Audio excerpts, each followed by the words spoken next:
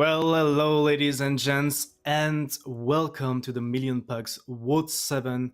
Really glad to have you with us today for the final stage of the tournament, the playoff, where we're going to be covering some matches from both EU and NA over the weekend. Welcome to the analyst desk, where I'm being joined by a new analyst coming up straight from Canada. Anakin, how is it going, mate? Yep, hello Insane, that's right, I am from Canada, repping the NA analyst desk over here. It's a brisk 10 a.m. for me, so it's nice and early, and I'm honored to join you here.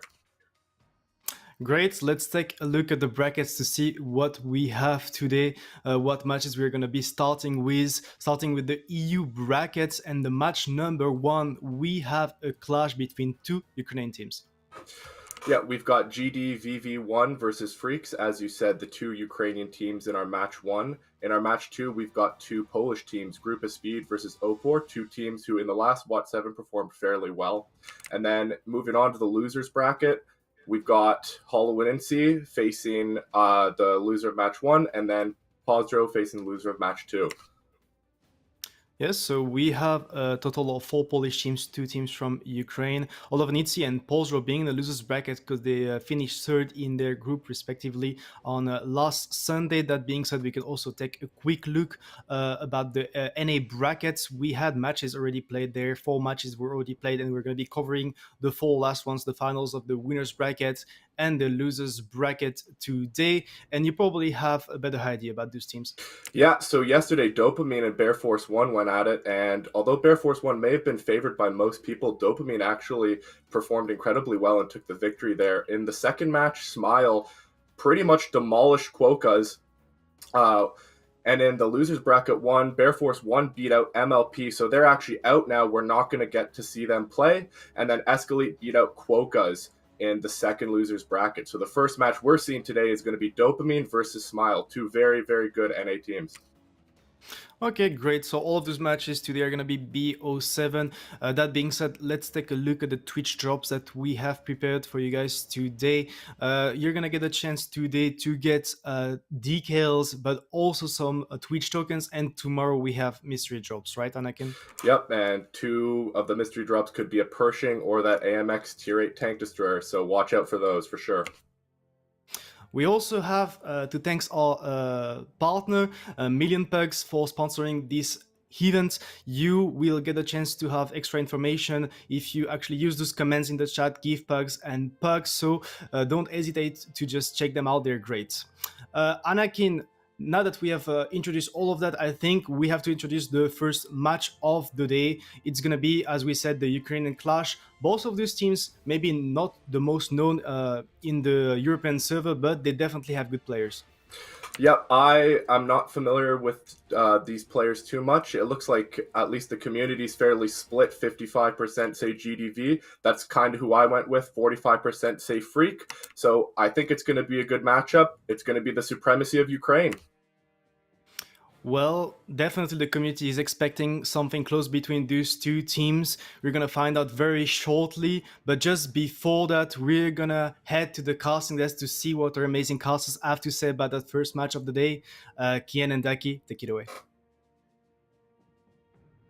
Well, hello there, and welcome also towards the caster's desk here with the MillionPugs WoT7. Once again, thank you very much to them for sponsoring. Definitely go check them out. And yeah, we have the first match of the European bracket now on our hands. It's GDBV1 against Freaks. 2 Ukrainian teams. Also, some of them are the reason why we see Hollow-Winancy and Pozdro starting in the lower bracket. That already is crazy to me, Ducky. But first of all, GDVV1 lineup here. Yeah, the GDVV1 lineup. It was indeed an interesting group stage, Gihand. We saw some things that we didn't expect, which is why indeed Pozdro and Hollow are in the lower bracket. But yeah, these players, for the community, they may not be too familiar, but I know quite a few of them. I think Sisa even playing in the old WGL back in the day. I don't remember which team, but they're all formidable players. They have done extremely well in the group stage, and that's why they're here right now. Exactly, and then the other team of the Freaks coming also in. I mean, by now, if you've followed sort of the last couple tournaments, you should be familiar with those players. I mean, I remember screaming Skittles, Kopia, Dreiser, 4CB, all of those throughout the last tournaments. That being said, though, I think we can take a look at the map pick and bans, and I can already say, as I've seen the maps before, that it is very, very familiar maps all around. We can see Steps and Sand River being taken out. Sand River, actually the newest edition of the map pool. Mines getting taken out for that one, so the map pool is still 8 maps. But we are going to start off on Himmelsdorf, and we're going to move to Cliff. So I guess classics, you could say. Yeah, classic maps coming out. Good ones as well. I mean, I'm a pretty big fan of Cliff. Because we saw, at least from NA, I saw some interesting BZ tactics. We saw that in some 15v15 recent tournament as well. BZs being used on Cliff, so that's going to be an interesting one because last time around, BZs were not available yet in WoT7. I think they just got introduced, but we always make sure that the tank doesn't get to play in the first tournament, so the teams have about an equal playing field to then test it out later. So we're going to see if they actually get used in some of these maps here. Yeah, definitely. Might even shake up some of the predictions that we have at hand. We'll see. Other than that, Prokhorovka would be the last map in before the Moravanka tiebreaker. That is possible. That being said, in between both of those teams, who's your favorite and why, most importantly? I'm going to have to go with the team that has Dreiser in them, you know? You got to support the recent winners of the 15v15 into the 7v7. It would be something for them to pick up. I mean, they don't have Positive, for example, but it would be something for them to pick up 2 tournaments in a row. With like half a lineup that is from the 15v15 team as well. Yeah, I mean, Invil, obviously, in the last 15v15 tournament, they had to take the L in the grand final. It was Radon there taking the victory. We'll see if that trend continues here, as we already see the map video for Himmelsdorf now. Also, the casters' predictions, I mean, sort of split here. Both Hugh and Insane going with Freaks, and Anakin and I going with GDVV1. Yeah, I'm kind of interested to see what's going to happen here, because we obviously mentioned it already. The BZ is now available. Most likely it'll yeah, basically be used on Cliff. But maybe someone has an idea for Himmelsdorf. I don't think so, but let's see. Yeah, let's see what comes out of this first match of the day. GDVV1 coming in with an AMX, a Mouse, a 277, double E5, a Minotauro, and to round it up, the E4. Exactly, and on the other side, Freaks coming in with a double 113 with one E100, double IS4, double E5.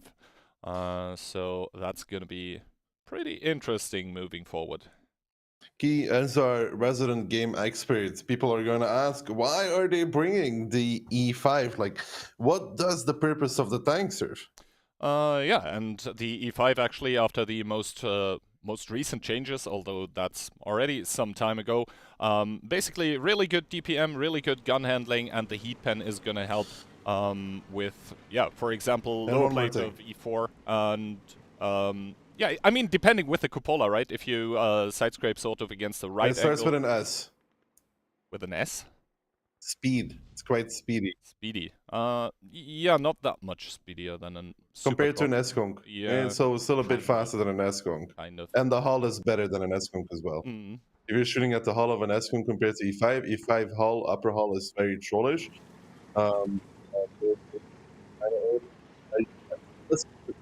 Mm-hmm. Yes. All right. So the first spot's already being traded here. Skittles actually taking a hit to the Amarak. Not too surprising considering he's in a 113. But yeah, his rep kit is going to be on cooldown for the time being. On the time being, it's on cooldown. But like, see, Freaks are actually pushed up on the push this. Yeah, it's quite a few guns there lined up, so we'll have to see. Dreiser there, meanwhile, in the 8 line, taking one shot for the cross as well. Beauty Fruity also spotted out in his M4, just covering the 1 cap there, and that indeed is a very heavy commitment towards the 1 cap. GDVV only, yeah, letting Trash Panda in the Mouse stay at the 2 cap for now, and Yeah, I mean, a lot of tanks spotted here. Justus now taking one below the rails, I think, and Rambo over time should be able to trade it out better here. Over time, indeed, should be able to trade it out because that IS-4 is a king at side scraping. The E5 is spendable, and reverse side scraping on the IS-4 even better. Of course, Gihan, he's going to be locking that down. And what you can see right now from Freaks is that, yeah, they are down a little bit of HP, but they have a decent surround here on the team of GDVV1. And also, this AMX position, not the greatest of fan from it. I mean, yeah, you shoot down towards the 8 line, but you can get shot under the rails as well if they take inside the courtyard at some point. And I think now for Freaks, ideally they would, you know, pressure the mouse on the 2-cap with 1 or 2 guys. But it does seem like that's not actually what they're going for. They're rotating the 113 across the K line, and they might just try to push across here. We'll have to see. They are forming up right now, but they will obviously have to take heavy punishment if they try and decide to push here. That being said, that is a lot of tanks by GDVV that would be able to punish, so maybe that wouldn't even be the best option here. Victor and Beauty Fruity both aiming towards the 8 line. Not sure if they even have someone spotting for them, so that remains to be seen. Dreiser coming back, taking one, but here comes the push across. Rambo, Kopiat, Skittle, and 4CB pushing across. Initial damage is definitely being taken here. Kopiat takes one more from the back lines as well, and this punish is impressive so far. Diaval now coming from behind as well. If they can focus out the guns here though from Freaks, that is the most important factor. Can they get look here without losing a tank out of this? Skittle getting Amorak repairs that instantly. The first E5 falling, and now you might get that small domino effect. Justice is the next one that gets pressured. Sisa actually trying to run away. He takes one more from the 100 on the way out. But now you can see Freaks down on HP. But if they can get a Justice out of the game, get Sisa out of the game, then you have a lot of the HP here for GDVV located on that Mino, on that mouse. Yeah, and now Sisa did get picked up in the meanwhile, so it's 7 against 5 guns in the favor of Freaks right now, who are still trailing 1.5k HP, but that amount of guns is just gonna start kicking in there now. GDVV reacting here, finally able to pick up a gun themselves. Diabol getting sent back to the garage, and Justus just trying and fighting tooth and nail to even stay alive here. Yeah, but 4CB, I think, is going to make the pressure on him together with Rambo. I mean, Rambo still has a lot of HP. They're kind of just feeling it out. I mean, Kopiat has an angle as well from there. He's not connecting it, though. The Ignite onto Trash Panda. That mouse going to be burning for a little while. 1006 in one shot of damage. Kopiat, though, needs to be careful. Just as they're even getting the better of him from that rail position.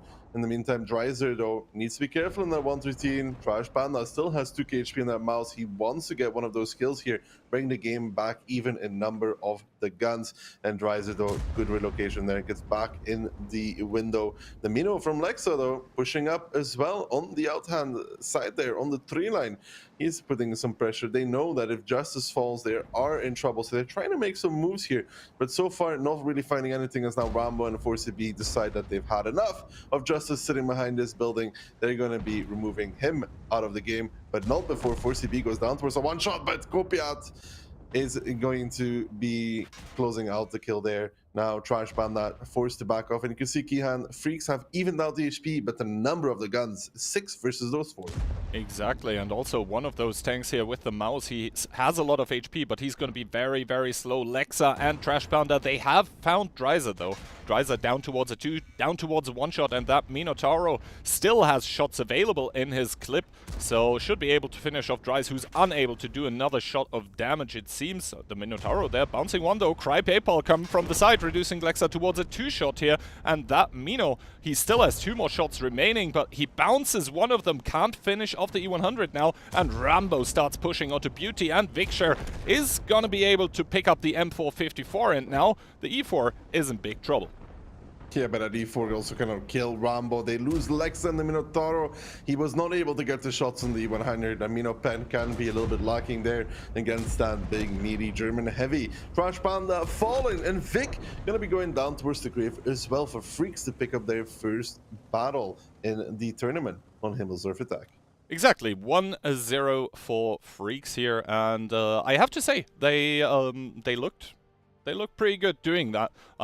Yes, they had to take a lot of shots, take a lot of damage for that initial cross on the 1-2 line, but as soon as they were able to get those guns out of the fight, those initial guns, they were just able to snowball it completely. And I guess we'll take a look at the post-battle stats to find out who actually was dishing out the damage. And as we can see, it was the E100 here. That was a lot of damage for an E100.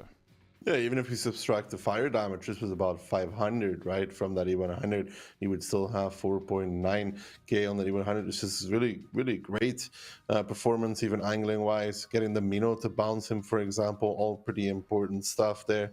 The Mouse here not having too good of a game, but those E5s of Just and Loki kind of doing what they're supposed to do. I mean, they did it, and even the Mino, but overall, just that push from Freaks, the domino effect, it puts you in such a tight position where you're down a gun already. And then they even got a slight opportunity with Dreiser pushing up a little bit too early by himself. I don't think it was needed, to be honest, because 1-2 line was very open. But because there was the E4 and the MX, and they had Ramon so much HP that Dreiser didn't need to do that. But even with that, they still came out ahead. Yeah, and overall, Freaks just keeping their own one-shots just alive and kicking for the longest part of the game. Also that E100, basically the anchor in the middle of all of it, just continuously able to farm. And basically since the smaller gun of the E100 was buffed to 530 alpha, that really does end up punishing the enemies a lot. Like, the DPM on that thing gets underestimated, and once it gets to fire continuously, I mean, 5k yeah, damage. It's like the 100s, you have the two guns, right? You have the big alpha, you have the small gun. They both can work. The big one's just straight up better for trading if you hit your shots, right?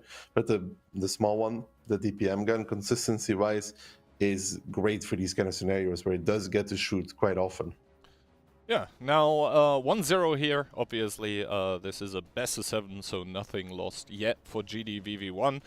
They did drop their attack, but like on Himmelsdorf, I don't really feel like either attack or defense are particularly favored.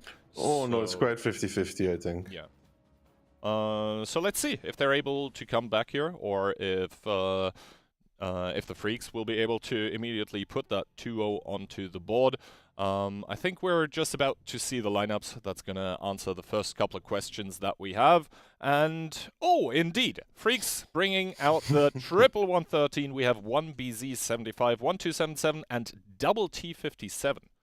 This is not a holding lineup from Freaks, but GDVV1, I7, double Mouse, double E5, double CS, not quite standard for Himmelsdorf either, especially the double CS. Getting those two mediums to work, those CSs, they're great tanks, they have a lot of mobility, they can move around the map really easily, but they do struggle a lot with trading against heavies, especially ones that they struggle with penning, which is basically the entire team from Freaks, depending on the position that they're playing.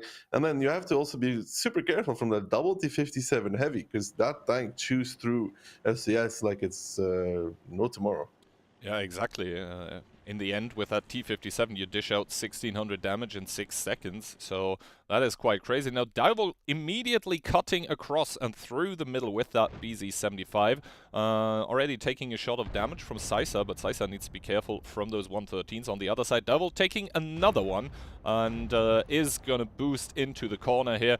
Arrives there with just about 1900 HP, so I guess the position that they wanted to they do, yeah. Justice is gonna be slightly in trouble now. I don't know if they're gonna pressure him, though. That's a question here from Freaks. Do they actually try to kill the I7 or not? This is quite different than what we saw in group stages, just to inform you. The Invil teams, Hall of Anitsi and even Opor, they were bringing a lot of 60 TPs to Himmelsdorf. So but this is a lot different. I don't know if you saw that yet. I think they had 5 to 60 TPs at some point per side. Yeah. This is a completely different take on how to play the game. And so far for Freaks, it kind of has worked out. Yes, they bled on the BZ75, but then again, if there is tanks on the lower side for GDVV, then the BZ75 can never expect it to actually like make it their full HP. And ooh, Diable trying to peek onto Justus, but the double mouse still there to punish, so he knows that he has to stay in his corner for now. Yeah, good stuff there, though, from GDVV. Initial punishment coming out, Dival dropped to half HP, a 277 taking a shot, and all they really got in return was Sisa with one taking one shot by himself, and the 277 are forced off the corner. Good initial from them. They already had the extra HP. They've only extended that a little bit further, and Deovol is locked there for the rest of the game. Question is, how does Freaks react to this? They don't really have this anchor tank.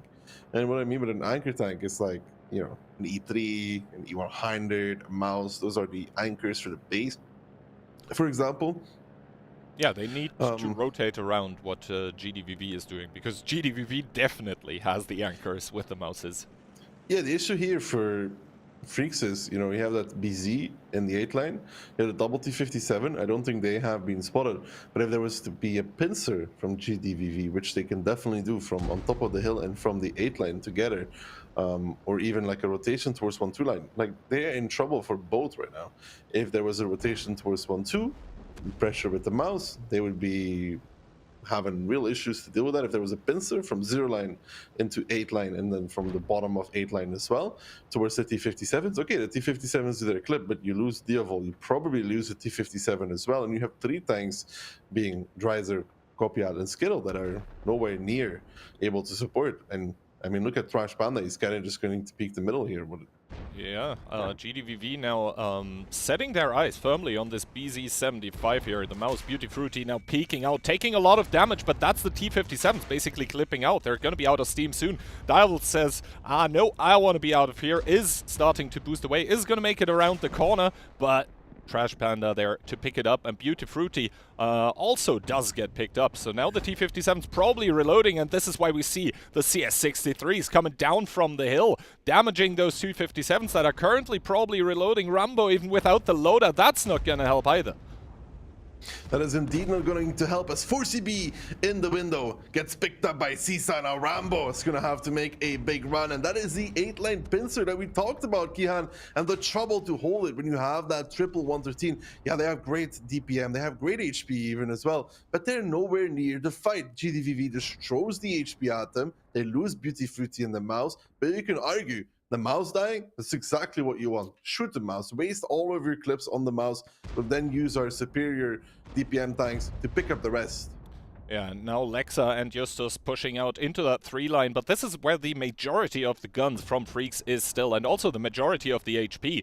Triple 113, that is still a lot of, yeah, DPM that you basically have to face check, and GDVV now rotating all of their other tanks together with Look Here and Trash Panda as well. They're just trying to bring all of the guns to bear, and then are gonna try to snowball down the lesser amount of tanks that are still available for Freaks.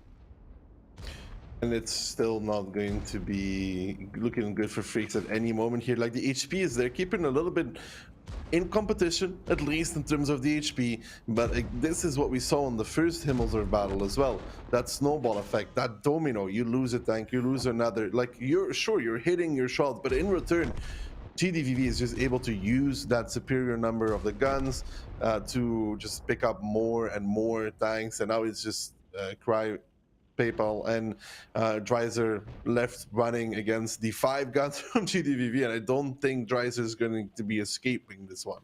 No, Dreiser is starting to drive away, but he's gonna take shots into the back of his tank down towards a one-shot. PayPal also not willing to basically fight it out with Vikshare. They're essentially just trying to draw out the time here for a possible tiebreaker, because yeah, GDVV is going to be taking this victory here away. Vikshare probably scouting for where PayPal is, but obviously they are one-shots for each other. So Cap is going to be the way forward here for the team of GDVV.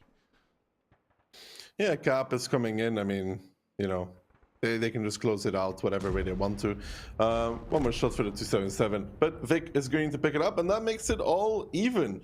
You could say that it's an attack biased map, Kihan, but that's not the case. Himmel's pretty even, and even Steven is what it's going to be as well. 1-1 for both these teams. Deserved, I would say. Neither of the two teams really stealing it from the other one. Good stuff. I mean, good stuff from GDVV. For Freaks, I'd say the setup there was not optimal. Yeah, no, that it just definitely some work. It just looked like weird, right? They didn't have, we said it, they didn't have any proper anchor tanks to play around. They didn't have any proper armor to throw at the enemy. Yes, they did have the double T57, but you can see both of them not really able to do more than one clip. Yeah, Rumbo got to reload the second clip, but he wasn't even able to completely finish it off. And poor CB, yeah, 4 shots, and not even all of them connected. So those autoloaders, basically T57s, it's the same as with 50Bs. They only start really paying off themselves, like paying off the investment of picking them after they get to connect the second clip. Everything else is bonus, but you need them to connect 2 clips. Yeah, 2 clips is about their, you know, roughly the HP pool of tanks. I mean, you know, 2 clips, let's say you hit 3 out of 4 Keyhand, 2 out of 4 if it's you. 1.2, that's 2.4. You want to hit indeed those 2 clips. But they didn't even really have the, like, this is the issue with their positions. Like, okay, the 57th clip, where are they supposed to go after? Yeah, and they're a bit too slow to run away, right? If there's a 113 chasing after you, you're not going to get around those corners with a T57. Normally how this kind of setup works, when teams did it in the past, there's very limited on 1-2 in terms of like tanks, you know, because you have, for example, a guy in the window, like the D4, D5 window, he spots the K-line cross, right? So that way, you after the initial, you don't need to really pay attention to K-line because you know exactly what has gone there and what could be there. But now when you have these triple 113s on 1-2 out of the fight and you get pushed, pincert like this, I mean, your actual DPM is not there. that's the sad part. Like, the tanks that are supposed to do the consistent shooting, they're just not there. Yeah, and also what we saw that basically as soon as the pincer came in, they didn't have all the tanks required to basically check it, face check it. They had the 113s out of the fight, and your single shooters are normally the tanks that you want the enemy to engage and to push upon. It's not the autoloaders, but it was actually the autoloaders that got focused out first. So the match plan just falling apart a bit for them there. But that being said, it is 1-1. I think both teams so far demonstrating that they're not invincible, but when they get into a lead, they're very good at playing it out, just snowballing it to victory with more guns available. So right now, sort of an even matchup. We're now headed towards Cliff, where maybe it all changes. I'm curious to see if either of these 2 teams goes for the BZ setup, honestly. I saw like 4 yesterday. There were some matches that were played off stream, of course, right? For the NA side of the tournament. And I think I saw like 4 of them just rocket boost into the middle. And Octo's team just kind of like dying. Disintegrating. Yeah, I mean, you know, BC gets there quite fast, yeah. Yeah, the recharge in between the boosters is not that long either. So essentially, on a small map like Cliff, you will be able to boost towards the middle and then still have some boosters left over. Like, how many does the BZ75 have? 6? 6. 6 charges. It has 6 charges. Yes, 6. All right. So let's see what's going to happen. GDVV coming in with 160 TP, double BZ75, double VZ, double CS. Freaks on the other hand, 50B for CSs and double BZ for GDVV. They need this VZs to really hit their shots though, because if they come into a consistent fire here, they are not winning this. Against 4 CSs, you need these VZs to blow something up. And actually, we do have a disconnect by one of the players, so it's going to be a restart, but obviously we know the lineups already, so we can start theory crafting. And yes, I do agree. Those VZs, basically, they need to hit their initial volley, and then they need to be able to sort of draw them back and let them reload for those 20 seconds that it needs to get those 2 shots back, right? Because no one really is going to play the single shooter gun on the VZ. If you do that, just play 277, in my opinion. But I mean, yeah, I agree with you. I will say though, the VZ with a single shooter is really not that bad, Key. Because the one thing that I like about the VZ with the single shooter over the 277 in like these competitive formats, I still say 277 is better. But you know what's so nice? You can use stabs on it. You don't use stabs on a 277 in competitive, and it's like no fun. It's like no fun. It's no fun to play a 277 without a stab suit. But with the VZ, because it doesn't have a rammer, you do get to use those that stabs. That's kind of cool about it. Then again, just for that, I mean, realistically, the kinds of distances that you're going to be fighting on, you shouldn't be needing a vertical stabilizer. When was the last time you played a 277 without stabs, bro? I think I marked it before equipment 2.0, so I never played it without a stabilizer. You're talking like, oh yeah, guys, just you hit your shots, it should be fine. Play a 277 without stabs, turn your turret around, and then tell me how long it takes before you're ready to take your shot. No, I remember even with stabilizer, the gun was kind of iffy, so yeah, we'll see. Anyway, we are just about ready to see the third game in between Freaks and GDVV1. I think all technical issues have been resolved, and that means that once again we can start theory crafting with those VZs. Are they going to hit their shots? Or, are they not going to get to reload? Also, quadruple CS on the side of Freaks is a lot. It is a lot. I mean, I don't think this GDVV lineup, Gihan, is one that drives to the middle, but it's kind of scary. With this lineup, you could lose all map control immediately. I mean, you have the CSs and the 50B, which is so mobile, and then you have the double BC, which is super mobile as well. Well, you have the GDVV lineup. You have that VZs, they're not that fast. I mean, and neither is the 60 TP. I mean, sort of the GDVV lineup screams 1-2 to me, and that's indeed where they're going to be driving. They sent one CS and one 60 TP up, everyone else towards 1-2 and waiting and trying to punish, but they're soon going to find out that there isn't not going to be anything that they can punish here. Instead, the Freaks in the middle, they do see Vikshare here. Let's see if they're able to connect a few shots, and indeed Vikshare immediately down towards 1k HP. Yeah, takes the key and handy position there, loses his HP. No surprise, most of those key and handy positions do result into a loss of HP. Trust me, I've been there. Skittle is gonna have to run away from G1 back into the base probably. Now though, look at this, Freaks. They are taking this opportunity of Skittle spotting to push across. Rambo takes a big one from Sisa in that 60 TP, but here comes Diaval, Kopia, Dreiser. This may be a mistake from them, as now Diaval's pushed in. He sees a lot more than he argued for. Diaval?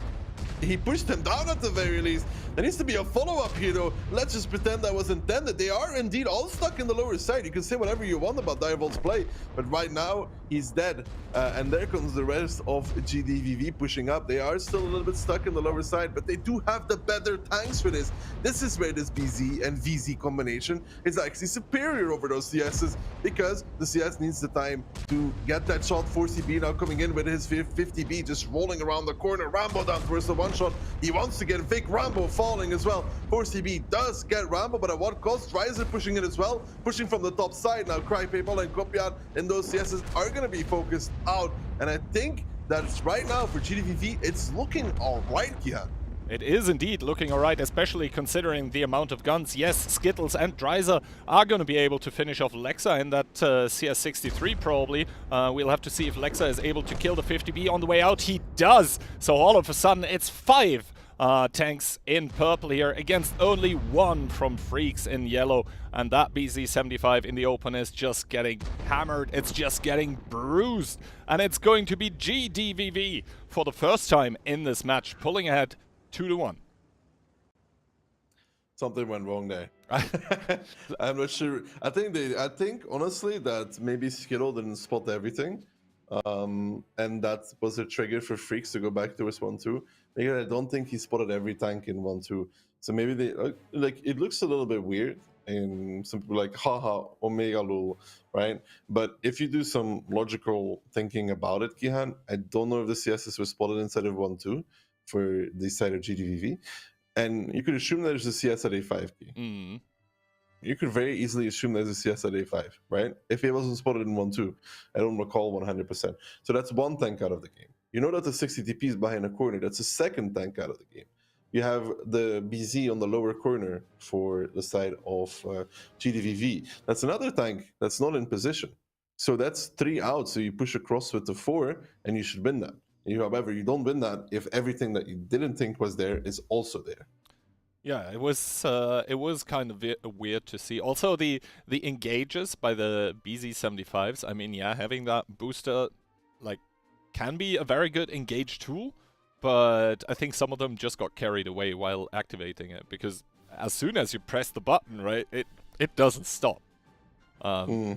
You're not gonna go back. Elon Musk could take some advice from that for the rockets. I mean, the one, was it yesterday? But it launched 2 days ago, I think. It did launch, that's true. That's the most important aspect. No, but what's weird here, though, still is, like, you can try and explain why they pushed across to 1-2, but the bigger question is, why did they not just go around the hill and start the cap from that side? Because the 60 TP doesn't stop it. The guy from A5 doesn't stop it. Unless they thought there was another tank hidden there somewhere on 9-0 line. But there's no way for that. Yeah, they were probably a bit of... The normal play is to, accept the shot, go on the hill, which they could have done. They don't even really need the hill for it either way. But go around the hill, go all the way to A5 with a guy, and play from there. Yeah. They chose differently, and I mean, yeah, as I said, some of it was really, really weird to see. But I think players also are probably still figuring out, like, how the BZ is kind of coming into the meta and where it fits. So yeah, I guess we are together with the players actually finding out the meta regarding this tank. We'll have to see if these teams continue trading even, because they do look quite evenly matched up so far. But how many BZs, Guy? I guess 2 per side, something like that. We'll see. Freaks coming in, actually, yes, with 2 per side. Double BZ for Freaks together with 150B triple CS and a Centurion Action X. And then GDVV, I7, double BZ, and 4 CSs for them. Never did I think I would live to see the day where the Centurion Action X is picked in a 7v7 match. I mean, Sheesh is probably celebrating right now if he sees this. Yeah, I guess the Centurion, it does have good DPM, it does have good gun depression, it has an amazing gun now, so he's probably going to play ramp. That being said, though, GDVV sending quadruple CS together with double BZ towards the middle. The IS-7 is headed towards 1-2, and the team in yellow, Freaks, they're just saying everything middle. Yeah, everything middle. You can see the Centurion Action X there. Really nice speed as well. That turbo HP rammer, just beautiful setup for it. Copiad going to the key and handy position. The CS is crossing over there. Beauty Fury, Vic, and Sisa making it across. They do take 1 shot there on those CSs. Lexa also taking 1, but he does have the top of the hill. Those CSs crossing, taking all the attention. But here comes Freaks already realizing that the team of GDVV is a little bit split. That they have a lot of tanks, and 1-2 are going to try and push straight down the middle with the CS63 leading the charge. He's dropped to 700, he's dropped towards a 1-shot already, and he gets picked up by Lexa from the hill. That is a mistake here for Freaks to make Lexa that dominant hill position here, Kihan. Even if they kill Justice, even if they kill Trash Panda, they do realize that they are sending Rambo on the hill to deal with this threat, this Centurion Action X. Can he be stopped though? Because Lexa needs to keep the top of the hill. Yeah, exactly. Now the BZs are gonna get cleaned out, but at what cost? From the donut we already have double CS crossfiring here, and the Centurion Action 10 that was going towards the hill does actually get picked up. Probably Lokir and Viksha with good crossfire on towards him. Lokir was also able to push off Kopiat, who is in the lower area right now and trading it out in a DPM fight against the IS-7, so he's gonna make his HP worth here, but he does get set on fire, so unlucky for him. I like how you say that he misses the shot and he gets set on fire, by the way. And another fire coming out, this time on 4CB. You can say RNG, but it's not the reason to why Freaks are in trouble in this match. Yeah, pushing down the middle, it sounds great, right? It looks great. Oh, look, there's 2 guys in front of us. The rest are split. We take the push, we kill them. But Lexa's position on the hill, it ruins everything. And you saw them react, send the Centurion Action X up. But at that point in time, he was spotted, and then obviously Lexa is going to call to Lokir and Dickshare that basically, hey, I'm being pushed by that Centurion, please Another fire, by the way. I mean, not that it matters at this point, but I'm gonna be honest, the tanks that are being picked here are all tanks that are very prone to fire. I mean, a 50B when it gets shot in the engine is very prone to fire. BZ, very prone to fire. CS is very prone to being set on fire. Even the i7 is kind of prone to being either ammo-racked or set on fire. So, yeah, GDVV, seemingly. I think I would pretty even good on play. Cliff. I think I'd play experimental HP on the BZ if I was playing it. Yeah, 3 fires, and maybe we even missed one onto the Centurion. That also is prone to being set on fire, just because it has that huge engine compartment. So I mean, every time you shoot a CS in the back, it's a fire. yeah, that is what. Every single time. I swear, every time.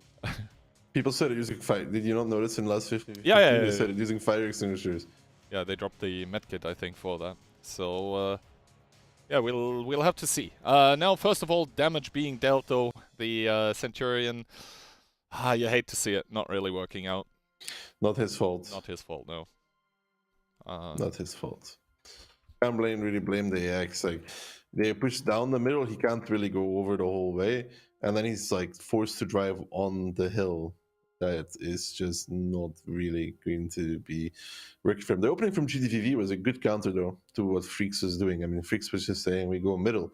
But the CS's crossing took all the attention. Nobody was shooting Lexa going up. I think he took one shot to take the hill. He arrived at the top with like 1800. Yeah, so he gets the top of that. It's the most important fact. I mean, sure, you take some damage on the CS's on the crossing, but the fact that everybody looked towards it, free game for Lexa. And indeed, Lexa up there with 4 kills. So he would be top damage if he was a more like Sisa, you know. Don't shoot for kills, only shoot for damage. That means, though, as we are in a best of 7, that now we have match points on our hands. 3 of them for GDVV and Freaks. It's do or die for them right now. I mean, yes, they still have the comfort of being able to drop down into the lower bracket, but obviously you want to stay up there, as it's just a much more comfortable way into the grand finals. And now that Cliff is done, we are going to head over to Prokhorovka.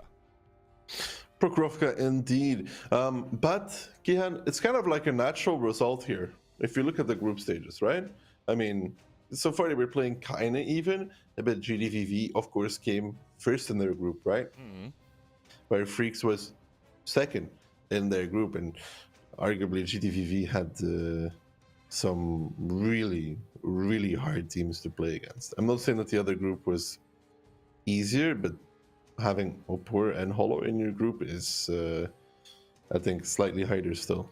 Yeah, and I mean, they demonstrated that they are here to stay, sending Helovnice to the lower bracket. Like, a couple of tournaments ago, I would have deemed that unthinkable, even. They destroyed Hollow. Like, they actually destroyed them. Same with Opor. Did they beat Opor 4-0? I don't know. I think so. I don't recall. But yeah, I mean, they were top 1 of their group, and deservedly so, is, I guess, what we can take away from this. Now, though, it's going to get switched up.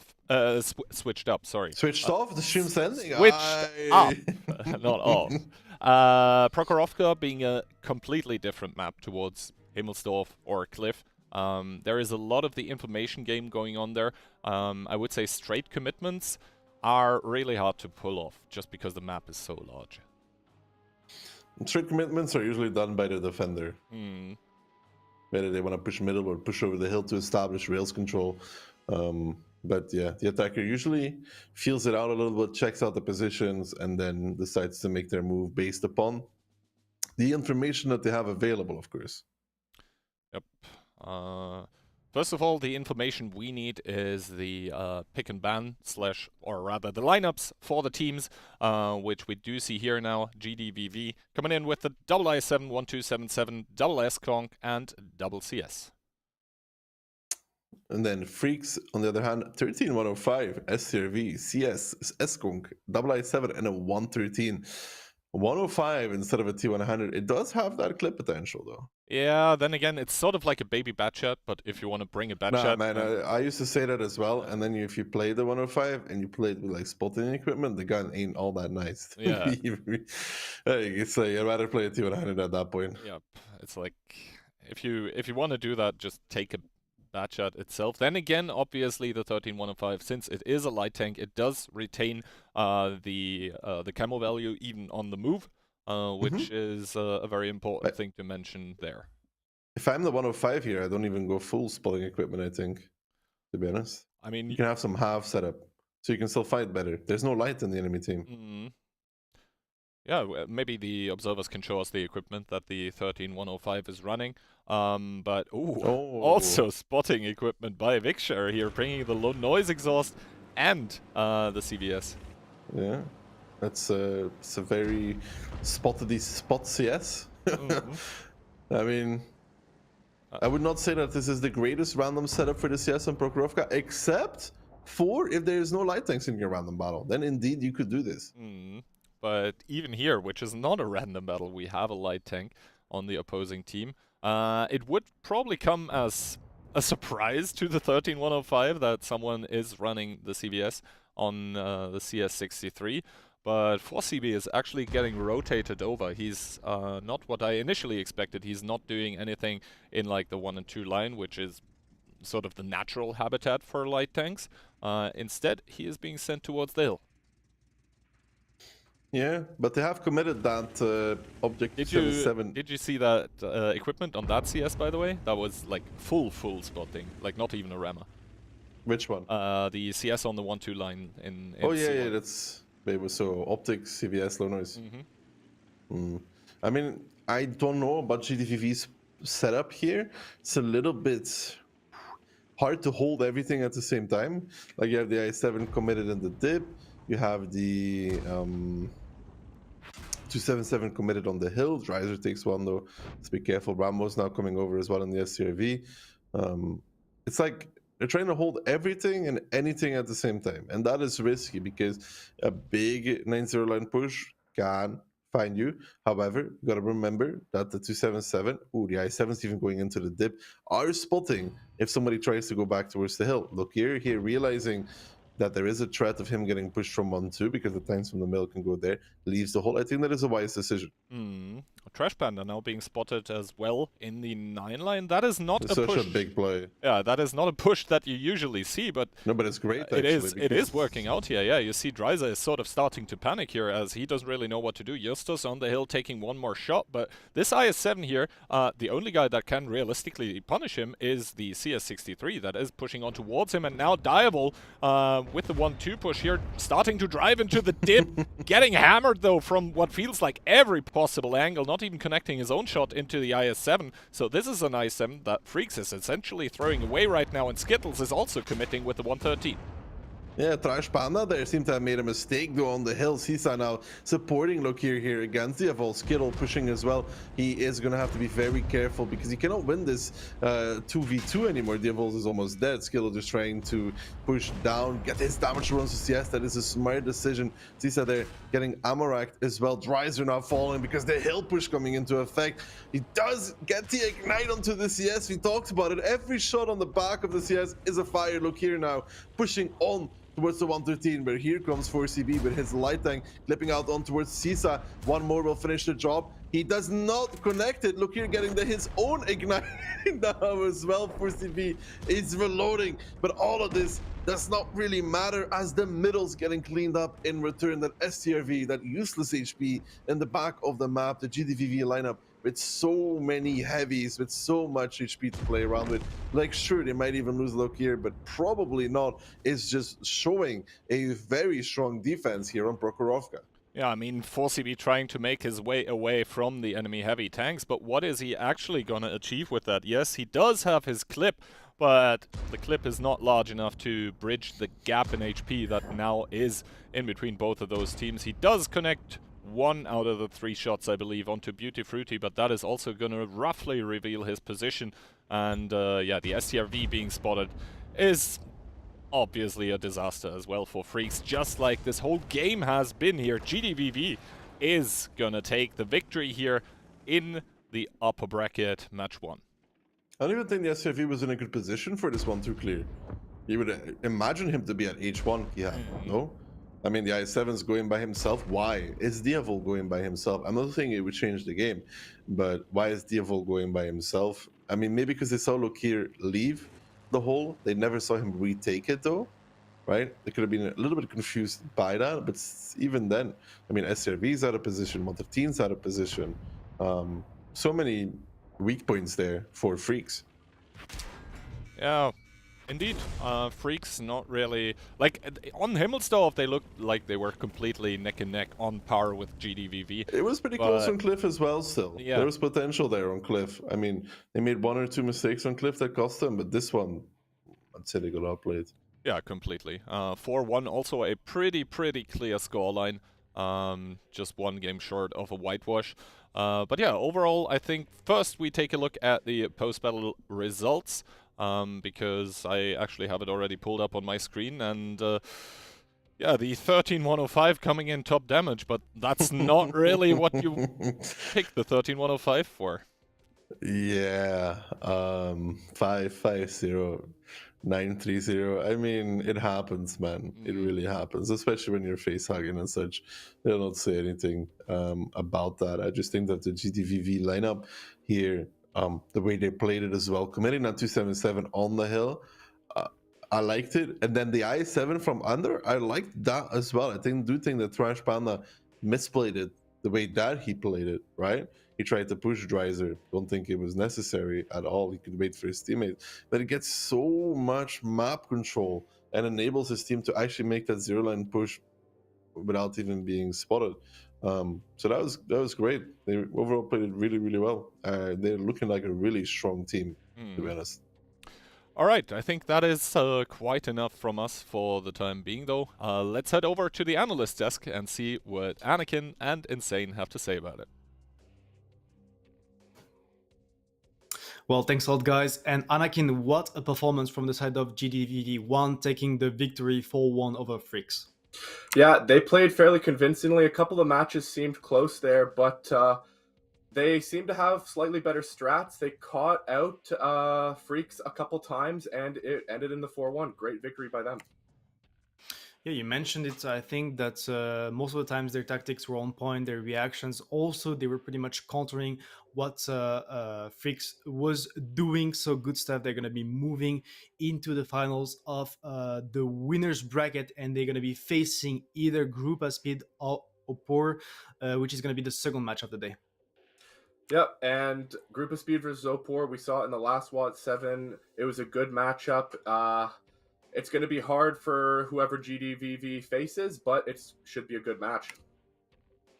And also, that being said, Freaks is dropping into the losers bracket. Where they're going to be facing Oliver Nitsi not tomorrow. This match is actually not going to be covered on the stream because we only covered the match 5, match 6, 7, and 8. So those 2 matches on the losers bracket are not going to be the ones covered. We also have later some NA matches that are going to be interesting. As you mentioned, we already had matches played there. We have Dopamine against Smile, which are the 2 teams in the winners bracket. Yep, and then we're going to see Bear Force 1 versus Escalate in the losers bracket. Those are 2 very good teams.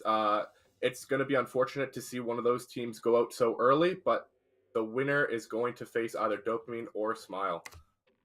All right, Anakin, let's take a look at the replays about that last match we have just seen. GDVV very convincing in their approach. We were starting on Himmelsdorf, and as you could see, Freaks was on the attack and GDVV1 on the defense. Yeah, and Freaks decides to make this K-line pressure fairly early. They brought their tank from Hill onto the K-line, and it's very good because GDV is set up, but they don't really bleed it, and they end up peeking Lokir almost for free. I really don't like the E4 and E1. I think he normally plays C2, D2 area, and I think if you're going to play E1, you're going to play an IS4. Yeah, I mean, 1 tank here is enough. Probably not the greatest to have the AMX. Those tanks, AMX, E4, they're really good to snipe because they have like good alpha damage and also pretty solid pen or accuracy for the AMX. And you could see GDVV1, they had 5 tanks ready for that push, but the way they were set up was just not great. Freaks, I mean, they took that push, they made it work. Also, the Minnow trying to snipe and help his team was not the greatest. So I have to say, Freaks, they went for something pretty simple, but they had great execution, and from the side of GDVV1, it was just not on point. And afterwards, GDVV won on the attack, and Freaks on defense. Freaks, they went for some very splitted approach, and you could see that GDVV1, they proved that the double mice may work to actually take all of this damage. Yeah, and I was thinking at the start, maybe the double mice might not be great, but we see Dival in his BZ75 doing his best Elton John impression and rocketing out of there. And he dies, the mice take a lot of damage, but because the mice have so much HP, it's actually not that bad, and it allows GDV1 to just continue pressuring through that 8 line, wrapping their CSs all the while.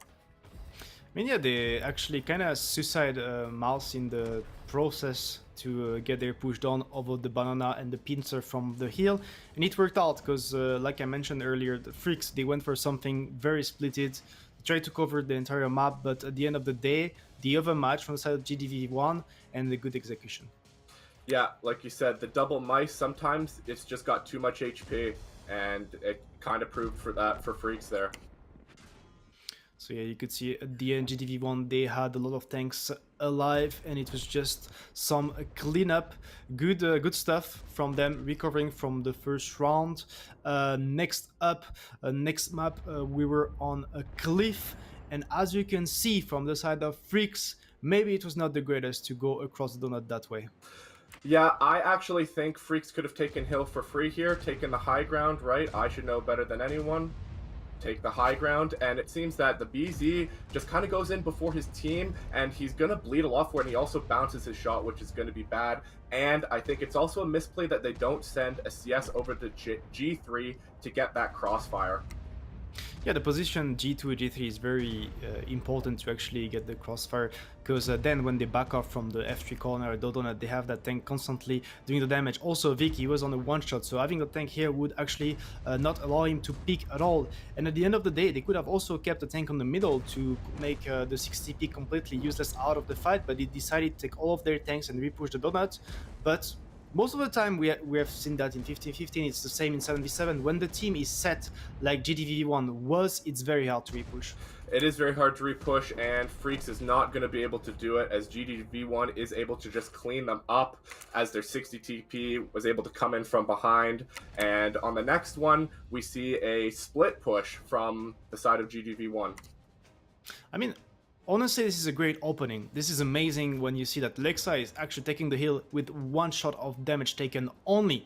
Freaks, they are completely out of position. All of their tanks on the middle, one CS at the rock, and they're kind of going for that overpush on the mid because they don't have a play. They didn't get the chance to counter Lexa.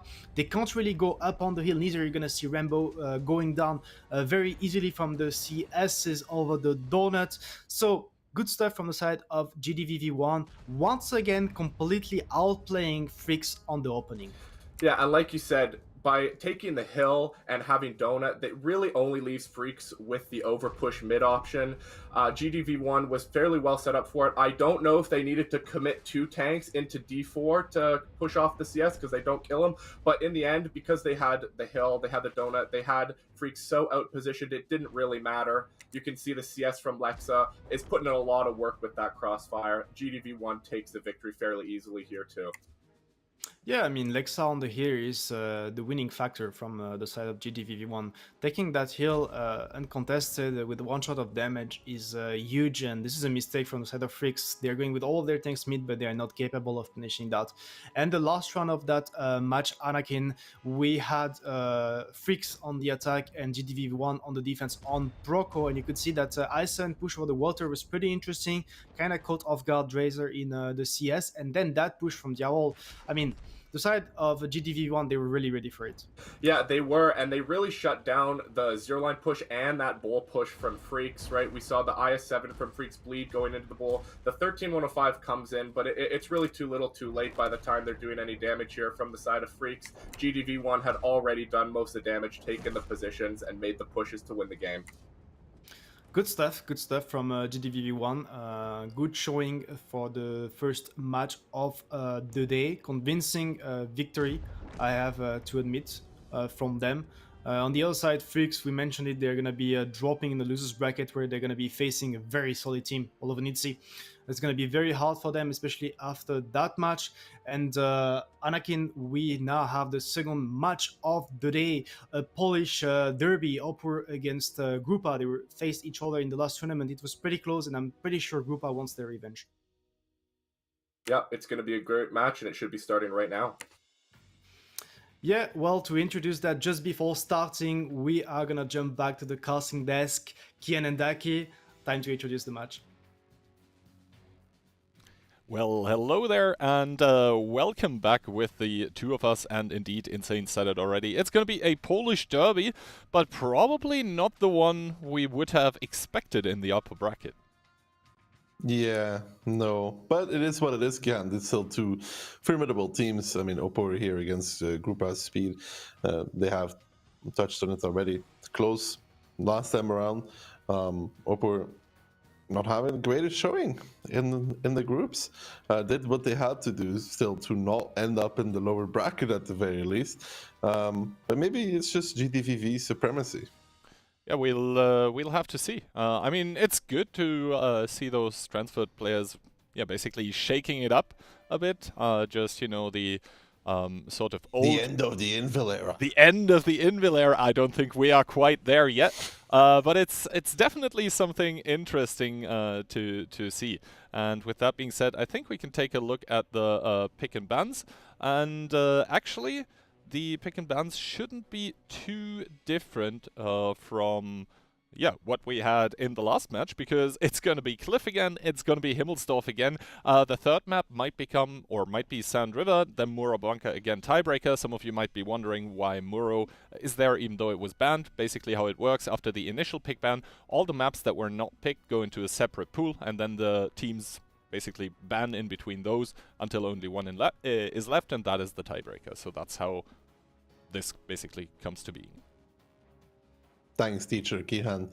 But yeah, Cliff should be an interesting one between these two. I feel like we will have very quick action between these two. Cooper Speed and Cliff has traditionally been quite fast about it.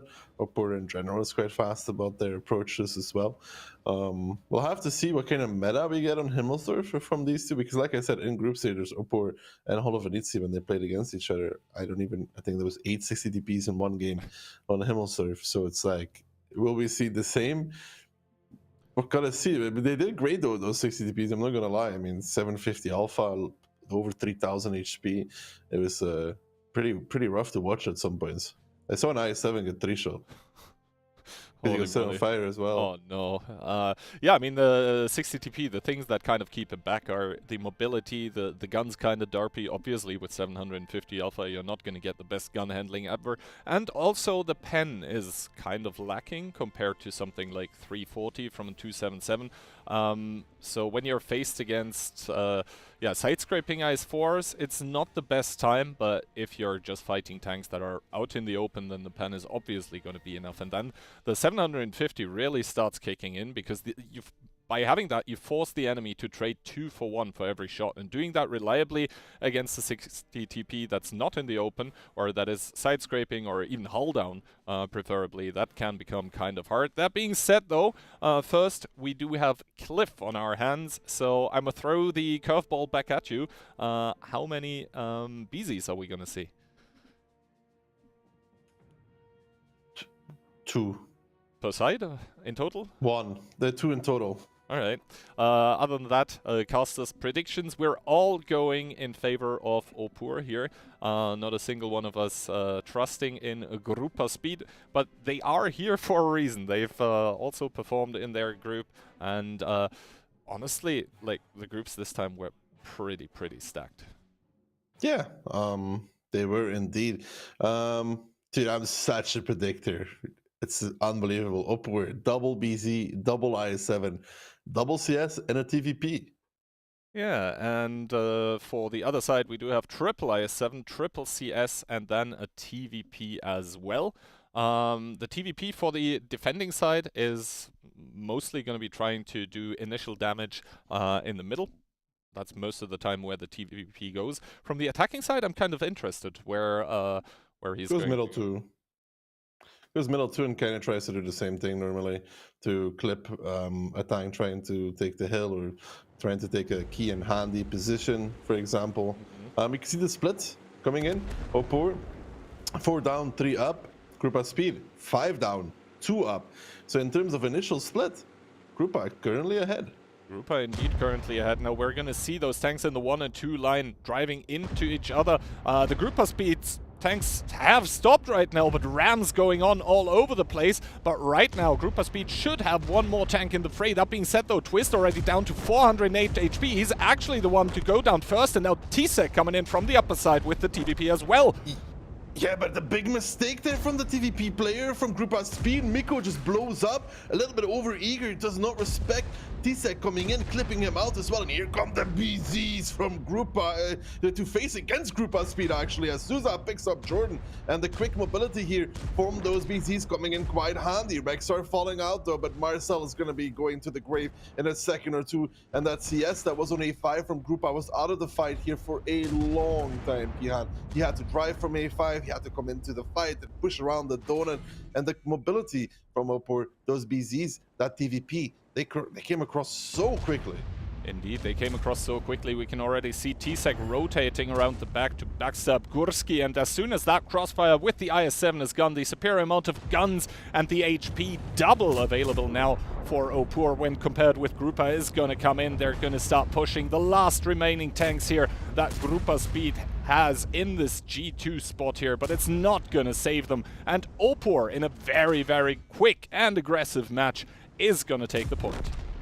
Yeah, they're going to take the point, and indeed, good stuff there from Opor, realizing and just quickly rotating. I will say for Grupa, some mistakes. I mean, I'm be honest with you, Twist should never die there in the CS. As soon as you start dropping to low HP, you drive behind a corner or you go and hide.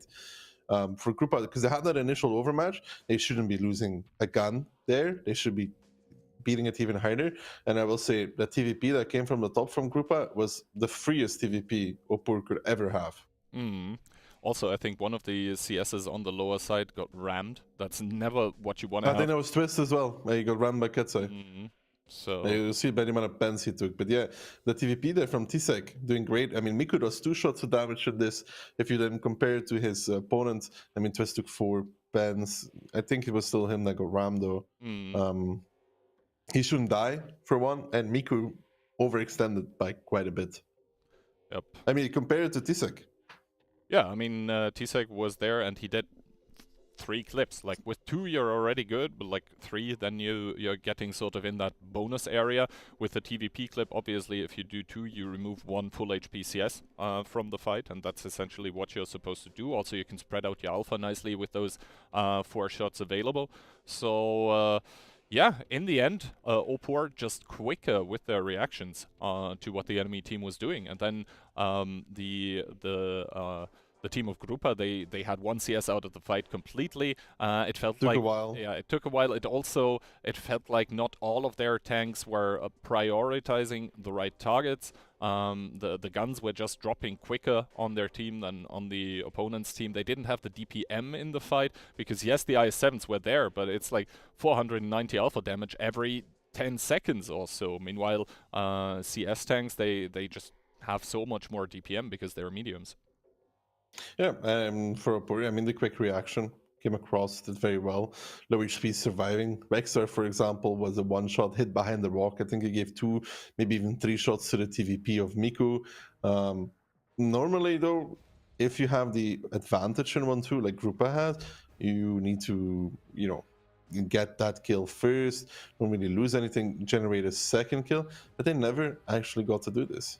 It was even. Yep, and now as the sides get switched, we'll see if Grupa Speed will actually be able to flip it around and also take around, because, yeah, I mean, in the end, it wasn't really close, right? Opor was just ahead mentally, and they just played it out well. Yeah, and they reacted well, and did what they were supposed to do. Good stuff from Opor. But next game here, Opor. IS-7, a VZ55 and 4 CSs. And on the side of Grouper Speed, we have triple IS7 and quadruple CS. So in the end, one IS7 getting traded for one VZ55. I personally don't hate it by Opur. Obviously, the lineup by Grupa is a bit easier to execute. It's always harder to execute with tanks that have a clip. But yeah, in the end, the opening is going to make much more of a difference than anything else if the lineups are this similar. Yeah, the opening is that what says everything on Cliff, where people have an advantage compared to others. But let's see how they decide to play it. Again, I think both these teams will be playing quite fast and aggressive. And again, the split, 4 down, 3 up for Grupa, only 1 down, and Opur does not seem to want to fight this time around. Yeah, Opur with a very, very passive opening. On the 1-2 line, T-Sec getting one shot into Gursky is now gonna reload his clip probably. The other one went into Elian, who's already down towards 2,200 as well. And now Opur with a very, very passive opening. They have double CS in A5 that are gonna be able to snipe. And they have double IS7 in the middle as the anchor. The VZ on the lower side is already drawing back, so won't get completely overpushed. Also, the double CS would be able to basically aid him if that happens. And then Rishek in the, you mentioned it, key and handy position, is playing it quite well, doesn't have any HP lost yet, and is providing good spots onto Elian and Gursky. Good timing from Marcel, though. I mean, Souza missed the shot, so Marcel decided to go up. He probably heard it as well. Twist and Sokol now crossing over. Sokol taking one. Jacob pressuring out the 9-0 line CS versus Jordan. Rex are coming as well. There should be another reaction there from Opor because it's going to be a 3v2 pretty soon. Jacob now backing off. Rex are realizing as well that this is not what he wants to go for anymore. Jacob, though, takes a lot for this. He might even take one more before he gets around the corner. No, Jordan only ever so slightly missing that. Ketzer now bullying himself to the top ramp, also getting punished. Marcel there not connecting that one though. Ketzer now forced to drive down, but Elian and Gursky taking quite a bit of damage on those IS-7s. Yeah, exactly. And now it's just going to be the question of how quickly does Grouper Speed realize that they really need to get Marcel onto the hill to basically punish Sir Jacob. But then again, the A5 double CS would be punishing that. They don't really know that one of those CSs has left the position yet. They don't know that Opur is basically giving up to rotation though. Yeah, to repush 1-2 line. And the timings there might be crucial here because that VZ is going to give 1,000 of damage and then the double CS is going to sweep in to probably finish some tanks. Miku has a nice spot for crossfire, but this might all fall apart very quickly here for Grouper Speed. Yeah, here comes Opur with that quick reaction. They are not letting the throttle go here. They're continuing to put the pressure on. The fact that Elian and Gursky did take this amount of damage will mean that T-Sec, Rishek, and Zuza come out of the fade. Gursky immediately drop towards 87. Zuza is going to pick it up as well. That's one IS-7 down. Now Elian is not going to be faring much better as Miku is also getting shot from the middle. You can't forget about that. Elian trying to survive, trying to pull back into a position, but Opur here with those reactions, with those rotations, is really making it hard for Grouper Speed to do anything. Now the middle push coming into effect as well. Twist is going to get it twisted as he gets behind the rock, but 1-2 will shut him down as T-Sec comes in and picks him up. And yeah, Jacob will fall for his sins. But as the dust will settle here, you can see Opur with a commanding lead. Indeed, a commanding lead for Opur. 7k HP available, still one more, or actually two more guns in the fight, and Miku is gonna get crashed by Rishek, make that 3 guns available. And yes, Marcel has finally made it to the hill, but that's not gonna help him either. Pan's Fury already on the prowl. Oh, good pickup by Marcel, but it's not gonna remedy the situation. It's not gonna save them from the fact that Opur is gonna pick Cliff up cleanly. 2-0. Yeah, good stuff there from Opur. I mean, they pressure around 9-0 line. They wanted Rexer and Jacob to kill Jordan, but then group across to his double CS is over, right? But then Opur immediately shifted to another plan. Okay, they cross the double CS over. They have one CS around the hill as well, and they have Marcel climbing the hill. Right, that's 4 tanks. Their I7s on 1-2 took so much damage. I still don't know what happened to Elian and Gursky. They took one shot in the beginning from the VZ, but then they were like around half HP, bit below half HP, which means that the 1-2 repush is just for free.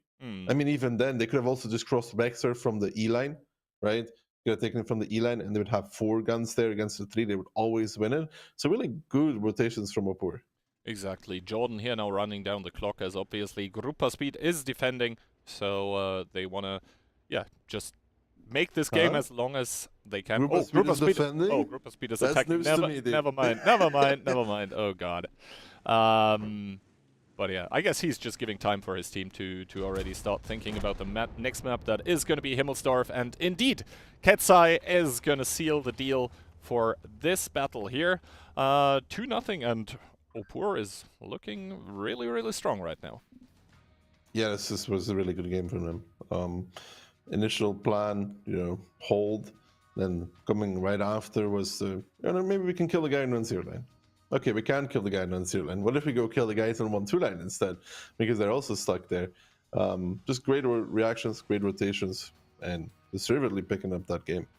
Yeah, they were playing it really, really methodical. There was one point in time where I was getting a bit afraid for Opur, which was when, I think it was Sir Jacob, like in the eastern part of the map around the hill, was just taking damage essentially for free, and also Marcel was up there on the hill. That was where I thought that maybe Grupa Speed can pull it back, because Opur already had a gigantic HP advantage at that point, but yeah, timely rotation from Opur, and the team of Grupa Speed slacking behind right now. Slacking behind, and they're in a bit of trouble soon, TM, if they lose one more round right key. For now, they're chilling, but if they lose one more match point facing them. I also think that the dynamic in an upper bracket match is always different than lower bracket IMO. The do or die in upper bracket, you always have in the back of your head, we have another chance. Yeah, exactly. It does play into your mind. And obviously in WoT7, even the lower bracket matches are best of 7, so you don't have the upset possibility is not as great as in, say, for example, a best of 5. Cliff now done though, 2-0 for the team that picked it, for Opur. And now we are moving to Grupa Speed's pick, which is Himmelsdorf. We already saw that today, but yeah, judging by the group stage, we might see it played very, very differently. Yeah, I don't think we're going to be seeing the same kind of tank picks as we saw in match number 1. I believe Opur will stick to the 60 TPs. I don't know why. Polish tanks with Polish players, 10% extra RNG. Only 10?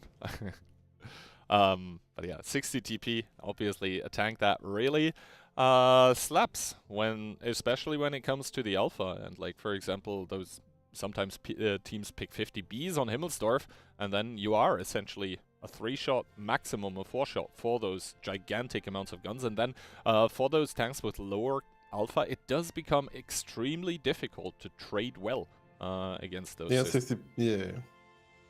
Because they do, I mean, they will bounce some shots. They will bounce some shots against those 60 TPs. You don't get 100% pen rate against the 60 TP. You aim for the lower plate, you hit the belly. That's a bounce, for example. And that happens quite a lot on the 60 TP, though. I mean, yeah, the weak spots are there, but they aren't the largest ones ever. So sometimes you just get unlucky, and then you lose the game. Let's just say that in 99% of the cases, unlucky does not lose the game, though.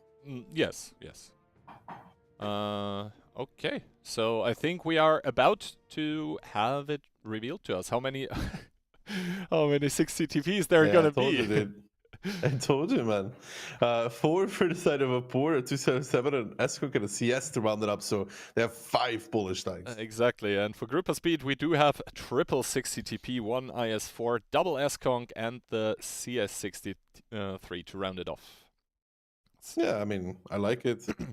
It's a lot of Polish tanks, although it seems like Opur is more national pride inclined than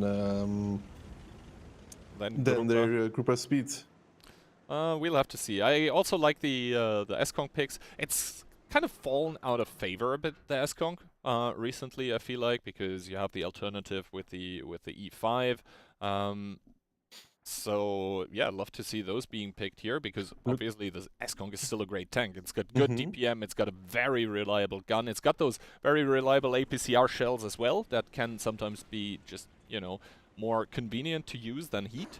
So, yeah. I just want to point out some of the equipment differences between Opur and Grupa. I think the 60 DPs from nice peek though from Rishek. From nice shot even from Rishek, keeping that AP shell, shooting through the object, getting a nice one against Sokol, good stuff. But I think they have experimental HP on the 60 DPs, right? 2,980 versus 3,080. So they don't want to get set on fire, I guess. Now, double 60 TP pushing through the courtyard. They know this because they spotted a lot of tanks in the southwestern part of the map. The attackers, the defenders at this point in time having a lot of map control, even 1 CS on the hill, but they're taking some damage for it. They are indeed taking some damage for it. DJ already dropped to 1.8. Rishek smartly backing off though. And you can see the group speed is kind of like a train right now, moving as a slow snake across the WoT7 line. The hill has been cleared though. I will say that Opur, yeah, they're down quite a bit of HP at this moment in time. If they can get this surround going for them, it's going to work out pretty well. Marcel now getting taps from the hill from Ketsai as well. Panzer Fury in a pretty strong position. And Marcel getting set on fire on by T-Sec. Equipment difference. Here comes the push around the 3-line. Miku, Alien, and Twist going for Panzer Fury. But it takes a while to chew through the 60 DP. Fury, the blow up on Marcel to add insult to injury. Marcel just not having a good time here in the scrappy battle on the 3-line by Grupa Speed. They're going left, right, and everywhere, and you can see how long it takes to kill Panzer Fury in that 60 TP. He's still alive. He even did one more shot of damage, and now Grupa Speed just absolutely falling to pieces. Grupa Speed completely crumbling under the pressure here by Opur. Yes, they tried that counter push to basically take out the 60 TP in the corner, I think, with Panzer Fury, and they succeeded with that, but at what cost? The cost is going to be the game here, as still gun advantage, HP advantage, both of those in favor of Opur that are just trading it out. Yes, you'd have to keep in mind there is 2k HP basically out of the fight, because the CS is throning on the hill there, but he is still contributing DPM. He is forcing Miku off that angle, so Twist cannot be supported anymore. Twist is gonna get shut down by DJ, and as the dust settles, it's going to be Opur all the way, putting themselves on a tiebreaker, sorry, not on a tiebreaker, on a match point in the quickest fashion possible. 3-0, and Grupa Speed, they're just crumbling in front of our eyes. Yeah. I will say, Key, you can ask the question. Would Marcel have this amount of issues if he was using also the experimental HP? I wonder. He actually got super unlucky though, Marcel, man. Got set on fire, and then he got ammo racked. It's like, okay, man, I don't even want to play this game anymore. Whatever. It's like if you get set on fire, it's like, what could be worse? I think I've had this on the stream once. You know, you get set on fire, and you're like, okay, what could be worse? What's next? Ammo rack, and then boom, you're dead. That's Marcel POV. Yeah, although this time again it was unlucky, but you said it, 99% of the cases it doesn't decide the game, and I don't think the game was already over. Yeah, I mean, if Fury was the ideal tank there, 60 TP, 3,000 HP, getting pushed by 3 guys. They didn't connect all the shots. I think Fury will have some block damage as well. It's ideal. I mean, look at these 60 DPs just dishing out. Yeah, Panzer Fury, I mean, 1500. Like 1500. We said, man, you're going to bounce some shots against the 60 DP. You're not going to get 100% pen ratio against him. And that means he does at minimum 2 shots in this kind of fight, which is 1.5. And he gets 1 shot on you approaching as well. So he does his damage there coming out. Good stuff. I mean, you may again be like, why did they do this? Can't they just do something else? But remember, they lost the hill. Yeah, CS exactly. from Ketsai took the hill. Like, you know, he had the hill. What are they supposed to do? They can't rotate back towards the hill. They cannot. They have to try something over 1-2 line. And Opur can indeed just cover all the angles, which is, you know, I saw they had such an HP lead, Grupa. But then when you have to make this push against 60 TPs, 3k damage, 4 60 TP shots. Yeah, exactly. And they had 4 of them. Yeah, you are going to take that damage regardless, and obviously the enemy 60 TPs, you said it, you're not going to connect all your shots on those. And yes, they had 1 more tank on the lower side, because Rexa in the CS sorry, not Rexa, Ketsai in the CS was sort of out of the game on the hill, but then again, not really, right? Because he was Yeah, he's continuously shooting. able to fire, and then also from that very, very elevated position, he has just the opportunity to dish out the damage onto the targets where it might be a bit iffy for your own team, and then you can just make sure your teammates survive in those crucial positions. Also, Rishek in the 277, it took so much time to get him out in the 277. He was isolated, and they didn't manage to really picking up in time. Rishek even got a kill onto one of these CSs, which is again where the crossfire from the hill came in clutch. So yeah, overall, Opur right now just looking like the better team overall, quicker with their reactions, and Grupa Speed, yeah, trailing 3-0, and none of the games really looked like they were quick enough to react to what Opur was doing. Sometimes it be this way. Opur, just showing just a really good gameplay so far. Grupa Speed is like not having any decision-making time whatsoever. But they on Cliff, instant fights. The second Cliff rotations the whole time from Opur, putting pressure on Grupa Speed. Then catching one part of the map off guard here again, taking the hill from Grupa Speed, forcing them to make a move. They don't have time to think, actually. Yep, and that always works in your favor, right? If you have trained something, if you have a plan already laid out, then you just spring it into action. You're always going to be quicker than the team who actually needs to think about how to respond to this. So Opur seeming just well prepared, and Grupa Speed currently not up to the task here. Not up, yeah, to anything right now. They need to get things going. Then again, obviously, this is upper bracket, so they have this safety net of being able to drop down. But the teams that are waiting there are not going to be much easier, right? It's all of Nitsi in one of the lower bracket matches, and it's Pozdro in the other one. So not a good prospect here. But yeah, Grupa Speed trying to stay alive in the upper bracket with double 60 TP, double IS7. We have John in the mouse and double S-Conk. Opur, on the other hand, 460 TPs, AC at 63 and I7 at a 50B. They really do like those 60 TPs. If it ain't broke, don't fix it, right? Those six. So when are you getting fixed, Kian? Because you've been broken for quite some time. Comments like those are what breaks me internally, you know? Yeah, that's what I feel whenever I see a notification. The WoT7 channel has published a new video. I'm like, wow, I'm excited. Map guide, I'm like, ah. Okay, dude. Anyway, the opening. Grupa Speed seemingly very interested in that 1-2 line, leaving only the mouse at the 2 cap and the IS7 in the D5 window here. That is Gurski. And for the other team, Opur, they're immediately sending someone through the 8 line. That's the IS7. The 60 TP is going to anchor it. And other than that, triple 60 TP to the southwestern part of Himmelsdorf, but the 50B and the CS actually are going to start shooting down from the top of the hill. And yes, it can be a risk to basically split your forces like Opur is doing, but then again, the only tanks that are really pushable are those 60 TPs, and that is not really what you Jacob want is to spotting from there, right? It does look like Jacob got a spot on Twist. I wonder if he's going to spot on Marcel and company as well. He does spot on Marcel, he spots on Solo, Miku as well. So the full info there from that 60 TP.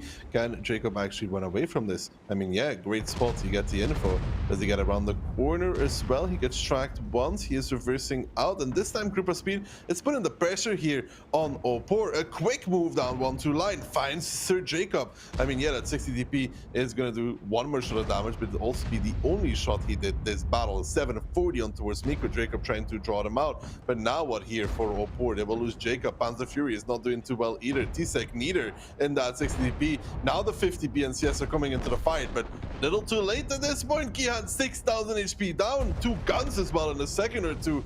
There is the 2 guns, and they're going onto the mouse. There is no better time to take this. Yeah, exactly. Grupa Speed, if they pick the mouse for something, it's exactly this, taking punishment, so the other tanks in your team don't have to. Now Rishek here has one more shot remaining in his clip, but it's instead going to be Ketsai to pick it up, but that is not going to remedy the situation for the team of Opur here. Grupa Speed, they finally found an opening into this match here, just rolling over and cascading over Opur in this battle here. At this point in time, double the HP for the team in purple. And yeah, Grupa Speed, finally.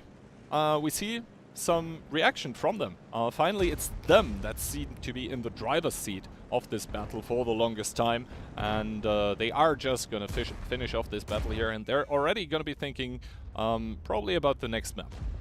Yeah, they should be probably. Alien goes one more to Zuza, tracks him. Miku with the shutdown. Rishak does retaliate onto picking up Miku. A bounce there coming out on towards DJ from Twist. But Marcel with the secondary 50B has no problems with this. I think Alien there, 583, was an HE shell as well. And Oppo are now down towards their last 3 remaining. And yeah, Grupa finally take the initial move their way. They pushed down this 1-2 line, and Opor, they had the spot on it, but they did not have the reactions for it. Like, sure, like Jacob spots it, but there was nothing else to follow up on that. Yeah, I mean, Jacob spotting it only resulted into Jacob dying. Exactly. Yeah, he saw what was approaching, but at that point he was already committed too deep and couldn't get away anymore. Like, Zuza also left in his 60 TP. Like, he actually was running away on time because of the spot that was provided by Jacob. But obviously, if you lose a tank like that for free and it only does 1 shot of damage, that's not what you want to see in that situation. And then Opor had double or 2 tanks on the hill that were completely out of the fight, that didn't really have anything to contribute this time, because the fight was taking part in areas of the city, like in the south, where, yeah, from the hill you can't really have an impact. Yeah, I mean, Jacob tried to cosplay his best Roman, and he tried to do Veni Vidi Vici. I came, I saw, I conquered, but instead he did, I think, Veni Vidi Perivi. Which is the opposite, Kian. It's not conquered, it's I passed away, okay? I understand that your brain was kind of like thinking about it. It's the I opposite. actually had Latin in school, so I understood. Really? You sounded confused, dude. I heard like some cracks. Maybe it was my chair, but I thought... No. It probably was the chair, yeah. But yeah, we're joking here, obviously. The players are trying to give themselves time to already think about the next match here. I don't think they currently know where Ketsai is, and I mean, there is some world where Ketsai wins this, but I don't think today is the day. Oh god, the 60 TT. He just missed. Like, he wasn't even aimed there, and he missed. But this means that in turn Ketsai is spotted. Elian not gonna be there in time though, so the game of chicken does continue here. Yeah, obviously those tanks here have the skill where the enemy stays spotted for longer, and this is why both of them didn't really lose sight of each other. But now Elian driving in here, who wants to finish it off with a ram kill, and he does! So this is gonna mean 3-1, the current scoreline. Opor still on match point. Still on match point, but finally you see Grupa do something. And it's like you poke it with a stick and you're like, do something. And they're like, okay, we'll do something. And then this came out. Where was this Grupa speed the last 3 games before this? I'm not sure. Maybe because they never got to actually do what they wanted to do. Take the initial fight, pressure, not have to react for once as well. And as a result here, I mean, 60 DPs. Game before they were great for Opor. This time they're all on the bottom. Yeah, and this is really where the problem emerges, right? If the 60 DP can't do those 2, 3, 4, and then 5 shots of damage, if they just get overrun, then you simply don't have the DPM to stop this in your team. And yeah, I mean, the team of Grupa Speed now finally demonstrating that when they get to sit in that driver's seat of a battle, then they are perfectly capable of playing it down. It was just that in the first 3 battles of this match, Opor never gave them that opening. They never got that foot into the door. But yeah, we now see why Grupa Speed is here as well. Now they just need to continue the hype train that they're on. At least they're trying to get it going here. 1 round isn't a lot. They still need a whole 3 more to win this match. But yeah, if they had lost this, obviously, we'd already be handing over to the analysts. True. We probably were still sleeping. You know, they take naps in between games, and then they speed run through the VOD at timestamp speed, you know, because their brains are just built differently. All right, now we are going to see an interesting map, though. For the first time in quite a while, Sand River, the new addition to the map pool. Obviously, the map has undergone some changes since it was last featured in 77. Yeah, what do you think about the current state of that map? Like, I heard quite a lot of people saying it's offense-sided now. What's your take on that? It's a sandy map that has a middle road that slow German heavies, for example, go down. It also has the K line and the north side. Some YouTubers will advise you to go the north side. I will advise you to go the other side. No, but all jokes aside, it is actually pretty good now. I kind of like it. The changes on the zero line changed kind of the way the map works to where before it was really hard to dig out the guy in K0. Now it's a lot more reasonable to do so. Offense sided, I think it depends on the level of a team. For lesser teams, let's say not top level teams, I don't think it's as offense sided at all. I think it's very defensive sided, because with the timer, right, you have your initial opening on Sun River, and then you almost have to progress into what are you actually going to do.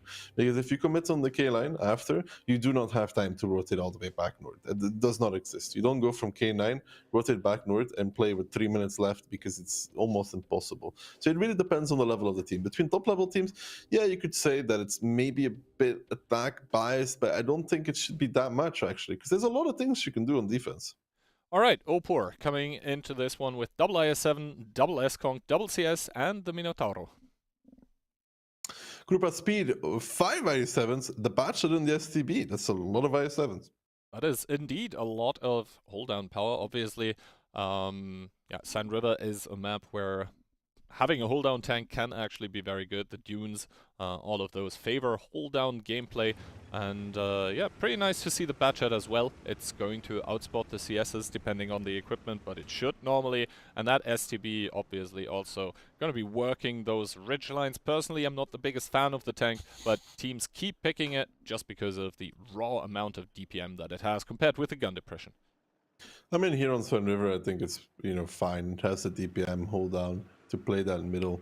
Although I personally almost still just put an S-Conk there and be done with it. But that doesn't have the same kind of mobility. But the Alpha, though, Group A here going through the going through the northern side. Rexar, Jacob, Rishek, Katsai, taking that very quickly. And immediately though, the IS7 coming from Group A, which is Jordan. He does or should spot out at least something here. He spots out Rishek. I don't think he spotted out anything else. So they did get this double I7 across. This is pretty good for Rapport. Initial aggression. Jordan is now going to be pressured on that dune. It's hard to play from. He has to move along the outside now. They will establish all the way towards A3, and this is just one of the variations that defense can do, Key. And that's why I think it's not that offense biased, because now Jordan gets set on fire immediately. I think it's time for experimental HP, Jordan. I think it's time. Yeah, obviously, taking over 1k instead. Ooh, what a snapshot by T-Sec. Alrighty, buddy. I'll check him computer. Yeah, we'll have to see. Jordan, but now is that? Jordan, yeah, he can't really stay safe. Okay, the RNG giveth and That wasn't him. taketh as well. That wasn't T-Sec, I think. Yeah, No? Do you think that was T-Sec? I think it was.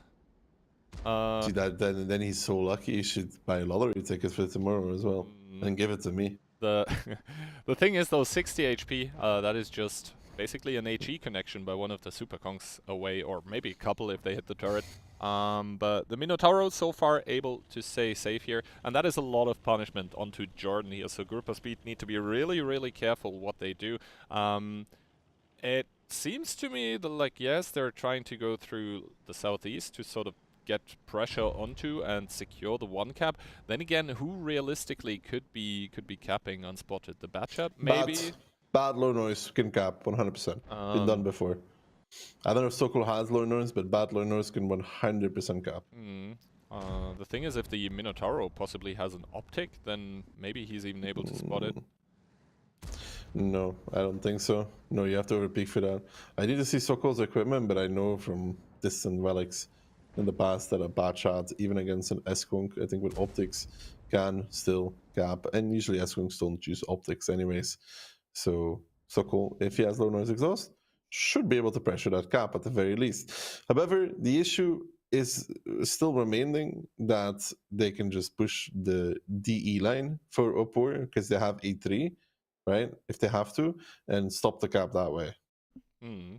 Also, Jordan is not getting unspotted continuously. That's a problem actually for Grouper Speed because they're not able to get this one shot, this low HP, out of the game to the back lines, so he can maybe do a shot or two, even more, once Opur starts pushing somewhere. So that might be a problem. That being said, though, zero line push being initiated by the team of Grouper Speed here so far. Not really any damage taken. Yes, Miku takes one on the cross, but that's probably really gonna be it here. T-Sec now trying to peek in his Minotauro that still has 4 shots remaining, but he has a lot of tanks behind him, and the IS-7s, they know that, so they're not full committing onto him as of yet. Sokol, though, does start off the cap. Yeah, he does start off the cap, but T-Sec is just going to farm Marcel and Twist. He's even going to get guys supporting him, and Ketsai is going to be coming from below. Normally, Key, there's a way to get the SCB in the zero-line position just to shoot at this kind of for free. They decided to push up on T-Sec, though. Miko now peeking, but you can see the S-Kungs just giving the damage immediately towards him. I mean, Grupa is keeping some control here. I like the STB position. After all, it also shoots at the S-Kungs, pressures them down a little bit. They have no real answer to T-Sec right now. Yeah, T-Sec there, still on 1100 HP, obviously needs to be careful when the STB starts peeking him, but his clip is soon going to be reloaded, and now Twist and Marcel, they're starting to posture more aggressively, but you can see what happens. Both of those IS-7s, though, getting a connection into the Minotauro lower plate, putting him down towards a one-shot. That means T-Sec's days should be numbered. Yes, he does one more shot, but that's going to be it for him. 60 seconds still on the cap timer here. Twist surviving on a slither of HP, but Ketsai is very, very close to the cap. He needs to peek soon, though. He does spot Sokol, who takes one shot on the way out, but so far it seems to be kind of working out for Grouper Speed when it comes to keeping those guns in the game, but they might be running out of HP. Yeah, they didn't really have a good answer to Ketsai until they pushed him. The connections here lackluster for Group of Speed, and in the return you have the double CS. You have Rishak and Jacob coming to support their FC Ketsai. You see those just peppering the back, and I think there was another non-connection there by Gursky on towards that IS-7. I mean, good there from Jordan. Gets into the face hug position against Rexar. Rexar is struggling to pick this up, tries to get the shot. He does. Good shooting there from Rexar. But Ketsai surviving far too long here, and you can say that there is too many non-connections coming out for Grupa here, and now Alien jumping in as well, not even ramming Ketsai. Could argue that he should have gone for this at this moment in time, but Opor, with still 6 guns left alive, Grupa Speed is starting to falter here, losing Alien as well. Just a remainder of 3 tanks that Opor seem to be holding. Opor seem indeed to be holding. The Batchat now rotating around, does get spotted on that rotation. Twist is going to get picked up. Miku, the next one on the chopping block. The STB one, yes, good DPM, but bad hull armor. Rishek the one to pick it up. And now Sokol's whereabouts are known as well. So Opor, after slipping up once, where Grouper Speed looked like they had sort of stabilized, are going to pick it up in rather clean fashion. It is going to be 4-1. Yeah, 4-1 here for Opor. And you could say there, though, if Gursky was just that, if they did everything just ever so slightly faster, Kihan, if they actually smashed into Ketsai, there would be nobody to spot the cap. Like, the CSs were in position to spot it. They were still on zero line. Maybe they should have traded against the Mino a little bit earlier, a little bit harder. Get Gursky in position to block Ketsai a little bit earlier. Because if they can't spot the cap, then the CS would have to drive in, and they would just trade off the HP. Now they were forced to push into Ketsai, and they didn't even have the cap pressure anywhere. Yeah, overall, I guess a 4-1, a pretty fair result for what we saw by either team. Opor just looked a lot stronger in this whole scenario. The only tank that died this battle for the team of Opor was actually that Minotauro, but he survived for so long, and if we take a look, he had like 1700 block damage. He dished out 3.2 himself and 2.2 assist as well, so overall just a really good game for that Minotauro. Yeah, the Mino definitely traded off his HP really, really well. Getting the assists from the CSs, doing the damage himself, Jordan initially, all around. Good stuff there from Opor, good showing as well. Very well-deserved victory. Also, just the exact scoreline I predicted. Kihan can't get better than this. All right, then for the time being, that should be enough from the two of us. But let's see what the analysts have to say about something. About this. My goodness. Well, thanks a lot, Kian and Daki, and well, he's probably already a bit tired. He's old, we have to give him that. But Anakin, that second match of the day, very convincing victory from the side of Opor.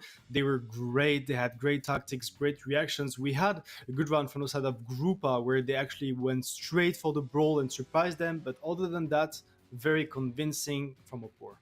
Yeah, Opor was just rotating a lot better than Group of Speed there was, except for that one Himmels, which we'll get into. But they just looked like the better team in that matchup. That actually means that we're going to have GDVV1 against Opur as the finals of the winners bracket of the EU tournament. In returns, we have Grupa Speed that is going to be facing Polsjo in the losers bracket. Both match number 3 and 4 are not going to be covered on stream, but we'll get the results when we start the stream tomorrow. And we now have some match from NA that we're gonna have covered, Anakin, and you probably have some clue, much more than me, about that. Interesting finals of the winners bracket between Dopamine and Smile. What's your take on that? Well, Dopamine have been a team that's come together and performed really well in the actual tournament, but they haven't been performing too well in scrims. I'm not sure if that's an attitude thing. Smile, their caller is external. He's pretty well known throughout Gold League. Very experienced team, kind of like a mélange, as you say in French, of players, so a mix of players. It's going to be an interesting one. I think Dopamine's going to come out on top. Yeah, well, we are going to have to see that shortly, as it's going to be the third match of the day. But before that, we should probably take a look at the replays of that past match, Anakin, between Opur and Grupa Speed. And we're starting on Cliff, Opur on the attack, Grupa on the defense. Yeah, and we see right away both teams kind of opt for a 1-2 heavy fight. It looks initially like Grupa's going up. They have more tanks in the fight, but the two BZs from Opur, as you're going to see, they're going to scream in, and 4,000 HP, more than 4,000 HP between the two of them, as well as Sokol in his CS63, as Daki pointed out, coming in really late. It's kind of going to seal it for Opur fairly early on. Yeah, I have to say, good stuff from Opur to take that brawl, and probably a mistake from the side of Grupa to have Sokol out of the fight for so long. The BZs, interesting pick, I have to admit. They're pretty fast with that turbo. They have some ramming capability. They have also a lot of HPs for those balls. And on top of it, again, with a good alpha damage. So great use from the side of Opur on their attack. Actually cutting off guard Grupa, and then I think it's a mistake from the side of Grupa on their attack. Anakin, you're gonna comment on that in a bit, but going around with that CS that early with Jordan, not waiting for Marcel to take the control over the hill, that actually forced them to actually rotate with the CSs off the Donut to cover Jordan, and at the end of the day, they got completely out-rotated by Opur, took a lot of damage on the I7s, and then the repush came in. Yeah, look, the play by Marcel to back up the hill and take no damage in his I7 initially is a super good play for Grupa, and it should kind of just insta-win the game for them. But like you said, that E-line, Elian in his I7 and the other I7 bleeds so much that it allows Opor to make that 1-2 line repush fairly easily to take them out. It was also a misplay, like you said, on the 9 line from Grupa Speed. It was just too early because Marcel hadn't fully taken hill, as you're kind of seeing here. And Opor is just able to come in, clean up, again, kind of out-rotating them, putting the pressure on Grupa Speed early and keeping it on throughout the whole match. Yeah, well, good stuff from Opur, going up 2-0, taking both wins on Cliff, and next up on Himsdorf. We had an interesting play from their side with 460 TP, Rishek getting the early info around the J3 corner, even getting a shot on the CS. So at that point, they expected Grupa to have all their tanks on the lower side since the CS was not on the hill, so they could establish their CS on the hill and set up with all of their tanks on the lower side to take that push. Yeah, and the CS on the hill from the side of Opor is going to be farming and denying so many lanes from the side of Grupa. So we're going to see eventually Grupa decide to repush Rushik on the 1 line, but it's really, really bad for them because not only is Rushik going to pick up Sokol in his CS, but he's allowing his team to clean up the 3 tanks on the 3-4 line. and he even survived so long. So again, it's just great individual and team play from Opor, and it looks like Grupa is just getting caught out a little bit in these matches. Very fun round to watch, and also the CS and the S-Kong, they were constantly having the angles to farm on those tanks, and the 6TP were involved into the fight, so well done by Opor. But then, Anakin, they got caught. You have to give credit to Grupa for that round. They went for that ballsy push straight up off the 1-2 lines, and they managed to take down Sir Jacob and Tisek even before Ketsai and Risha could come in with the CS and the 50B. Yeah, I really did like that play by Grupa. They saw that Opor was again playing aggressive, and this time they just deathball and go god mode on that first 60 TP of Sir Jacob, and then they just continue through all of their tanks going through, pushing, finding the tanks for Opor. They're up so much HP and just lights out for Opor. It makes me really curious to see what Grupa Speed could do, even though they lose this series. I'm curious to see what they can do in the losers bracket because of this match. I mean, it's gonna be hard against the team of Postdraw, but it's gonna be probably definitely a good match. And at the end, we had Opor on the defense on Sun River. We have to mention that Grupa, they started pretty bad with Jordan taking a lot of damage between the crossfire of the Minotaur and the i7s over A3, A5. And at the end of the day, they didn't have much time to make the cap work. You could see Ketsai took actually a position to get the spot, and they had to go for the kill. They had to go and push him. But you can see, Opor, HP up, map control, Sir Jacob on the one shot, gonna go down in a bit. Good stuff from Opor. Yeah, and just to recap, with that IS-7 and D6 going down to a one-shot so early, he's not able to really pressure out the Minotauro on the zero line from angles, which is going to allow Opor just so much more flexibility and control. As you saw, we saw Grupa Speed try to re-push that dip there, but with the two Super Conks on the little ridge there on the side of Opor, it's so hard for Grupa. As you said, they bled so much early, it's just a hard attack to win in that case. Well, good stuff. Good job from the side of Opor to take that victory. We're going to have Grupa Speed in the losers bracket. We may not see them tomorrow. They will have to win against Pozzo because the two matches of the losers bracket, all of Nitsi against Freaks and Grupa against Pozzo are not going to be covered. We're going to have maybe a very short recap tomorrow about those. But now, Anakin, we have seen enough from EU. We're going to be jumping into the NA games. And NA action starting with the finals of the winners bracket. Yeah, and this is my specialty. This is what I like to see. As we were saying, we're going to see Dopamine versus Smiley, two very competent NA teams. It should be a good game. What I have noticed is that NA tends to run a couple different metas than EU. For example, we don't like running the 60 TP as much on Himmels. Yeah. In terms of the predictions, though, what are you seeing? I mean, it's pretty close between those two teams. You can see that from the side of Smiley, there's some reinforcement from Ukraine, I guess. Brain, Lip, Fly. There's also Silent, which is like French. It's probably going to be a close match. Both of those teams, they have great players.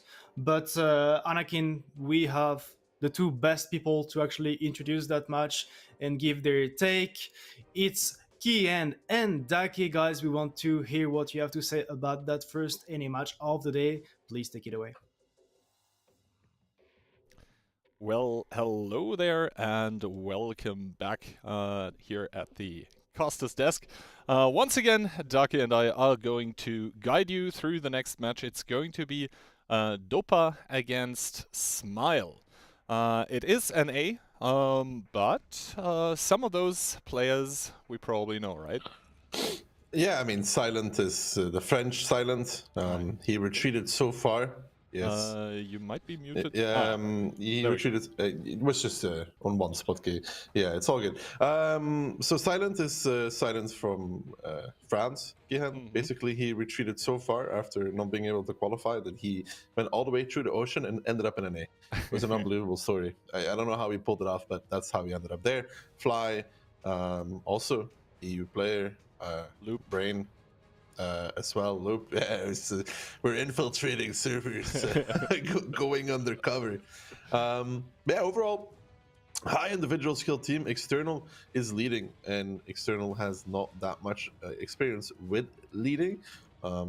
I know this for a fact because it is a fact. Can't change the fact. So I will have to see how this goes for pressure, right? Wise, and then against this dopamine team, a lot of high-skilled players as well, and Frugo in there. Throwing some shade already. I love it. Yeah. Nexus is going to be leading them, but again, pretty high individual skill as well. The issue I have with this team is that it's Nexus leading, and what that means is Nexus, in my opinion, is either really, really good things, like that really make a lot of sense, and you're like, well, that's really good, or the far opposite of that, towards the more extreme of no, just no. So it kind of depends what Nexus we're going to be seeing today. All right, that being said, I guess we can hop in towards the pick and bans as well for this match here.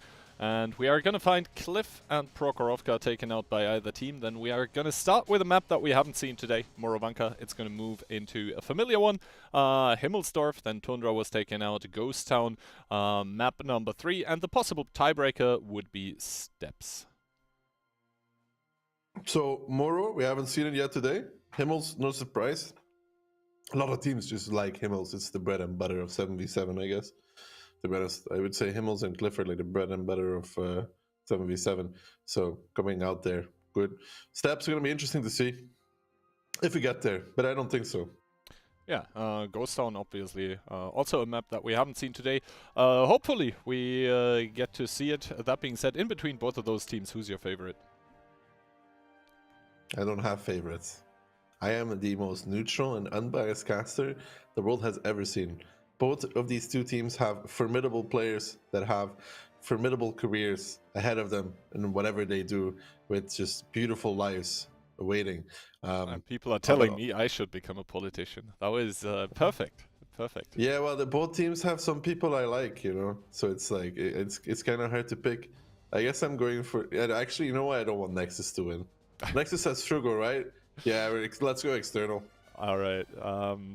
Yeah, obviously, that being said and done, it's kind of early for most of the players in there. I believe we started at like, Anakin said it, 10 a.m. NA time, so now it's like noon, so most of those should be awake by now. We're still waiting for a couple of players that are going to be making their way there. That being said, we can already start talking about the first map that we're going to see, Morovanka. It saw some changes, and since then the meta in 15v15, but obviously also in 7v7 has shifted on that map. What do you think about it? Like offense, defense sided? What's your take? Very offense sided. Extremely offense sided. You can't really sit on defense, which is a good thing. It doesn't really matter if a map is offense-sided, because it used to be very defense-sided, where you could just sit and wait and win the game, most likely. Now, as a defender, if you sit and wait, you are guaranteed to lose, actually. There's very little chance for you to sit and wait and actually win the game that way, which makes it pretty interesting to see what the defense comes up with. The attack is pretty straightforward. You can commit, you can hold, you can really do anything you want on the attack and still win from it. Alright, then second map, obviously Himmelsdorf, we saw that one already. Then Ghost Town, also kind of a different beast, where it's mostly what we've seen in past tournaments. I think it was always the story about S-Kongs against IS-4s, and then on the outside it was very important who basically got the crossfire positions with those mediums. But we are not there yet, obviously. With Morovanka, I'm always kind of split because of the way that the 1-2 line now works with all of those houses and cooldowns there. Can be extremely interesting and very challenging, you said it, for the defender to actually hold there with passive style. You need to, by your opening already, you're starting to commit on Morovanka, which I guess some teams like and others aren't really confident about, so I am very interested what we're gonna see there. I mean, it all depends on the lineups. I can tell you Nexus is a big fan of the Arch and Panzerwagen, so we might see that quite a few times. Honestly, it's like, it's kind of nutty. I don't know if I like fully like it, but it's kind of nutty at the same time. Since they like buffed it, it's like kind of good at shooting as well. I know it because on NA they actually do in-houses, you know, where they gather up play some 7v7 against each other with the boys. Gihan never asks me to play anything with him because doesn't love us anymore. Huh? I played with you last campaign. I don't even know what you're referring to. Playing is a big word. You were present. And sometimes not even mentally, I'll admit that one. Yeah, I know. It's like having those buses, Gihan. Those passenger buses with like a little cart behind for like the bikes and stuff. That was you, but it wasn't well attached. It was like kind of like swinging left, right, hitting cars everywhere. It was a fun experience, I have to say. But I think well, for me it was. At least if one of us was happy, and satisfied after, right? That's all that matters. Exactly. Did you get a 116, by the way? I don't remember. Yes. Yeah. It was the only tank I was missing, so yeah. Live Twitch poll: 22% for Smile, 78% for Dopamine. That's rigged.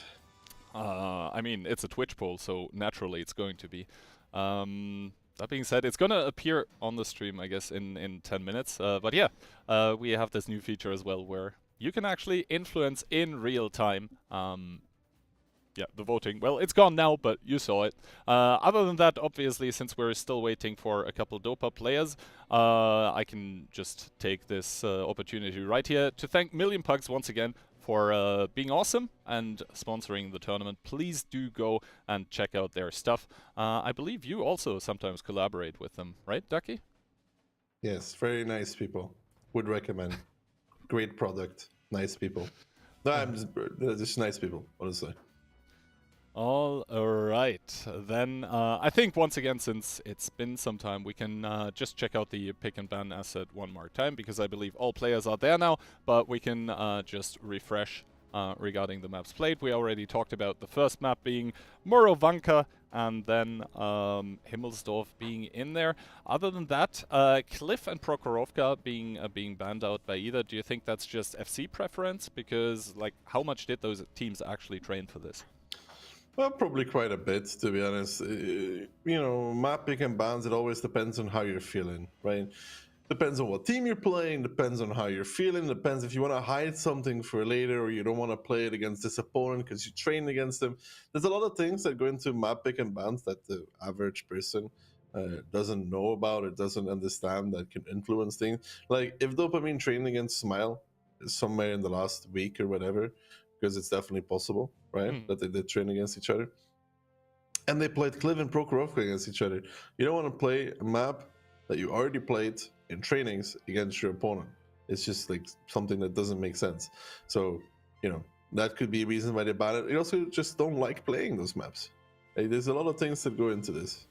Yeah, it's always nice to see sort of those mind games going on in between teams. For on the EU server, I think all the inbuilt teams are very, very predestined for this, because they obviously all know each other. They even sometimes play together in the same team in 15v15, so they are going to be training at each other. But then when they inevitably meet their opponents in the 7v7, then it's all mind games from there on out. You know the opponent's players, you know your own tactics, and you just need to come up with something new, because the known stuff is not going to work. But yeah, all of us here going with Dopamine. We'll have to see. Personally, I'm very interested how this one is going to shape up. Smile now entering the match here, coming in with triple IS7, 1 S-Conk, 1 VZ, and double Batshot. You love to see it. You indeed love to see it. Dopamine, double S-Conk, a VZ, a RHM Panzerwagen, what a surprise. A mouse and double IS7. What a surprise. It's almost like I said they liked it. Yeah. Unbelievable. What does the Rheinmetall do better than a Leo 1, though?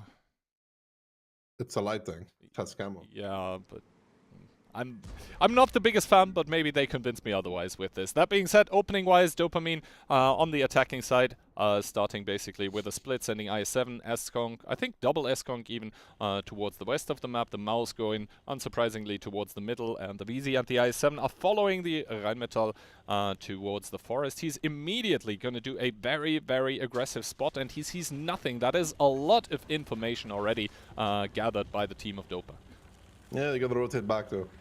Dopa, the VZ at the very least, Dark Ninja should be going back to C3. That's kind of the normal move you make in this kind of game, because they're not there. He doesn't see them indeed, but and the S-Kong timing from leaving A3 is kind of bad as well. They do stop at the heavies though, and they do have the second Kong there. But normally what you do if you're Dopamine, right, the VZ always rotates back to the I7 at the very least. I mean, External and Vermilion actually made it past the spot, which is crazy. Kern is going to be finding them though.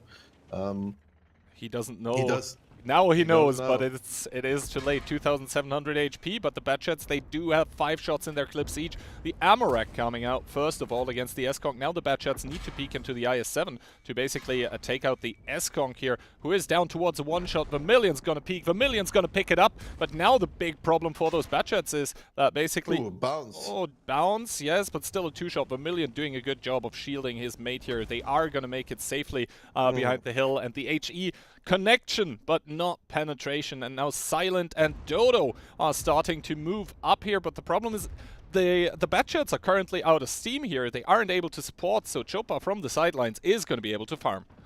Yeah, but Chopa's missing a lot of shots here, which is kind of curious. Loop now coming over the top as well. They're trying to buy time for Dark Ninja to reload, but this allows Vermilion to start closing the distance in return on towards that S-Kunk in the south side of the map. Though you gotta pay attention. The RHM taking all the way towards the K-line. It's flanking around Dark Ninja, blowing up Silent. Frugo and Dark Ninja surviving quite a while here. One more shot on Frugo will do the job. If Loop can actually pick it up. Chopa still tanking it out in that S-Kunk. He's falling towards the bat, so non-connection there from Frugo though. You hate to see it, but Dark Ninja should be able to get his clip out. But the more interesting part is the mouse, the RHM, the I7 of Nexus. Can they make a difference in this game? Yeah, exactly. The mouse already down to 200 HP, so he's not going to have a huge say in matters anymore. Lob also there down towards 550. Now they just need to get Dark Ninja out of the game here. One more shot into Loop from the S-Kong in the back probably, and it's all over the place. But at the moment, Smile with the gun advantage, with the HP advantage over Dopa. Yeah, but they still have that RHM Panzerwagen. If they can get it into the game somehow, they can do something with it. The bats are both 2 shots here, and that is kind of down to Chopa shooting earlier. Bounce external ones, did a non-connection with HG on Vermilion for like 70 damage. They would both be 1 shot at this moment in time, Kihan. They need to keep Nexus alive though. They need to get the RHM in a position to farm out Fly. If they can achieve this, they can maybe do something. But a 5v2, I'd say it's nearly unwinnable. Yeah, especially since Nexus is gonna get collapsed upon now by the VZ and the IS-7, who both still have a lot of HP, and those Batchets being 2 shots, that's not gonna give any opening towards the Rheinmetall either. Now, Nexus does get picked up, and Spirit, 1680 HP, does he actually have HP on the Rheinmetall Panzerwagen? I think so, right? I don't remember what's the base HP of that thing. Or is it 1400 or 1600? Because then 1680 with field mods together would make sense. But yeah, he's obviously gonna draw out a little more time to just give his team time to talk about the next game. He's not gonna be capping anytime soon and not get found. So good defense here by Smile on an attack-sided map. Good defense, but I would say Dopamine rotating the VZ too late of Dark Ninja IMO. Wasn't there on time whatsoever. I mean, I know they know that. Okay, so the bad shots weren't spotted. Good stuff there from Smile. Good preparation. I guess they knew that the S-Kong, that the I7 or whatever was at C3 would not spot them, right? So good stuff there. Right equipment choices for that to get across. Probably loaner's exhaust. Not sure if it was anything else, fence or whatever, to have that maximum camo value. But if the enemy team is not in the south at all with that lineup that they have, you should be focusing on holding 1-2 line, because it's the only danger you really have in that game. The RHM outspots the entire south. You have plenty of time to rotate north, support more, be in a better position, and they are chilling then. IMO. Yeah, also... But the bats getting across was kind of, yeah. Ooh, one missed shot here by Vermilion, but he should be able to even tank another shot by the Rheinmetall. Oh, another one! Vermilion, my man, what are you doing? It's going to be external to pick it up, and Smile is going to be up as well, 1-0. Yeah, on more Vanka defense, and we did talk about it being a attack-orientated map, in my opinion. I will stand by that as well. And I think for Dopamine, this is kind of down to themselves about not being really ready for what was happening here. Yeah, again, the batch is getting across great, right? Really, really great for the side of Smile. But I still think Dopamine should always hold this one to push. Yeah, I mean, they got a bit unlucky also that they had sent up the S-Conk basically at the perfect timing for the bad shots, and then they just got to clip out, not for free, but both of them surviving. Also the other S-Conk not connecting all his shots, trying even with that HE. I mean, Kieran did 2 shots and he connected both HE shells, which is fine because it's close range. I don't think Choppa should be shooting HE there, personally, because you miss 1 shot of HE, like he did like 70 or 80, I think. Yep. Right? He needs to connect 3 HE shells to be even with the 400 alpha, right? And he definitely didn't do that. Both the bad shots would be 1 shot. Yep. They wouldn't win the game off of it, but they would be 1 shot out of it. Yep. So the team of Smile, the one that we predicted against, currently leading here, and now they are going to get to attack on Muravanka, which we say time and time again, but then again, it is a very important fact that the attack on Muravanka now has become, I wouldn't say easy, but a lot more doable than it used to be. Yeah, easy is a big word. You still have to make the right rotations, of course, which is a very, very important aspect of it, as we could see in the last game, right?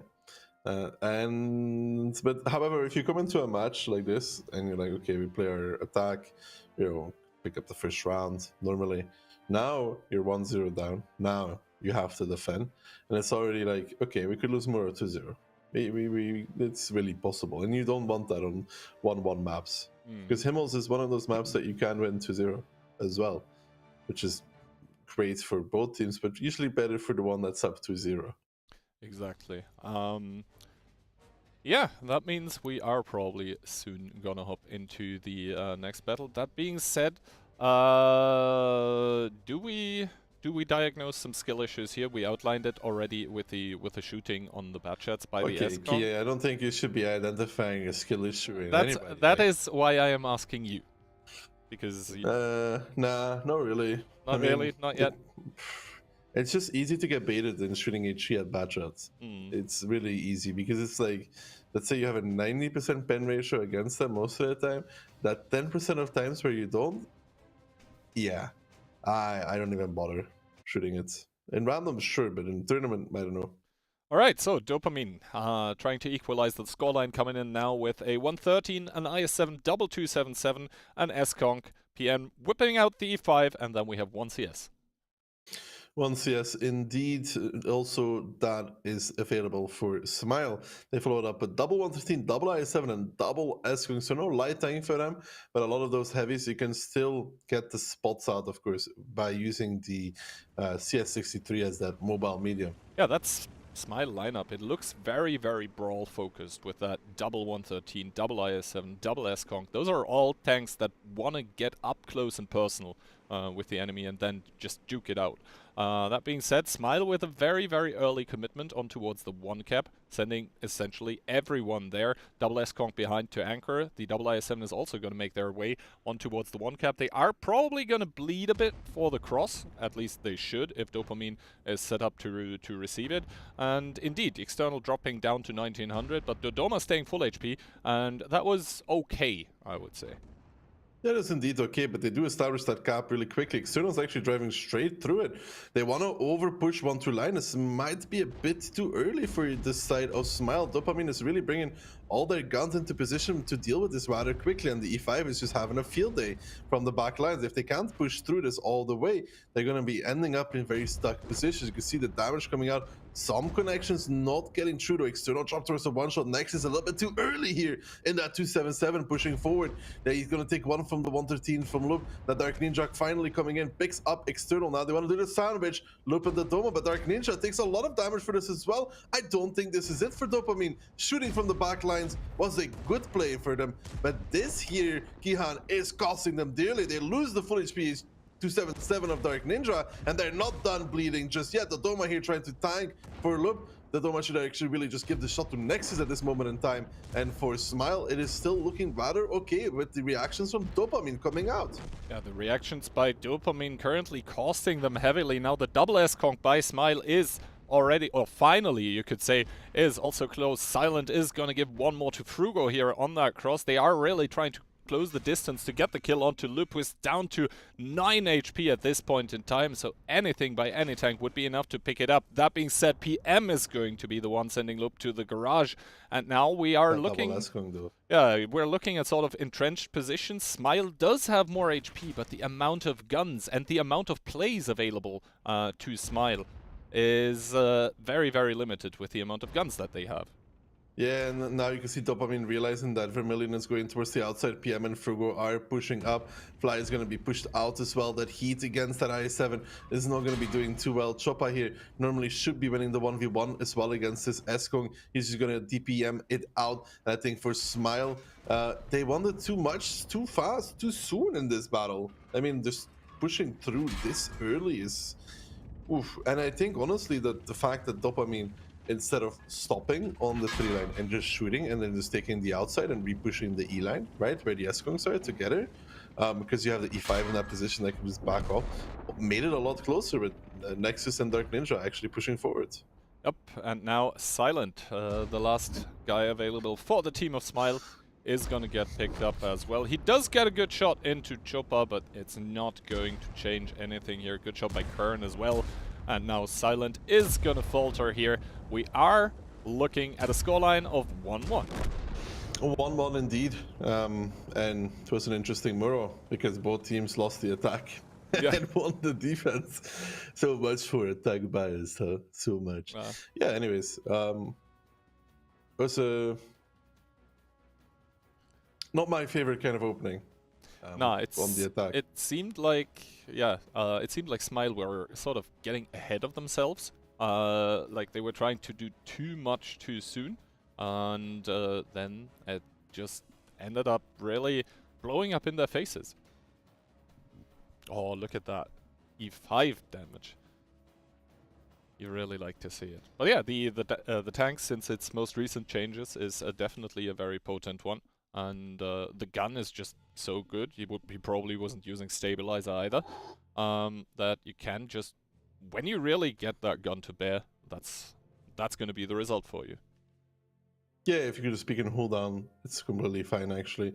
See external there pushing over straight, does only 1 shot of damage. Yeah, it's going to do really well though, but too many tanks there out of position. But like I said, I really think they got lucky that Dopa decided to re-push that. I think that's a really, really bad decision. It looked kind of dicey. If I'm honest, no, it didn't look kind of dicey. It was dicey. The E5 had plenty of time to back away to a more safe position. You have the Eskong covering, and you have a CS63 for the side of Dopa, right? So the CS can always go back to K4, you know, behind the hold down. The E5 backs off ever so slightly, and you have the Eskong covering. That triangle is undefeatable almost. Well, you have time to just shoot, connect your shells on them going 1 line when you're already this early, and then just go push the Eskongs together.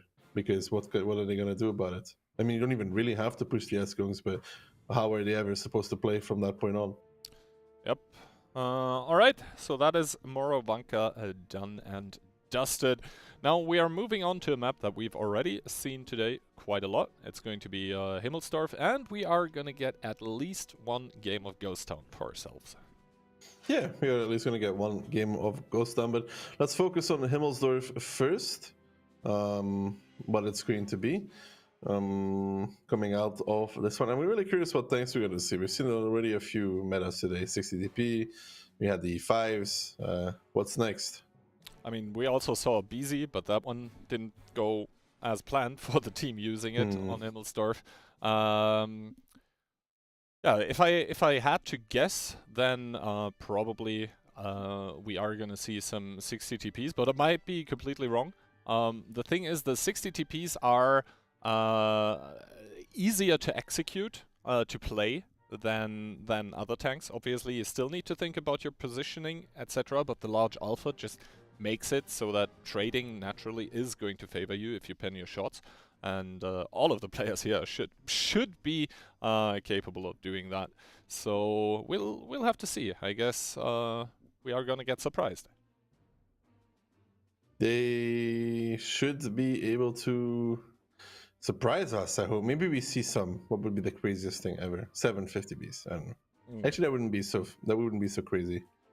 I mean, yeah, it's basically a we need to get immediate pickups, and the other team needs to throw us a kill or two until we really can start to get snowballing.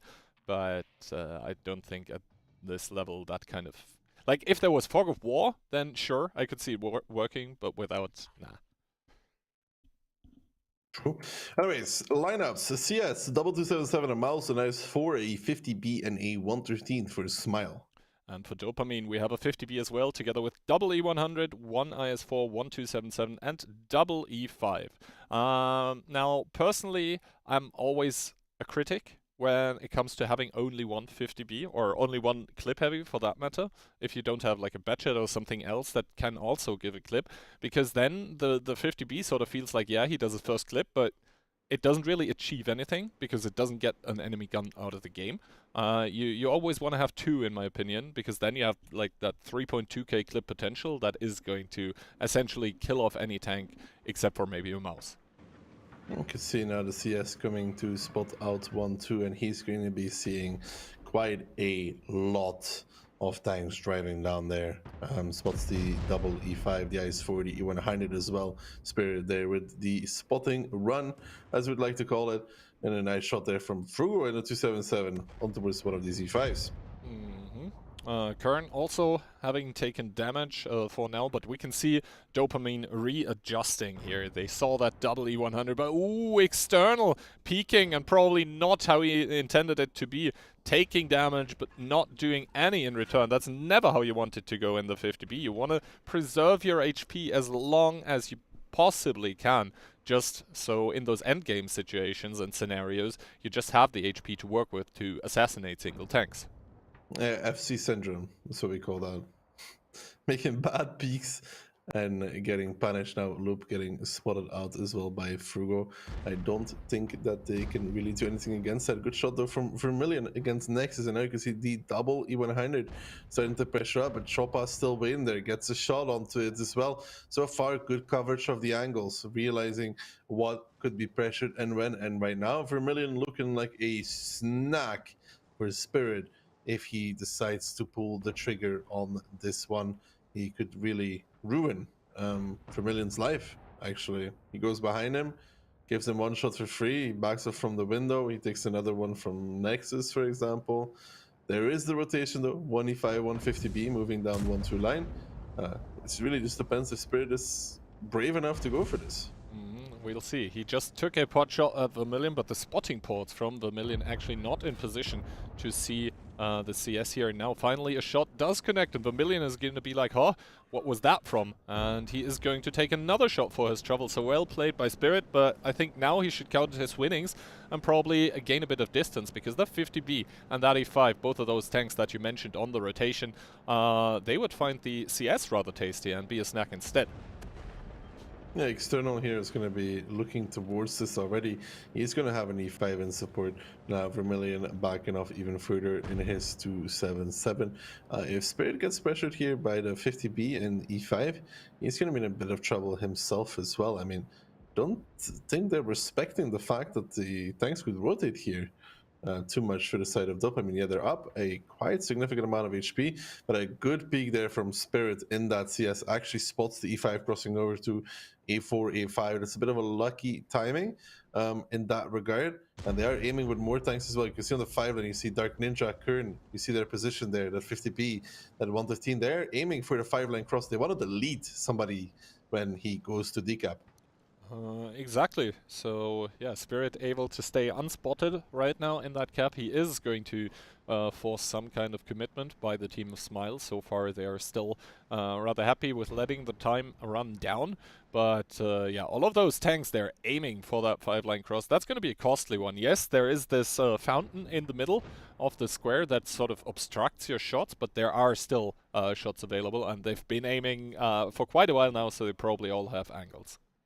Yeah, I mean, Nexus has a shot, Dark Ninja, Kern have a shot as well, the 50B has 2 probably. So with that awful damage, you are counting on a tank being deleted, actually. Even Spirit from the cap can peek and do a shot of damage. He doesn't have to sit there and cap it out 100%. You can see now that they are starting to put a little bit of pressure here from the side of Smile. Loop now trying to cross over. Frugo not looking either.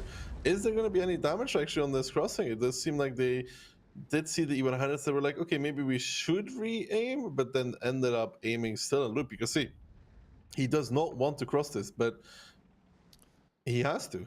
Yeah, at one point in time he will have to, and then the 50B will have to commit as well, because as soon as they start that crossing here, they are going to pay a lot of damage for this. Now we can see Loop taking the shots here for External, who also takes damage, but the thing is, Spirit, he has more than 1600 HP, meaning yes, the 50B can push him right now, but if he doesn't get some ramming damage on him, then External is just gonna die here. Yeah, I think Spirit should just not even turn his engine towards that whatsoever. Just make sure to get the kill on the 50B. You know, if you get set on fire in the CS, you actually die. Now the South repush coming into effect though, on towards Lop in his E100. That's Curran, they're getting tracked, getting held in that 113, getting deleted even by the E5 from Fly. And the trades going on here. Now Nexus is in a bit of trouble as well in his 277. That's a double E100 facing him. The ram from the Doma makes him within one-shot range. Actually, Fly is trying to escape as well, but he's not going to be able to retreat to another server in this regard whatsoever. And as you can see, Smile actually bringing this back somehow. Yeah, Smile making it rather close, but Chopa now with the next kill. And it is a 4v4. It is neck and neck regarding the HP. Dodoma, probably the next one to fall silent, has a very good position in a hull down here, so he won't be... they can't really push him. Spirit now with the long flank around, but Vermilion is still a 3-shot, so... yeah, we'll have to see. I mean, time would favor Smile, but Vermilion just took a huge chunk of damage here, down to 24 HP. If he could get removed from the game, that would be huge. And now Dopamine with 4 tanks against the 3 that are remaining from Smile. They need to make the angles work. They need to pick up the one-shots. Loop, Vermilion, those are the things that need to get picked up for the side of Dopamine right now. Yeah, it was way closer than it had to be, though. Let's be real. They are now finally getting themselves truly ahead in this battle, which I feel should have been the case for quite a while already, if you ask me. But at the end of the day, they are going to be killing Vermilion. Now Choppa against Loop here. Can Choppa get the connection on that E5? He does. Good reverse there. 1 minute and 15 seconds left, and Silent is doing what he does best. He is a French player after all, turning his back towards the enemy. +5 KPH when retreating in a as a French commander, trying to back up towards the 0 line. That's I've never seen him run faster, not even when he was wearing his yellow jacket last week. Dude, he might actually win this, dude. No, is he? I mean, does he get up on time? I mean, if he gets up, that is good Dark for him. Ninja's coming. Wait, so 490, 440, 400. He should explode. He should explode here. The 50B now also coming. He doesn't have an angle. He puts Oh my it. god, they missed. Oh god, he drove against that. He lost his Oh! position. They're fine. Wait, if he kills the IS-4 though, if he kills the IS-4, maybe. No, he's fine. He's not fine. He's not fine, okay? The 50B makes this in 20 seconds, alright? 50B makes this. He actually has to peek the 50B. He doesn't really have a choice. No, Yeah, he's doing that right now. The 50B is doing it smartly though, now going for the wide peak, and indeed he does get picked up. It's Dark Ninja with the last kill here, and Silent with a valiant effort, but 10 seconds remaining is, yeah, seemingly enough, and we are at a scoreline of 2-1. Yeah, he almost made that, man. He almost made it out. If he runs that little bit earlier, right, then... Yeah, but that's triple cap territory as well. Mm. You gotta remember that there's like a case to be made here that it doesn't make sense that Spirit isn't capping on the left already, right? He definitely could have been in the 1 cap. Is that the 1 cap? Whatever. Cap on the 1-2 line. He could have been in that one, and then they had plenty of time to cap it. So, you know. Alright, so damage numbers obviously across the board. The E100 actually showing up pretty well here for the team of Smile, but in the end I think there were just too many Dopa tanks around them to really get into that like meaty, grindy, I can tank it up. I think they were just that one gun there. If there was one gun less, is what I'm trying to express in that fight against those E100s, they would have, yeah, probably even survived. But Dopamine with the good splits, able to eliminate tank after tank from the team of Smile, and they seemed sort of on the run here for the whole battle. Yeah. It shouldn't even be this close, Key. I think Dopa was so far ahead for a long, long time there in that game that it doesn't even make sense how close it was. They didn't even need to repush, by the way, on the south. They didn't even need to repush. Send another guy down the 8 line, go cap with Spirit. Who's going to reset? Please tell me who's going to reset. I mean, why push the E100s when the game is kind of decided anyways? Made it a lot closer because Spirit killed the 50B. D5 on the 5 line was a one shot or 400 HP, so Spirit can restart the cap. I think he had enough time to do it solo as well, so you're not forced to do the repush. I mean, the repush should work, but it's a bit risky. It's always a bit risky. Alright, that being said though, 2-1, it's not anywhere close to winning territory for either of those teams yet. Sides are gonna be switched now. We already saw a glimpse of the meta that's being played there right now. No 60 TPs. I was kind of thinking they would get picked, but obviously the lineups proved me completely wrong there. We'll have to see in the next round if Dopa is able to get into that match point territory, or if Smile will be able to equalize it again. Because I think Ghost Town, the map after, is sort of a 1-1 map. Yes, it should be. It should indeed be Gihan. But we've already been wrong today. You know, we said that Muro was attack-sided, right? Remember? Yeah, I guess we should have said that Muro is a 1-1 map as well, and then we would have been fine, but yeah. Anyway, Dopamine going into this round number 4 with 1-1-13, double 50B. We see double IS4, 1 mouse, and a 277. 277 to round it up against the E3, the CS, the E5, the mouse, the double IS4, and the 113 from Smile. Everybody gets to play their favorite tank. You love to see it. Double 50B though, kind of fallen on a meta on this map. But as I said already, I like it. Like either you pick double 50B or you pick none at all. So I kind of like it, but we'll have to see, because obviously those 50Bs, they don't really have armor, they just have their clips and their mobility. So yeah, they will be tasked with finding those openings to just trade well. That is a good spot though onto Dark Ninja and Kern here, who both get spotted on this rotation. Chopa also getting spotted, so the 113, I believe that's Loop. He's doing a really good job of providing information to his team. He's indeed getting that crucial information. Silent is also going to be getting that. He spots out a 50B. He takes 1 shot of damage. But the spot is always important. Like, sure, you take a shot of damage for it, but like, you don't want to get a flank from the hill. Exactly, that could be disastrous. External now pushing in his IS4, the mouse there also driving forward. So Smile now putting a bit of pressure onto the 2 and 3 line onto the rails, but there is punishment coming out from Dopamine. External already down to 1900. Dodoma taking 1 for that cross as well. So good stuff by the team of Dopamine. Yeah, good stuff there from them. Dopa is, again, really ahead though right now, Key. You look at it, they're even repushing the hill. Frugo is having a field day with Dodoma there on 1-2 line. External taking damage as well. And they're very split right now. If you look at the positions of the Smile dice, yeah, okay, you have 113 E5 around the 8 line, you have IS4 around the 3 line, you have the E3 trailing in the back, the mouse finally pushing up, and he's getting shot from the exact same angles that Dodoma was getting shot from.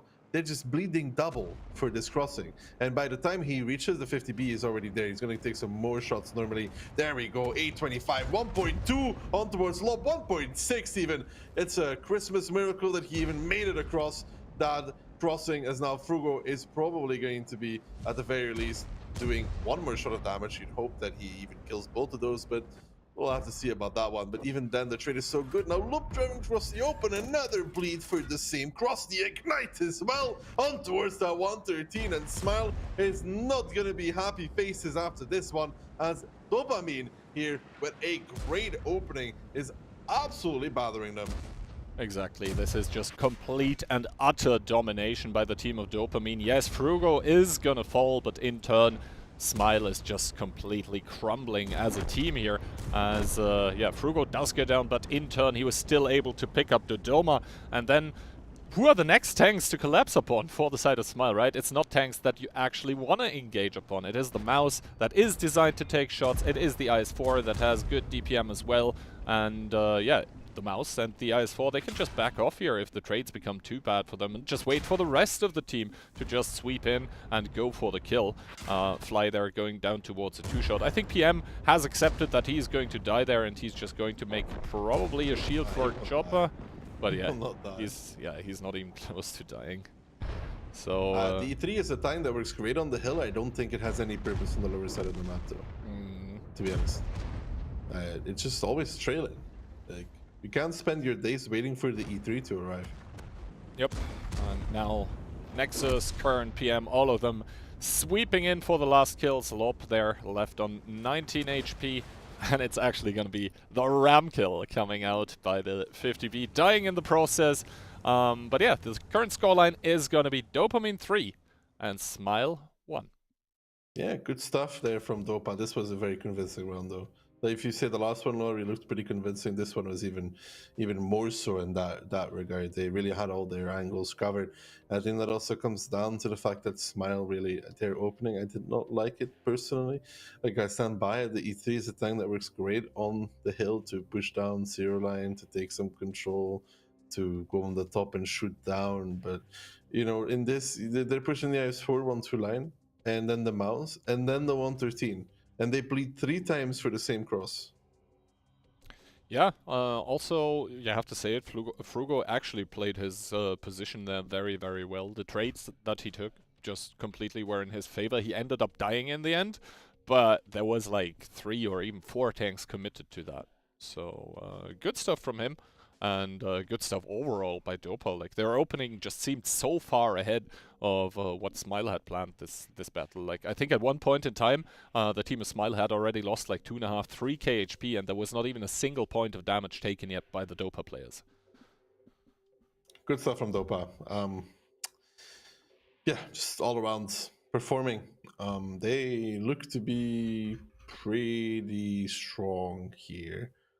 From what we've seen the last, like, the beginning was maybe a bit iffy, right? The mirrors from both sides were a bit iffy from Dopa as well, but the Simmels was pretty good from Dopa. Some minor mistakes, like the bad execution from the repush, I'd say. But outside of that, a lot more convincing and solid. Exactly. So now as Tundra is banned out, we do see that the next upcoming map is Ghost Town, where we will have at least 1 round, possibly even a second. We can already see that Smile, they did pick defense after Dopamine picked the map, so they're going to be starting on the defending side. That being said, it is a 1-1 map, but it can also be 2-0 if one team has like a really good read on how to create those outside angles, because yes, the trades in the city are important, but I think those outside angles by the mediums is really what makes or breaks it for a team on Ghost Town. Oh, we'll have to see what these teams have in store for us. I wouldn't be surprised if we saw Dopa with an RHM Panzerwagen, Kian. Nexus really likes that tank. A lot. More than any human really should. Yeah, I was about to say that is good for him. Personally, I really think that the additional, like, not necessarily armor, but the additional firepower that that medium tanks have more than compensate the additional bit of camo that the Rheinmetall Panzerwagen offers. But in the end, if it works for him, it works, and who are we to judge, right? No, we're casters, we can judge whatever we want. That's how that works. Alright, Smile coming into this one with double 60 TP. We have a Mouse, we have triple S-Conk, and a CS. Triple S-Conk and a CS against Dopamine's IS-4, IS-7, double Mouse, an E5, ACS. And guess what, Kihan? An RHM Panzerwagen. Exactly, and Dopamine with this combination of CS plus RHM, that actually means that they get priority on the outside angles. Simply 2 tanks is more than 1. Smile could theoretically commit a Super Conk to like A4. That would eliminate the need for a medium there.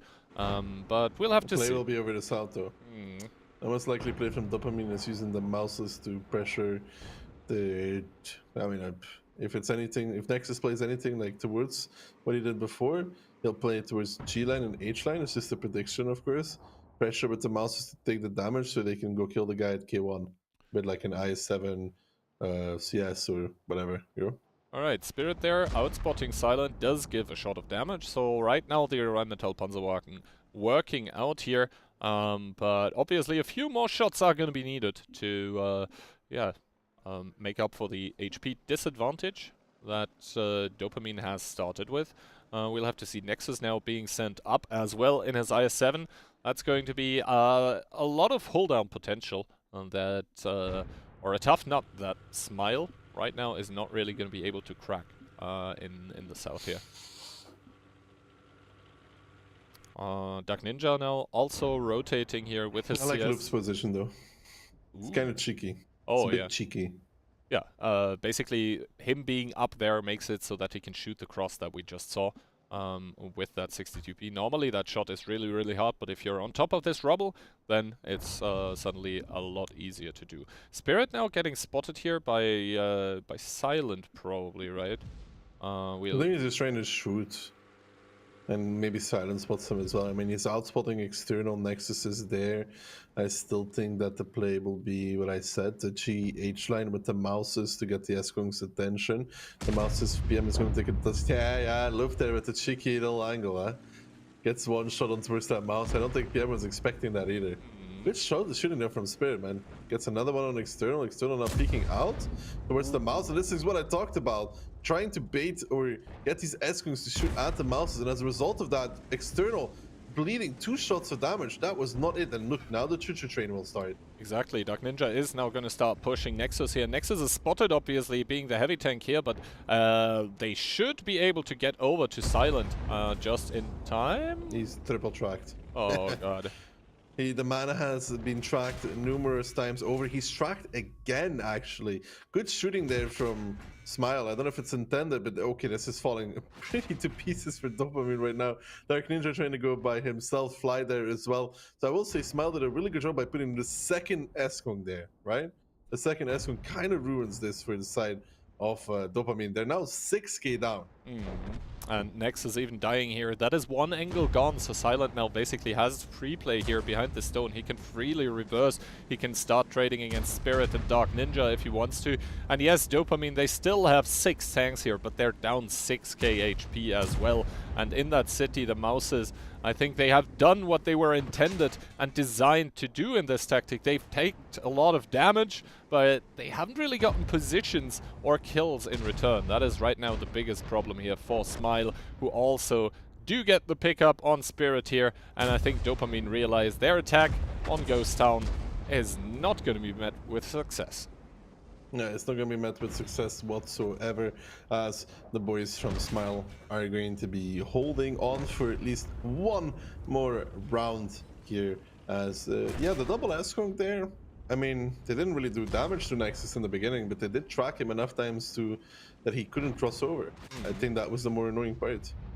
Yep, and now the Mouse here with a good shot into the 60 TP, but it's not going to save the situation. Choppa is going to go down, and after it's going to be Frugo that is also going to die. And Smile for now avert disaster, avert dropping down into the lower bracket, and instead they're going to get another round on the board, but Dopamine still in the match point situation. Yeah, Dopamine still has that match point going for them, but of course we always got to remember that it is Ghost Town, and it is a map where you said already it could be a even Stevens, a 2-0 is possible, a 1-1 is possible. It's one of those maps, and I think for some of these teams they'd rather play attack than defense. We'll have to see. I don't think the RHM will be making its return though. We'll see. I mean, it is a nice gimmick to have. We also saw it working out at the start, right? He did get some spots, he did get some shots, but in the end, yeah, I mean, they lost. So what can you say? In the end, they did lose that round 7-0 as well. I mean, you know, sometimes things just don't work out, which is the case here. I still actually believe that Dopamine will be getting into the next one, though. I don't know why. Yeah, we'll have to see. I'm a believer. I mean, obviously tiebreaker would be cool as well, but the thing is, sides are going to be switched now, and it's going to be Dopamine defending, and yeah, I mean, Ghost Town defense is also. I'm also going to avoid the word easy for now, but like it should be the favored side. But we all saw in Moravanka what that means if something is favored or not. Yeah, so overall, I mean, yeah, this is upper bracket, we said it already. Either of those teams that drops down is still going to be in the tournament, but you want to win that upper bracket final that we're currently seeing just to already be set for tomorrow's grand final and not have to really worry about having to play anymore today. Maybe they just want to play more, Kian. Have you ever considered that? Exactly. Not everybody's like you, Kian, you know. Wants to get it done in as little amount of time possible. It shows also in the map guides. It's just about being efficient, you know. Efficient? Surely. You don't seem convinced. No. I know you for too long to believe this. But yeah, countdown for the next match has been, or I can inform you, Key, that Freaks has won 4-1 against Holovenitsi in the lower bracket. Yes. huh? Okay. Yeah, Freaks won 4-1 against Holovenitsi in the lower brackets. That is Holovenitsi out of the EU side of the tournament. To give a bit of context, Holovnici, kind of the guys who, you know, won a few of the past tournaments. So that is an interesting development. But yeah, holy moly. Alright, we are in the NA part of the tournament right now, though, where, as you can see here above us, it is 3-2 in this best of 7 right now, so Dopamine on their match point still. They did lose the last round, but yeah, they are more than capable of picking up rounds. The same thing goes for the team of Smile, but obviously it's still them with the backs against the wall here at the moment. It's still them who need to win this round to stay here in the upper bracket, but we'll see how it goes. We will indeed see how it goes, as Ghost Sun is going to tell us whether we go to a tiebreaker or Dopamine will be continuing their journey without having to play another game past this one. That is the question of the day. What are we going to see here coming out from these teams? Do we see our RHM, Kihan? No. I don't see one. What I do see, though, is an STRV being brought by the team of Smile. Then we have one CS, one S-Kong, double Mouse, and double IS4. And double IS4 to round it up. And against the Dopamine's 60 TP, IS4, Mouse, double S-Kong T57, and a CS63. All right. So STRV being picked on the attack is interesting. It is indeed very interesting. Why do you put the STRV on the attack? Does he just go onto the cap, or what do you really want to use him for? I don't fully understand. I guess the best position for him would be like K4, where he's going right now, because you can sort of camo snipe from there. Also, very, very notable, there's only one medium on the side of Dopamine, and that is a CS63 that doesn't have heat. So actually the CS is going to have a lot of trouble fighting against the STRV over a distance. Because obviously he also doesn't have like the caliber big enough to overmatch the STRV. So yeah, that doesn't matter right now though, since the STRV and the CS are on completely different parts of the map, Spirit and Fly that is. Silent once again here in the south with his CS. We'll see if it works out as well as last time for him. That being said though, it is on to Smile to make a move here. They're the attackers, and Dopamine has been able to establish positions close, or has been allowed to establish positions close to both caps. Yeah, you have the CS crossing A line now as well though. Taking some more map control. I really don't like the SCV, Kian. I'm sorry, I really don't like it. I'm also not maybe a big it's fan. Maybe it's to cross over the K line. Possibly. But then again, what do you do? I think the STRV still loses in the 1v1 against the S-Conk. Like, yeah, the S-Conk cannot overmatch it either, but... I mean, you can kind of start playing against it slowly, though. You can farm the Ice 4 in the back. Nexus, they cannot really stay there. Yep. The Escort now also rotating a bit more towards the north, so you can't be like really pushed. Also some movement going on in the city. Dopamine taking more and more control over the northeastern part of the map, and this means that one cap essentially is not an option anymore for the side of Smile.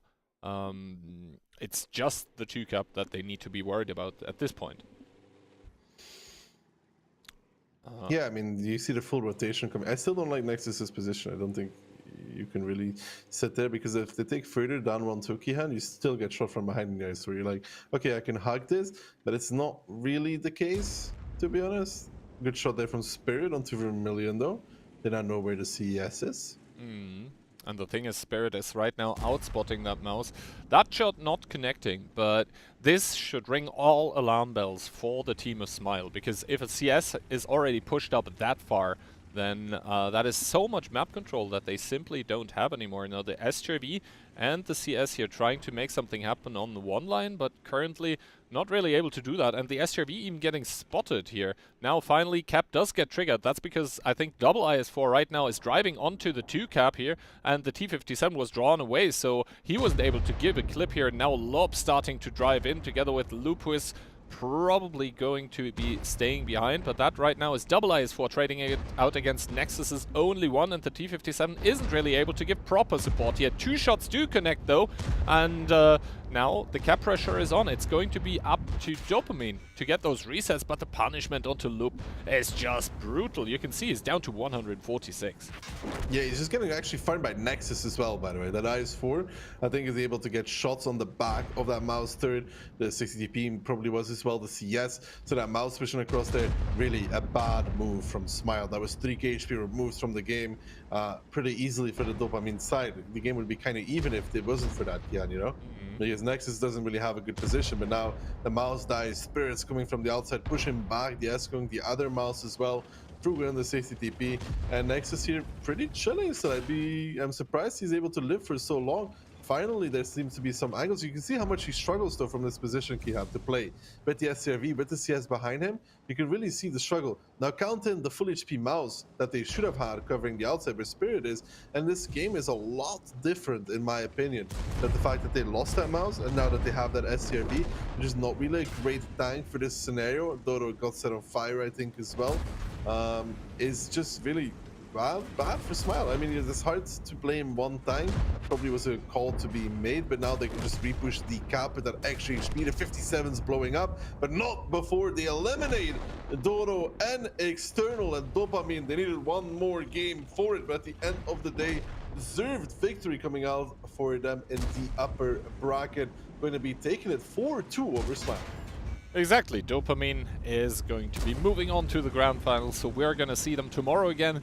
For Smile, we are also going to see them again, I think, in the next match that is going to be played. But first of all, congrats to Dopamine for making it into the grand final without having to take the detour over the tiebreaker or the lower bracket here. And yeah, I mean, Fly realizes as well that it's over, we lost.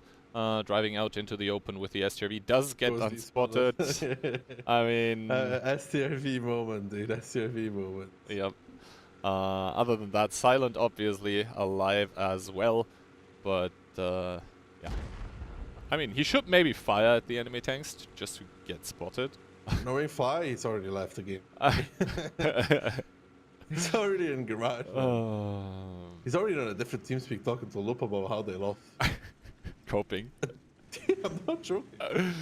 But yeah, obviously Dopamine doesn't know that this is currently happening, so they're just trying to play it out well. They are defending in the end, so yeah, they can do that however they want.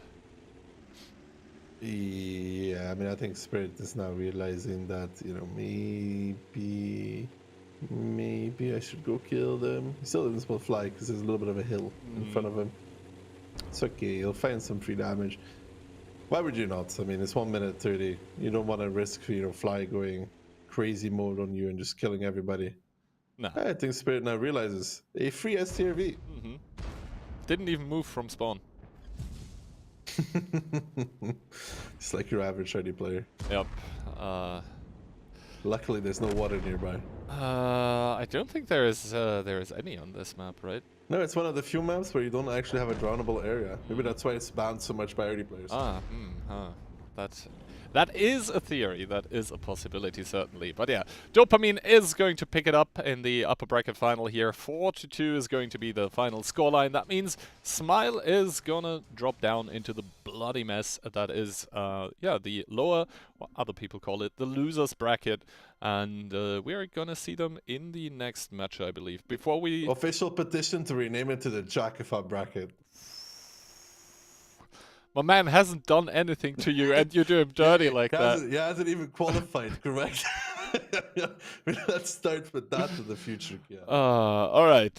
Here a look at the damage numbers, though, and exactly the mouses being pushed into there, not really working out. Also, yeah, you said it. I'm not really a fan of the STRV on Ghost Town and on Ghost Town attack in particular. There is, I guess, some plan by them to, with the mouses, force the enemy tanks out into the open so the STRV actually can start farming. But if the other team communicates well, I don't think that ever really happens, because the STRV does one, maybe two shots, and then it gets communicated that, hey, don't get farmed from there. Yeah, exactly. But I think that STRV was just across the K line, which is indeed, it does have high camo, base camo, camo on the move. Pretty high, but I stand by it. If they were actually able to not die with the mouse of Lop, if Lop didn't push across, Loop and Lop. Yeah, I swear. One of them needs to rename. Then you have Nexus in a really hard position, Key, because you could see how every time he tries to go forward, he's immediately getting shot by the STRV, by the CS. So he's kind of locked there. So you could have a different game on your hands. Yep, but alas, it was not to be, and I think this is the point in time where, for the time being, we've talked enough, and we'll see what Insane and Anakin make of this. Take it away, guys. Well, thanks a lot, Kian and Daki and Anakin. That's a convincing victory from Dopamine. We expected that, and they actually did pretty well. Yeah, they did, and Daki was throwing a little bit of shade there at Nexus at the beginning, so maybe he'll rethink that one. Nexus showing Daki up a little bit there. But yeah, pretty convincing win by Dopamine there. Smile, they played pretty well. It was kind of what we expected going into it, though, like you said. Yeah, so Smiley is going to be dropping in the losers bracket, and they're going to be facing either Bear Force 1 or Escalate, which is going to be the next match we're going to be covering. But we also had an upset. I mean, we mentioned it during the last match. WoT7 is out from the EU tournament. We had the losers bracket that is being played on the side off stream. They were playing against Freaks. Freaks, the Ukrainian team that lost against GDV1 in a pretty bad fashion. They actually managed to take the victory against WoT7 though. Yeah, and a 4-1 victory over WoT7 is very impressive from Freaks, so I'm expecting pretty big things from them tomorrow. In terms of the next match, it should be starting soon, and we can see here the EU bracket. So yeah, basically the match number 6 is going to be Freaks against either Grupa Speed or Polsro. We will keep you updated on the result of that match. The brackets are not just updated yet, but we will have that a bit later. And back to the next match we're going to be covering. It's a match once again from the NA brackets. What's your take on that? Okay, if I remember correctly, it's now going to be Bears versus Escalate. Yep. I would say the Bears are probably fairly heavily favored, except in the group stages, Escalate upset the Bears pretty heavily. I believe they took them 4-1. Now, I know the Bears were dealing with some DCs. I'm not sure if they've fixed those yet, but I'm personally going to put some, if I was a betting man, I'd probably put money on the Bears, but it's definitely going to be a good matchup. All right, and we can probably, if that's ready, take a look at the replays of that last match we had between those two teams. We're starting on Muro Vanka, Smile on the defense, Dopamine on the attack. Yeah, and I guess that Externals team knew something that Dopamine didn't because they crossed two bat chats on lit. You can see the exhaust run by External in his bat chat. So maybe they did some research there. They pick Kern right away. Kern putting the dope and Dopamine there getting picked. And it kind of just falls apart from there. Yeah, I mean, it's a pretty ballsy approach to push the 1-2 line straight like this, but as you mentioned, this batch out, they were not lit on the cross, and they managed to just find Kern alone at B1 with his Skunk, so that was a good pickup. They kept going then, and you could see in return, Dopamine, they were winning on the south of the map, but they were losing too heavily at the north. They were down HP, down tanks, so good stuff from Smile to start with. Yeah, and it actually got relatively close in terms of HP, but as you said, Smile just went up guns. Well, good stuff from Smile taking the lead, but then you had Dopamine on the defense that actually managed to take it. You can see that they are gonna rotate all the way back to counter that offensive from Smile. Smile actually acknowledging that the CS is alone here, so getting on with this push. But you can see the repush, Nexus leading the charge with his teammate, and we felt like it was not the greatest, but at the end of the day, they took back all the position they needed. And if I had a comment to make, it would be about the CS from the side of Smile. You'll see it in a bit. Smile, they are not in the bad positions, but they don't have any tank to wrap and to surround those yellow tanks from Dopamine, and that's probably what they missed. Yeah, and I'd also just like to point out that this push from Dark Ninja and Nexus that happens behind the tanks of Dodo and Lip, I think they could have maybe, at least Dark Ninja could have waited for Kern and PM to come pressure this little ridge on the corner. They're going to win, as you say, anyway, but I think maybe that was a little sloppy from both teams, and Dopamine just picks up the dub in the end. Yeah, well, good stuff, taking the victory on their defense. So it was 1-1 on that map between those two teams. Next up, we were on Himmelsdorf, and we had the cap pressure from the side of Dopamine with most of the tanks on the lower side of the map, and you could see that they forced that rotation of external leap to get the decaps on Spirit, and in the meantime, they went for that overmatch on the south. So I have to admit that Dopamine, they were in control the entire match.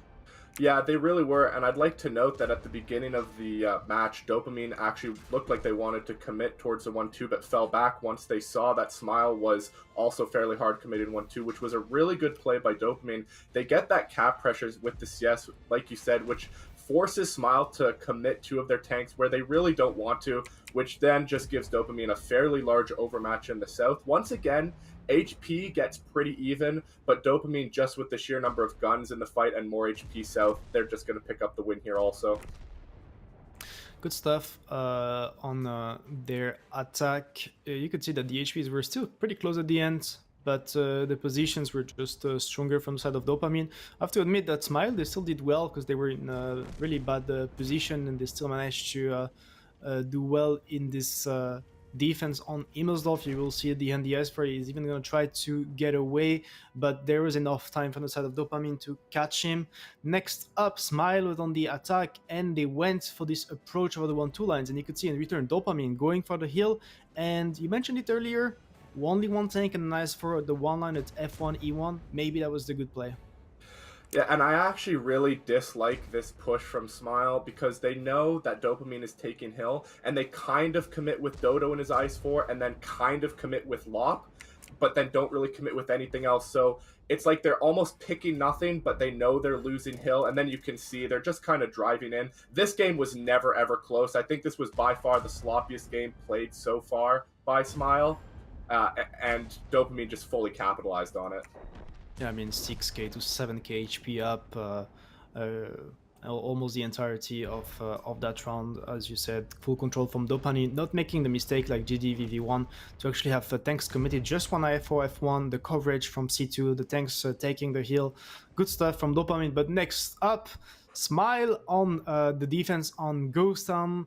We have to admit that there's a beautiful track shot on Nexus there. Yeah, and I'm sure Nexus is going to hear it from Dekillzor shortly, but he gets like quad tracked here. Dark Ninja actually gets stuck behind Nexus there and is going to take another 1500 because of it. And if you're going to bleed this much on a K-line cross with two tanks, unfortunately, it's probably just game right there.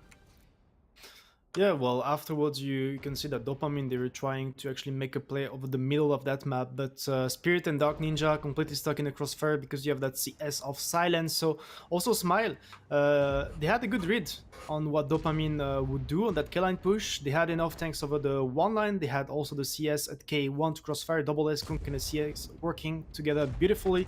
And at the end, you could see Dopamine just wanting to play the next round, just YOLOing over. Good stuff from Smile. But next up, Anakin, we had Smile on the attack and Dopamine on the defense, and we have to admit that Dopamine, they held really well. They did, and it looks like Nexus was going to be the pick there by Silent in his CS. He actually has angles on the back of Nexus's IS-4, but it doesn't ever really happen. We see Dark Ninja and his Super Conk putting in work, and as the casters were saying, Fly in the Sturf, he just can't do much. Meanwhile, Lob falling in the mouse. Yeah, I mean, that push from the mouse didn't work out. They had great angles with PM and the mouse and the 60 TP. And Nexus actually is actually moving forward, you know? And then the CS doesn't really have any angles, and they don't neither have the opportunity to push that SCRV. So Dopamine, once again, I mean, they were very comfortable on that Himmelsdorf defense, and on that Ghost Town defense, that was pretty much the same. Yeah, Dopamine's defense there, they certainly had Smile out positioned for that whole game. That repush coming in at the end, as you see, just to clean up everybody, to make it the 4-2 victory for Dopamine, kind of what all of us predicted. Some very good games coming out from both teams, but Dopamine is going to be the one to progress. Yeah, well, good stuff from them. Like we mentioned, they're going to be moving into the next step in the tournament. In return, Smile, which is the grand finals. In return, Smile, they are going to be facing the winner of the next match in the losers bracket final. And to introduce the next match of the day, the second match we're going to be covering from NA on the stream, we have Kian and Daki. Back to the casters. Well, hello there and welcome back with Daki and I. Insane, and Anakin already said it, we have the next match on our hands here, and it is going to be the team of Escalate playing against the team of Bear Force 1. Who's your favorite? Bear Force 1, because you know, it has Octo in there, and Octo plays the tournaments in NA that get bonds, so I need him to continue supplying me with bonds, so let's go Octo. Alrighty, that being said, the community also going with the Bears here. 35% only for Escalate. That being said, players on both teams pretty known within the community. There are some Legionnaires from across the pond, namely Luca, for example, but I think mostly on the Bears team, you're going to find a lot of players that, yeah, unknown. Yeah, especially within the NA region, right? Even Wally and Ox going as far back as WGL, playing at grand finals and such. So very, very, very, very experienced players. Map pick and bans though. Cliff and Himmelsdorf is going to be our maps. Already seen those before, but like seeing those yet again.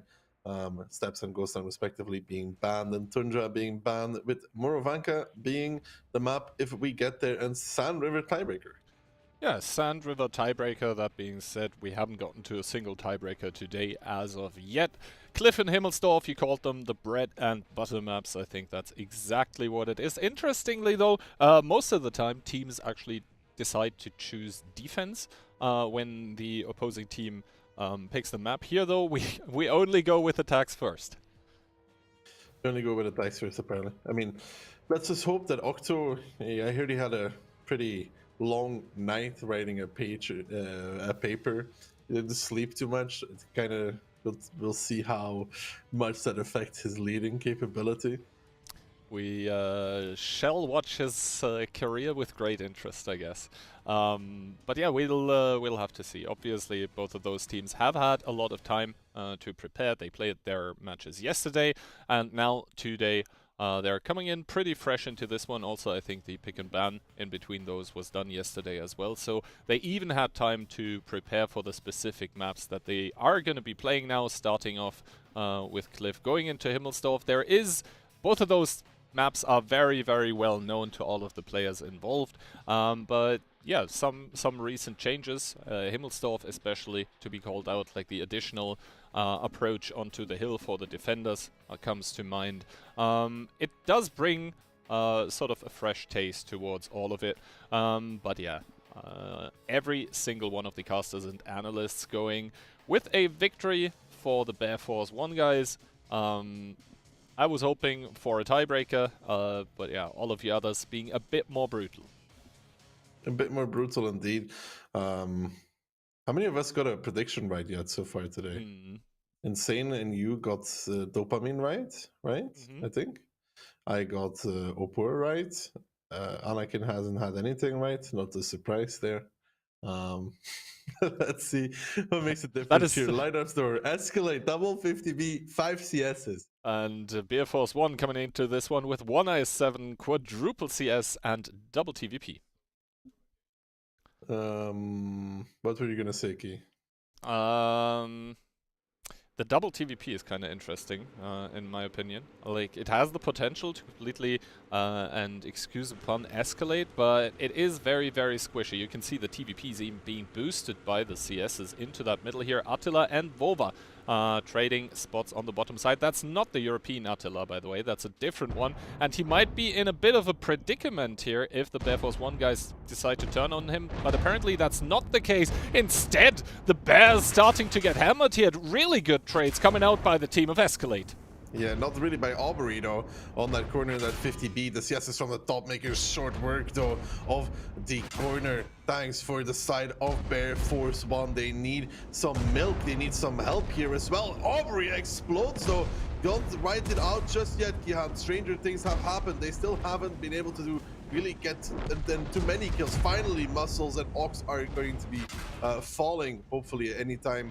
The next one will go, which is November going to the grave. Wally trying to bully there on the top ramp.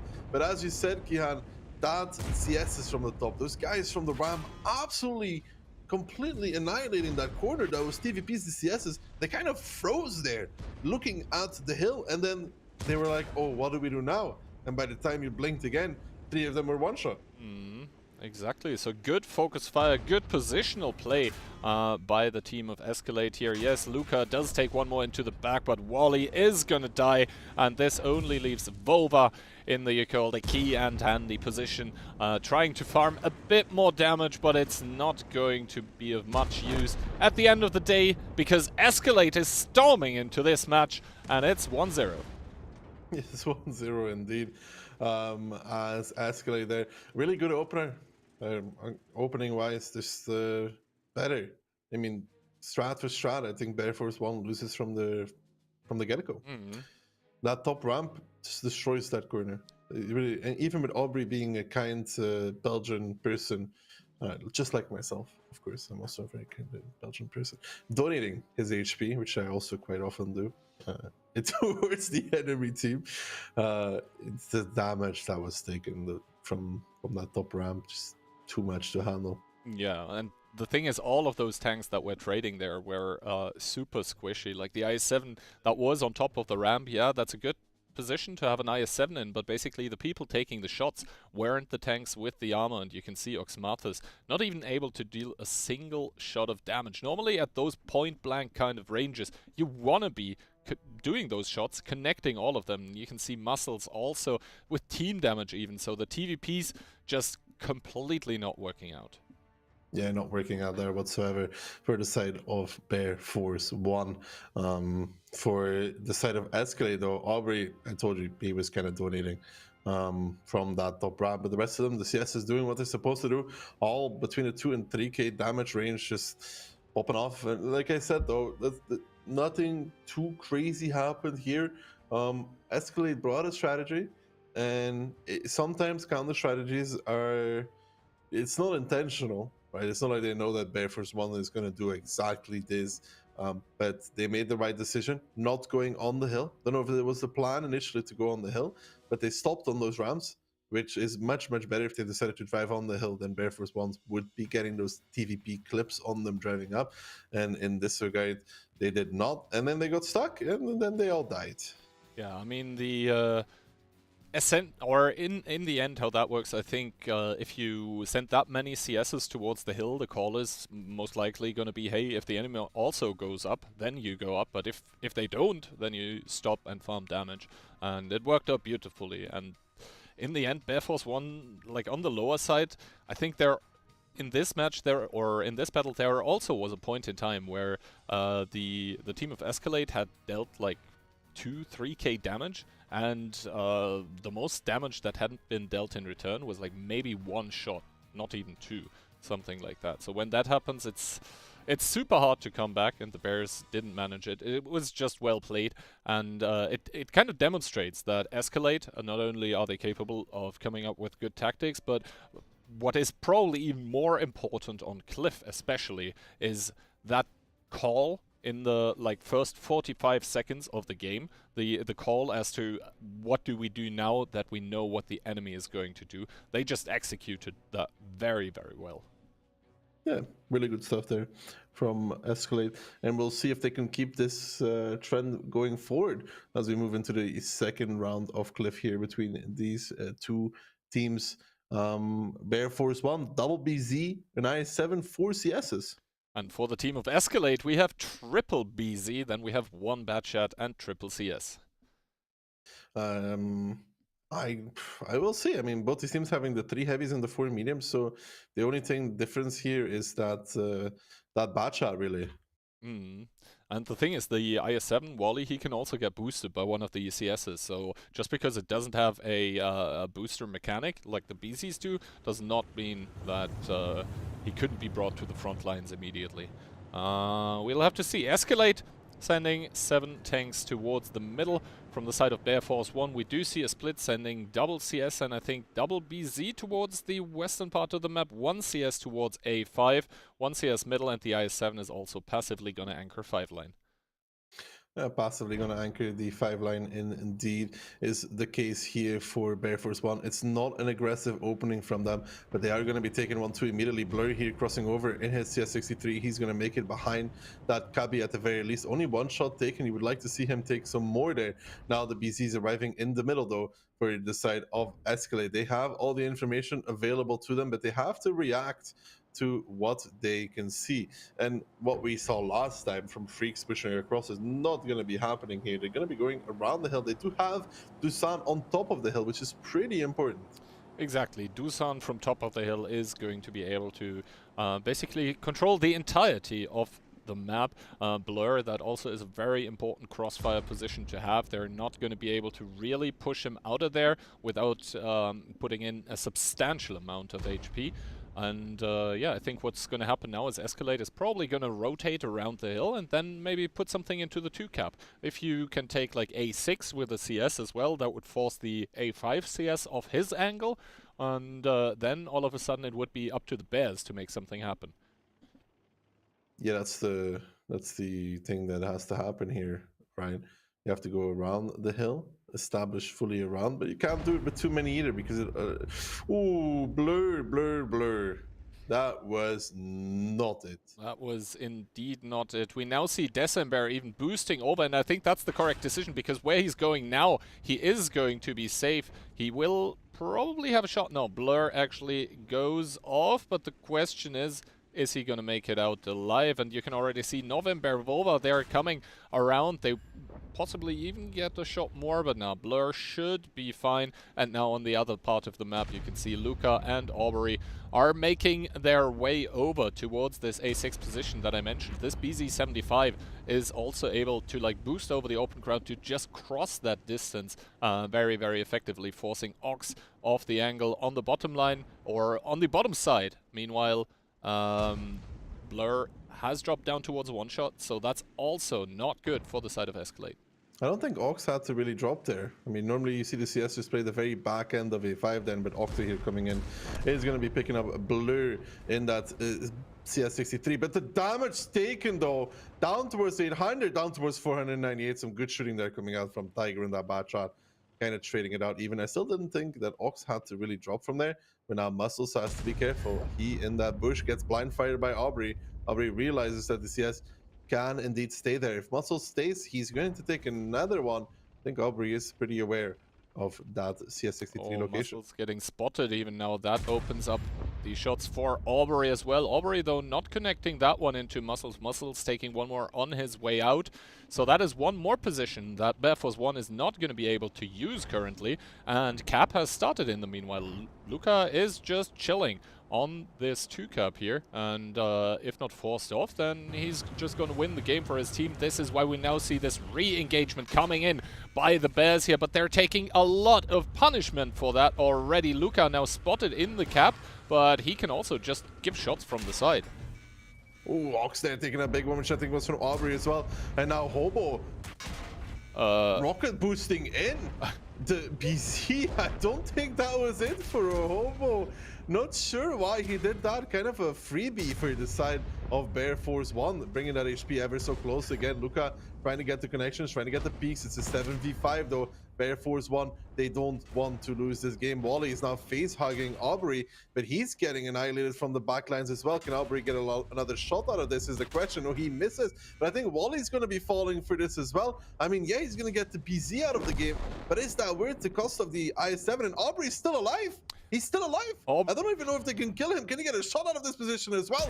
Potentially, he connects on towards December, and Aubrey is actually given a free holdout. That's going to be no bueno for BearForce1. They need someone to pick up that man because he's actually shutting down this entire side, and now Tiger coming in with his bad shot to create a crossfire. That was a disaster. Yeah, Aubrey surviving there is just going to cost BearForce the game straight up. The Badchat now full HP coming in, starting to clip out. And Aubrey, he's still in that very, very nice hold down that, yeah, basically Wally was graciously pushing him into. Finally, someone picks it up, but it's much too late here. This game is already done. It's already over. Escalate. Yes, the HP are still kind of close, and maybe I called it too soon because Tigre is reloading now. Called it too soon. Called it too soon. I did indeed call. Oh, that was. It's defense, though. That's the thing here. It's defense. So as long as Muscles lives and as long as Octo lives and November doesn't die, they actually have a pretty good position to play from. Yeah, obviously the timings are now the most important thing here. Oh, Luca takes one more shot of damage from Muscles, bringing him down towards a possible one-shot for the CS, a definite one-shot for the BZ75. Tigor now starting to drive around in his Badchat. The question is, does he get spotted on that cross? He does, and now November is starting to aim. He has to take a pot shot because he needs to get into a hold down. He needs to get safe from that Badchat, but now the problem is, Tigor, he is the playmaker for the side of Escalate, but now they know where he is. Another good shot by Muscles, and Octo picks up Doosan. Yeah, Octo picking up Doosan is huge there. The fact that November stayed alive is winning this game for BearForce1 right now. He's on a one-shot. Tigger could get everything here, but time is always of the essence, and time is what they're missing. 1 minute and 23 seconds left before this game becomes inevitably a win for BearForce1. Octo is going to be re-establishing K5 the correct decision. Muscles is going to be actually just fully backing off. They really need Luca to be close to the cap already, to be honest, because they won't be able to chase down all of these tanks. And November's taking this opportunity to make what I would say is a great play, taking the hill, not sitting there, throwing out that bad shot even more. Luca does find the kill in November, so now Tiger knows that Octo is in K5, but they don't know about the other man, Muscles. He's hiding in A2 already. They need Luca to go chase him because it is going to be 40 seconds and Tiger cannot cross the map in 40 seconds. So it's going to be a 1v1 Luca against Muscles. One shot against one shot. I don't even know if Luca really makes this. I mean, Tigger is obviously going to kill Octo. If he doesn't, the game's over anyways. He finds the kill there. And now Muscles is going to be hiding in A1 or C1. I don't even know if Luca makes this, to be honest. In 18 seconds, yeah, the CS is fast. It's just not that fast, to be real with you. I don't think it's going to be happening, as Muscles is just hiding here behind a building. Luca is looking for it. Will not be finding it. And BearForce1 with 109 HP are going to be taking this round. But let's say that was not convincing. That was neck and neck. and indeed not convincing by sort of either side. Like, both teams had moments in this game where I felt like they were kind of throwing it. Obviously, the connections that did not happen onto the cupola of Aubrey was a huge factor in this game, but in the end, Bearforce able to eliminate that angle and just pull it back again, because at one point in time, it was like almost over until it wasn't. Yeah, Hobo's pushed down the middle. Yeah, I mean, that was weird. no, sometimes you gotta say bad. It's not weird, it was bad. Okay, it was bad, yes. That once again is the thing, right? With the BZ, as soon as you press the button to boost, you can't stop it anymore. So it might seem like a good decision like 2 or 3 seconds ago until you realize it actually was terribly bad. And yeah, he donating his life away completely was unnecessary as well, because I felt like he had good shots into those tanks there without having to drive in. Like, maybe he saw a ramming opportunity, but you shouldn't be risking your tank for this. Anyway, that means Cliff is over. That was a 1-1 split. Very entertaining rounds to watch, at the very least. But yeah, both of those teams going their ways so far with 1 apiece, and now we are headed once again to the narrow streets of Himmelsdorf. The narrow streets of Himmelsdorf are going to be telling us if one team can get to match point, or we're going to go even Stevens into Morovanka. So far, though, I gotta say, Bearforce 1 not looking like the better team. No. In round 1, Escalade just completely driving over them, out-positioning, outplaying them, and here, obviously... I mean, Blur made a big mistake, by the way. Blur made a really, really big mistake. In which... You know, the CS behind the rock? Uh-huh. For Escalade, he peaked and he took 1000 so the BZ could boost across. Ah, okay. Yeah. Anyway, map video coming up suggesting we are gonna see the lineups rather soon. And once again, the question arises, are we going to see this 60 TP meta again that the Polish teams like a lot? Are we gonna see IS4s, Super Kongs instead, like the Ukrainian teams in the European part of this preferred instead? In the other match, we didn't really see 60 TPs on Himmelsdorf, so maybe that is an indicator as to what we're gonna see. Let's see what it's going to bring. Bearforce 1, Triple IS4, and IS7, a Mouse, a Eskunk, and a E3 to round it up. And on the side of Escalade, we have 1 CS, we have double 50B, and we have quadruple IS4. So, once again, I really like that they picked double 50B and not just 1. Like, as I said before, it's either 0 or 2. Like, 1 50B feels kind of not useless. I mean, a 50B can still have a good impact, but it just doesn't have this punch-through potential that would be there with double B that can just annihilate a tank. Yeah, no, I agree with this. I would concur, Kihan. Nice. Alright, so immediately, opening-wise, we see the double 50B for Escalade going towards the hill, then we have triple IS4 driving into the 8 line, one of them anchoring a bit behind. They do not get any kind of punishment onto Octobear, who went into the G23 hold down, and also that is a lot of information already gained for the side of Escalade. You can see how many tanks are actually currently spotted by the Bears. He does get that little info. The IS4s are grouping up for an 8 line push though. They're waiting for a trigger, but I'm not sure what the trigger would be. Maybe, I don't know. I really don't know what the trigger is. Does yes maybe reach him back to on top of the hill? Maybe, yeah. I mean, he's almost there, and the thing is, the more guns you have on the hill, the more guns you basically have to shoot at whatever is trying to punish the cross of the IS4s. That being said, Attila would already have to pay 500 HP of toll towards Octo for crossing into the 8 line as well, but he needs to do that, otherwise he's just stuck there without anything really, you know, he could get overpushed or he would just be out of the game. So now the double 50B is rotating more towards the northern part of the hill. I guess they are gonna do a quick 0-line check, and after this the 8-line gets triggered, because that is a long time for the Ice Force to essentially do nothing. Like, it's almost 2 minutes done here.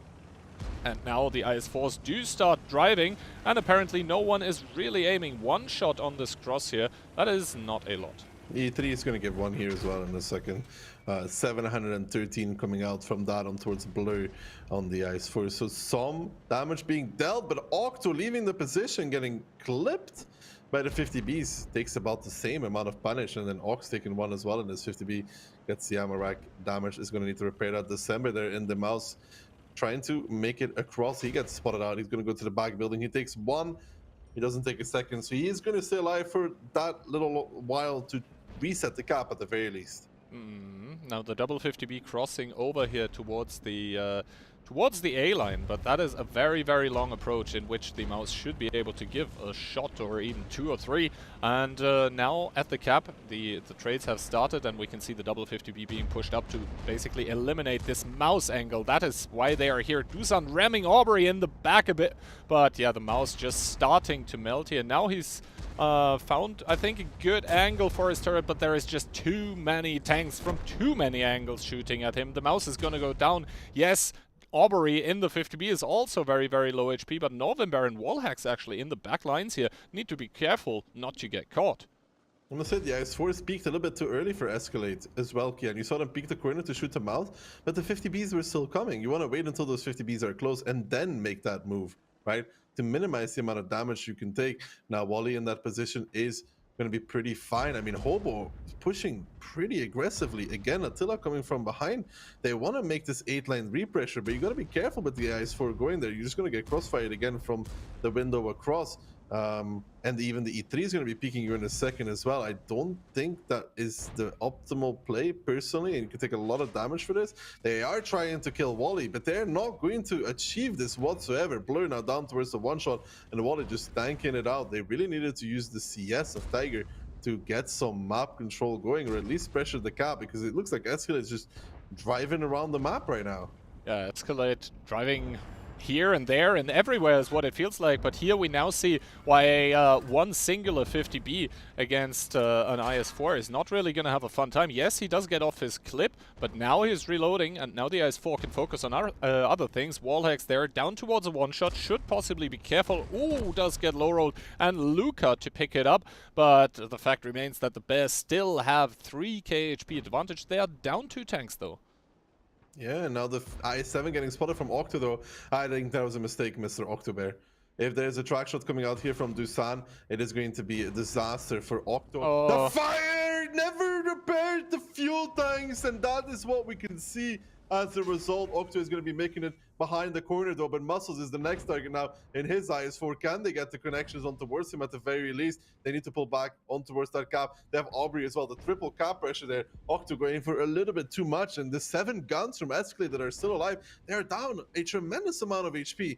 If you look at it, about 3,000 here, which is a lot in 7v7. That's a whole tank difference, but a lot of that is located right now on the tank that is the E3, 1,904. The other part is located in November. They finally find a kill on towards Blurred, or Tiger taking a big shot there. Now Dusan is forced to peek. They need to kill one of these heavies coming in. Vova is coming to support as well. They blow up Muscles. Aubrey pulling back behind the corner. The cap is still going. They need to protect Dusan. They need to protect Aubrey. But here comes Vova in his S-Kung pushing across. He's getting clipped out by Aubrey, though. Can he make it? He's down towards a one-shot. He does pick up Aubrey, but it's now a 4v3 here. The Octo coming in, though, with a clutch kill on towards Tiger. And the fact that this man in his S-Kung did enable his team to kill that 50B could be huge here. They need to get Ox into the battle, though, with that E3. He's been driving for most of this game, not really to achieve too much, and that is bad. If they can focus out November, if they leave the cap now, focus out November, you're only playing against the E3, Kian.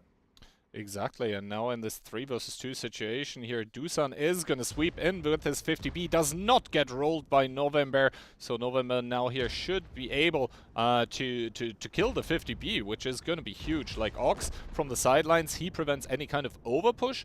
November now down to 857, takes one into the back by Attila, who is now also forced into making a commitment here because he knows that the E3 must be around somewhere. Attila does pick it up and suddenly the E3 gets spotted. A new challenger arises and Ox does not connect this one. He would have needed this and also a high roll to be basically playing against two tanks He here. has to push the guy in front. He has to go push Hobo. He has to push Hobo. You have to accept the damage from Attila and push Hobo, kill Hobo, and then try and face hug the IS-4 after. He's doing exactly that. He gets one. Now it's the question though, can Attila get past the E3? If he can win this game. Ox reversing, needs to keep reversing to the rubble pile. He does exactly that. Block him in now. Now he needs to go for the face hug. The IS-4 struggles here. Needs to stay in this position. Because remember, Attila has to actually kill Ox here. He cannot cap. The armor rack though, repaired immediately, trying to get around it. The IS-4 is struggling here. This is territory of the E3. The mighty American tank destroyer. Can he get the shot? Ox is down towards the one shot. A good connection there against Attila. The face hug now. Attila not able to flank around, reversing. Can he get the crucial connection? The 1v1 here. I think Ox has this. If Attila can get around though, Ox I think has him in position. No, Attila. Oh! No, Ox misses and Attila picks it up. It's going to be Escalate at the end of the day. And it is going to be 2-1 after this exciting 1v1 here. Attila with the better end for his team. And the Bears, once again, not looking as solid as we expected them to. Yeah, no. And the thing is, Ox, in that situation there, he was missing two shots, right? The one at the end and also the one before, where he just tracked the IS-4. The one before, no, he didn't track him. It didn't even hit the tank, dude. I thought it was towards the back. But... No, it didn't even hit the tank, dude. There was an explosion on the floor. Nah. I was giving him more credit than he deserved then, I guess. I mean, yeah, he still has 3.7 K damage at the end of the round, but no one's going to care about that. There was an opportunity for him there to actually face hack the IS-4 and not let him out of it. Like, he shouldn't really allow Attila to get around him again when he has a frontal face hack on the IS-4. The IS-4 doesn't really bend the E3 at all in face hack, especially because it has to shoot heat, and you put your entire gun inside of his turret, basically. So I do believe that Ox made maybe a small driving error to allow the IS-4 past him. Not sure, but Kihan, but there's a big but there.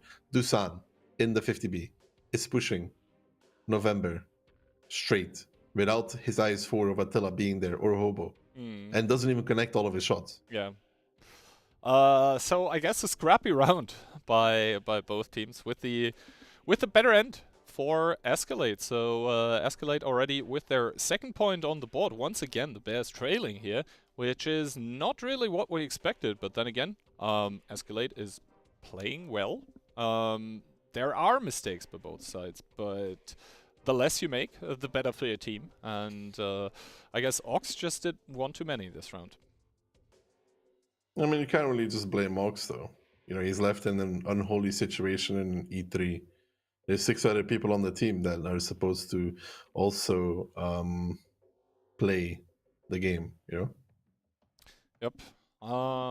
But yeah, I guess Attila, the MVP for his team this round. The sides are going to be switched now, not that it matters much on Himmelsdorf, but yeah, we are going to find out here if Escalate actually is going to make it to match point first, and whether the Bears are going to be faced with those and having to fend those off, or if the Bears once again can even it out. That being said, there were, from those 3 rounds that we now saw, 2 of those could have gone either way. So I'm happy that it went that it basically went, or the scoreline right now is what I think I'm trying to say, is very reflective of what are you trying to say, Kihan? Kihan takes a long time to finish, but when he gets to the point, it's a banger. I'm not sure I want to continue now. Why? And what I want to say is the scoreline right now is a very accurate representation of what we've seen so far, I would say. Yes, correct. Oh, because remember the cliff round? It was kind of like escalates at the end. Did you make that pun on purpose? What pun? It escalates at the end. No. Okay. I'm not like you. I don't write down my jokes beforehand. Yeah. I did not. I come up with them, bro. You have a little book, man. Yeah, but I didn't open it in like months. Rose of Daki. Nah, I would never. Anyway, lineups. Escalate coming in with 5 IS4s and double 277. That's very straightforward. Bear Force 1, double IS4, a Mouse, double 277, an Skunk, and a STB to finish it up. An STB being kind of a weird choice for Himmels. On Himmels, you think that it's a reach? Really, Kihan? Why? Please do elaborate. I am beyond curious. I guess the amount of positions that are there for the STB to work well in, and where you can use its strengths is very, very limited. Because yes, you can put it on the hill as of right now, but the alpha is going to be low. He does get spotted. If he exposes, then the turret doesn't offer like proper safety. Because it can get penetrated. It has a cupola. He already took a shot of damage. I'm really not a fan of the STB. 613? 613, Kihan? What is the max roll of a 490 alpha gun? Is 613. Exactly. Dusan having this stroke of luck, actually. Casual max roll there. Casual. Casito, these IS4s, Luca, Hobo, and company going towards the 3 line now. They're gonna just push up on towards Oxmalis, I feel like. Probably. The STB took one more shot of damage in the meantime, down below 1k here, but this little hit squad, Hobo, Luca, Attila, they are going to be finding Ox here, and yes, they do still need to cross over. They are going to take one more shot by December, probably, as he does give one into Luca, but now only November is there to defend Ox Mathis, basically. They need somebody to go behind Ox. By the way, they need one of the players to go behind to create a different angle. Don't know who it has to be here, but if Ox is just able to escape, yeah, he does just that with Bear Force 1. But at STB taking so much, and now December kind of pushing by himself on towards that 277. Not sure why he would do that. He needs a teammate to come and help him, and the team captain Octo is just doing that. He's just driving across towards the December now, because that 277 doesn't really struggle betting a mouse, but December is just trading it out. And you may think that HP part of the mouse is so low, but it's still 1.1. That's 3 shots actually to finish off that mouse. Now Octo crossing over, they will be closing out the kill, I think, before Aubrey arrives on towards Tiger. That brings the game back even. And now the STB, Kian, gotta say, it's not that bad. Yeah. Because for this scenario, it's great. In this scenario where it's actually able to bring in its DPM, it's very, very good. Now he needs to readjust, obviously, to be able to farm Doosan and Blur, Wallhawks, Ox, and November. They need to kind of reverse back into the street where there's already enemies waiting for them. December now looking towards Aubrey, and Oxmathus does get picked up by Blur. This is now getting very, very scrappy. Right now, Bear Force 1, they do have more HP, but some of that is out of the fight with that STB that can't really contribute right now. So Escalate have actually more guns in the game. Yeah, Blur and Luca and Attila need to close out the kill there on November on that IS4, but Bounce is going left, right, and center. Now the STB is coming up the hill. Dusan is holding Vova, but once the STB arrives, that is going to be Dusan down and out. Now Wally trying to tank it out, trying to reinforce, but now Muscle's getting rammed. Actually makes him a 2-shot, and Dusan gives one, and then Blur finishes it off. He does actually do that. Dusan's going to make it around the corner now as well. I would assume Vova just trying to escape. Wally pushing towards Luca, trying to do the max he can in the situation that he's given. He does do his one more shot, but now again, we're looking at it. 4 tanks left standing for Escalate and 3 for Bear Force 1. 3 for Bear Force 1 and 1000 HP, or rather 2000 HP that are missing here for the side of Bear Force 1. Octobear in the S-Kong is gonna stay spotted as he begins his rotation. December, Octobear, both of those are just one-shots here. Yes, Doosan and Luca as well, but Blur, he is so healthy. They also still have the Attila card to play here. That also is still on 1200 HP, which is a 3-shot for all of the tanks that are still involved here. The mouse, they're touching the cap for a second, but obviously that's not going to be the plan. And Bear Force 1 really, really struggling. Good shot by Blur. Good shot by Blur there in the IS4 against Vova. Vova actually needs to somehow out-trade this man, and he doesn't really have the time for it. And Escalade, yet again, coming out ahead, man. I stand by that December's move was too early, too soon, but well, whatever. And then the tanks kind of did get pincered in that 8 line. 6 to 7 to 8 line, right? In those positions, they were getting caught a little bit. and December here trying to, is that reverse? The mouse with a bond turbo is so fast backwards, man, it's insane. Oh, I love it. It's like, I wasn't sure until I picked it up though. I wasn't sure if that was his backwards front, you know? And now the biggest problem for Bear Force 1 is, yes, they do have double tank on the cap and 47 seconds still, but also that means with 2 tanks alive, the enemy has all the information they could ever want, right? Because both of the tanks are on the cap. This means that Escalate, they can just freely drive towards the cap right now and not really have to worry about any ambush situation. 30 seconds now, but we can already see Blur here. He's just going to be side-scraping against them. And that is going to be the end of it. Now they're pincered here between a rock and a hard place. Blur is going to pick up Octobear. Now only Vova remaining in his 277. Pushes out here as he realizes that he can't stay in this pincer. But then at this point in time, there's just too many enemies. And Escalate is going to make it to match point. 3-1. The Bears are looking very, very shaky right now. Yeah, you could say that they're facing off against match point here in a game that arguably should be theirs because, you know, the Aubrey and co are pushing in. Yes, STB actually got some farm out, but then like the 7-8 line positions, they kind of got crossfired by pulling back. You got flying from the left, they got flying from the right. Wasn't a really great situation for them. The pen ratios are not there. I'm sorry, 11. What was that? 11.83 for November. Yes. That's not good enough, to be honest. I'm sorry. The mouse doing fine. We're also doing fine. But you need to hit almost everything there, right? In that scenario, 6.66 from Tiger, good stuff. 11.7. I mean, you're still shooting at IS4s, 11.8. Still better than in the 14.10.10. So everything that Blur hit, he actually penned. You know?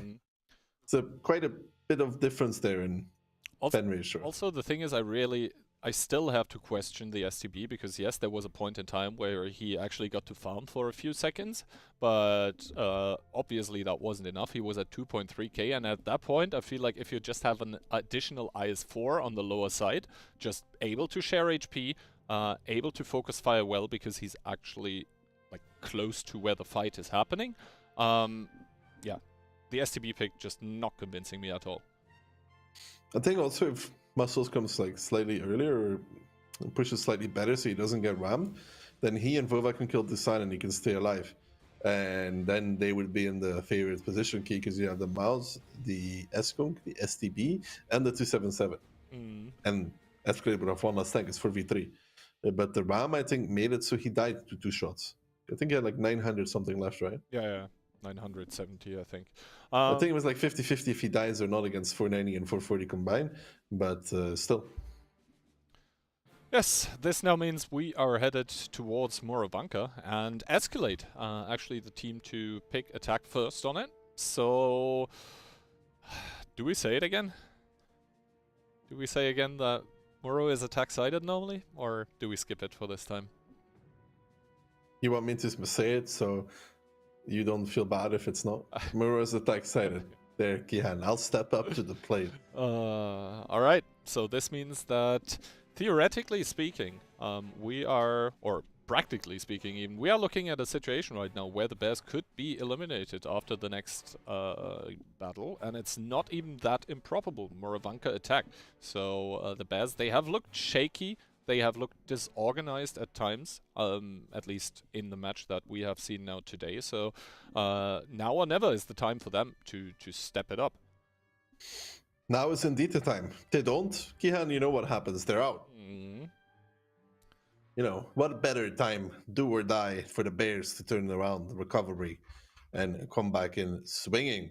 And they're going to come in swinging with triple IS7, double S-Hunk, and the double CS63. And for Escalate, we have double IS7, triple S-Conk, CS63, and also the Rheinmetall Panzerwagen.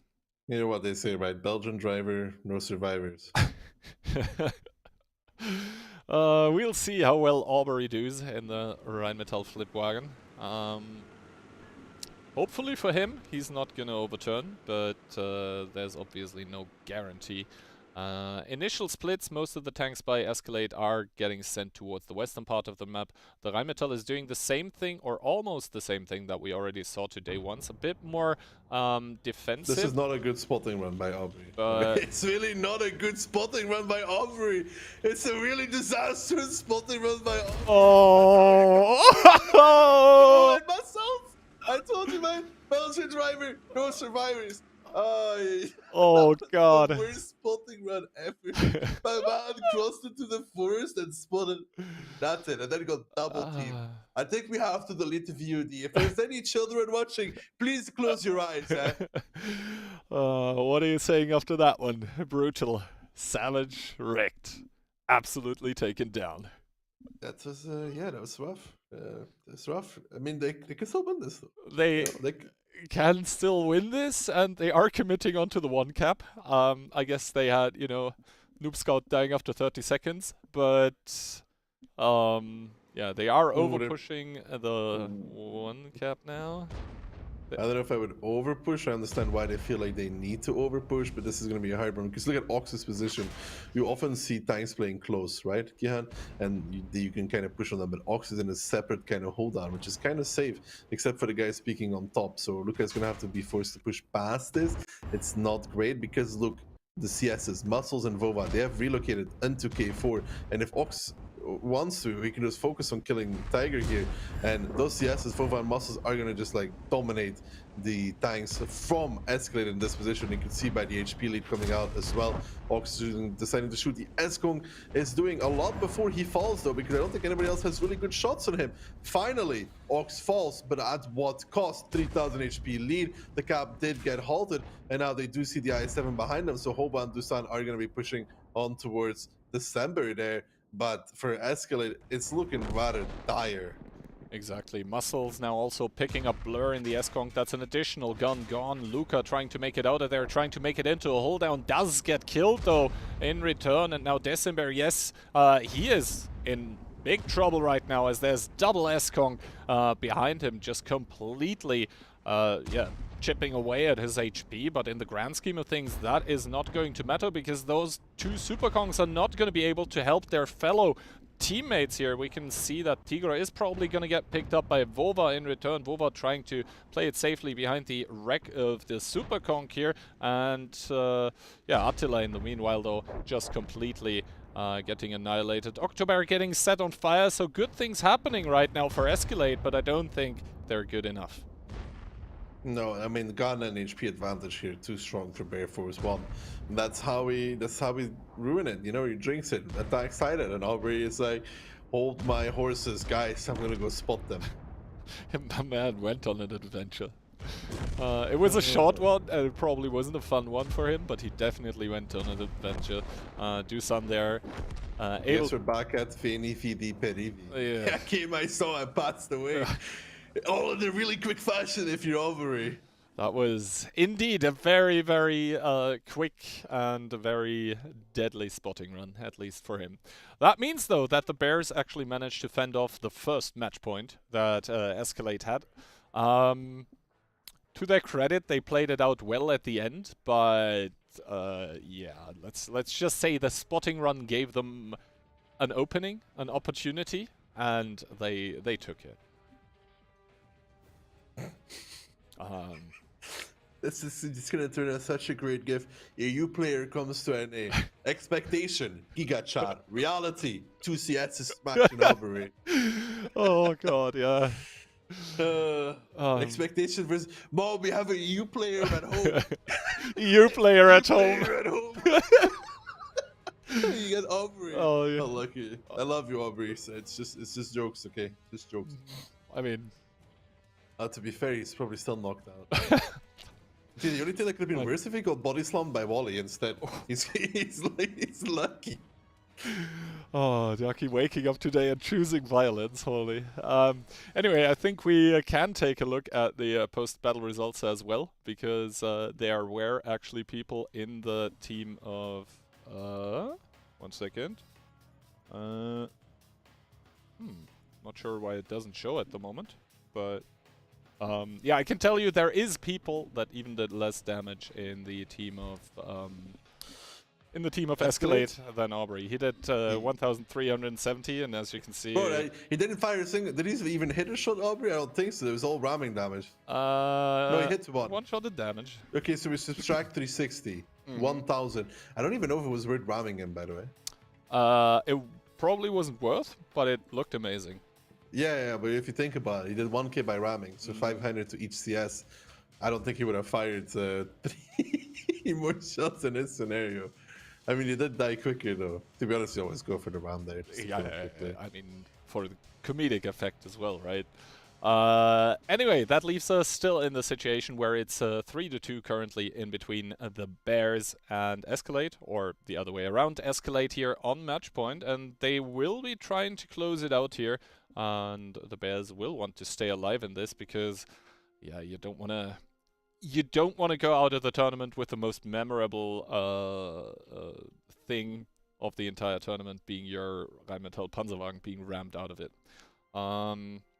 So yeah, hopefully for the Bears, they will be able to bring it to tiebreaker, but obviously Escalade will try to not let that happen on their Morovanka defense.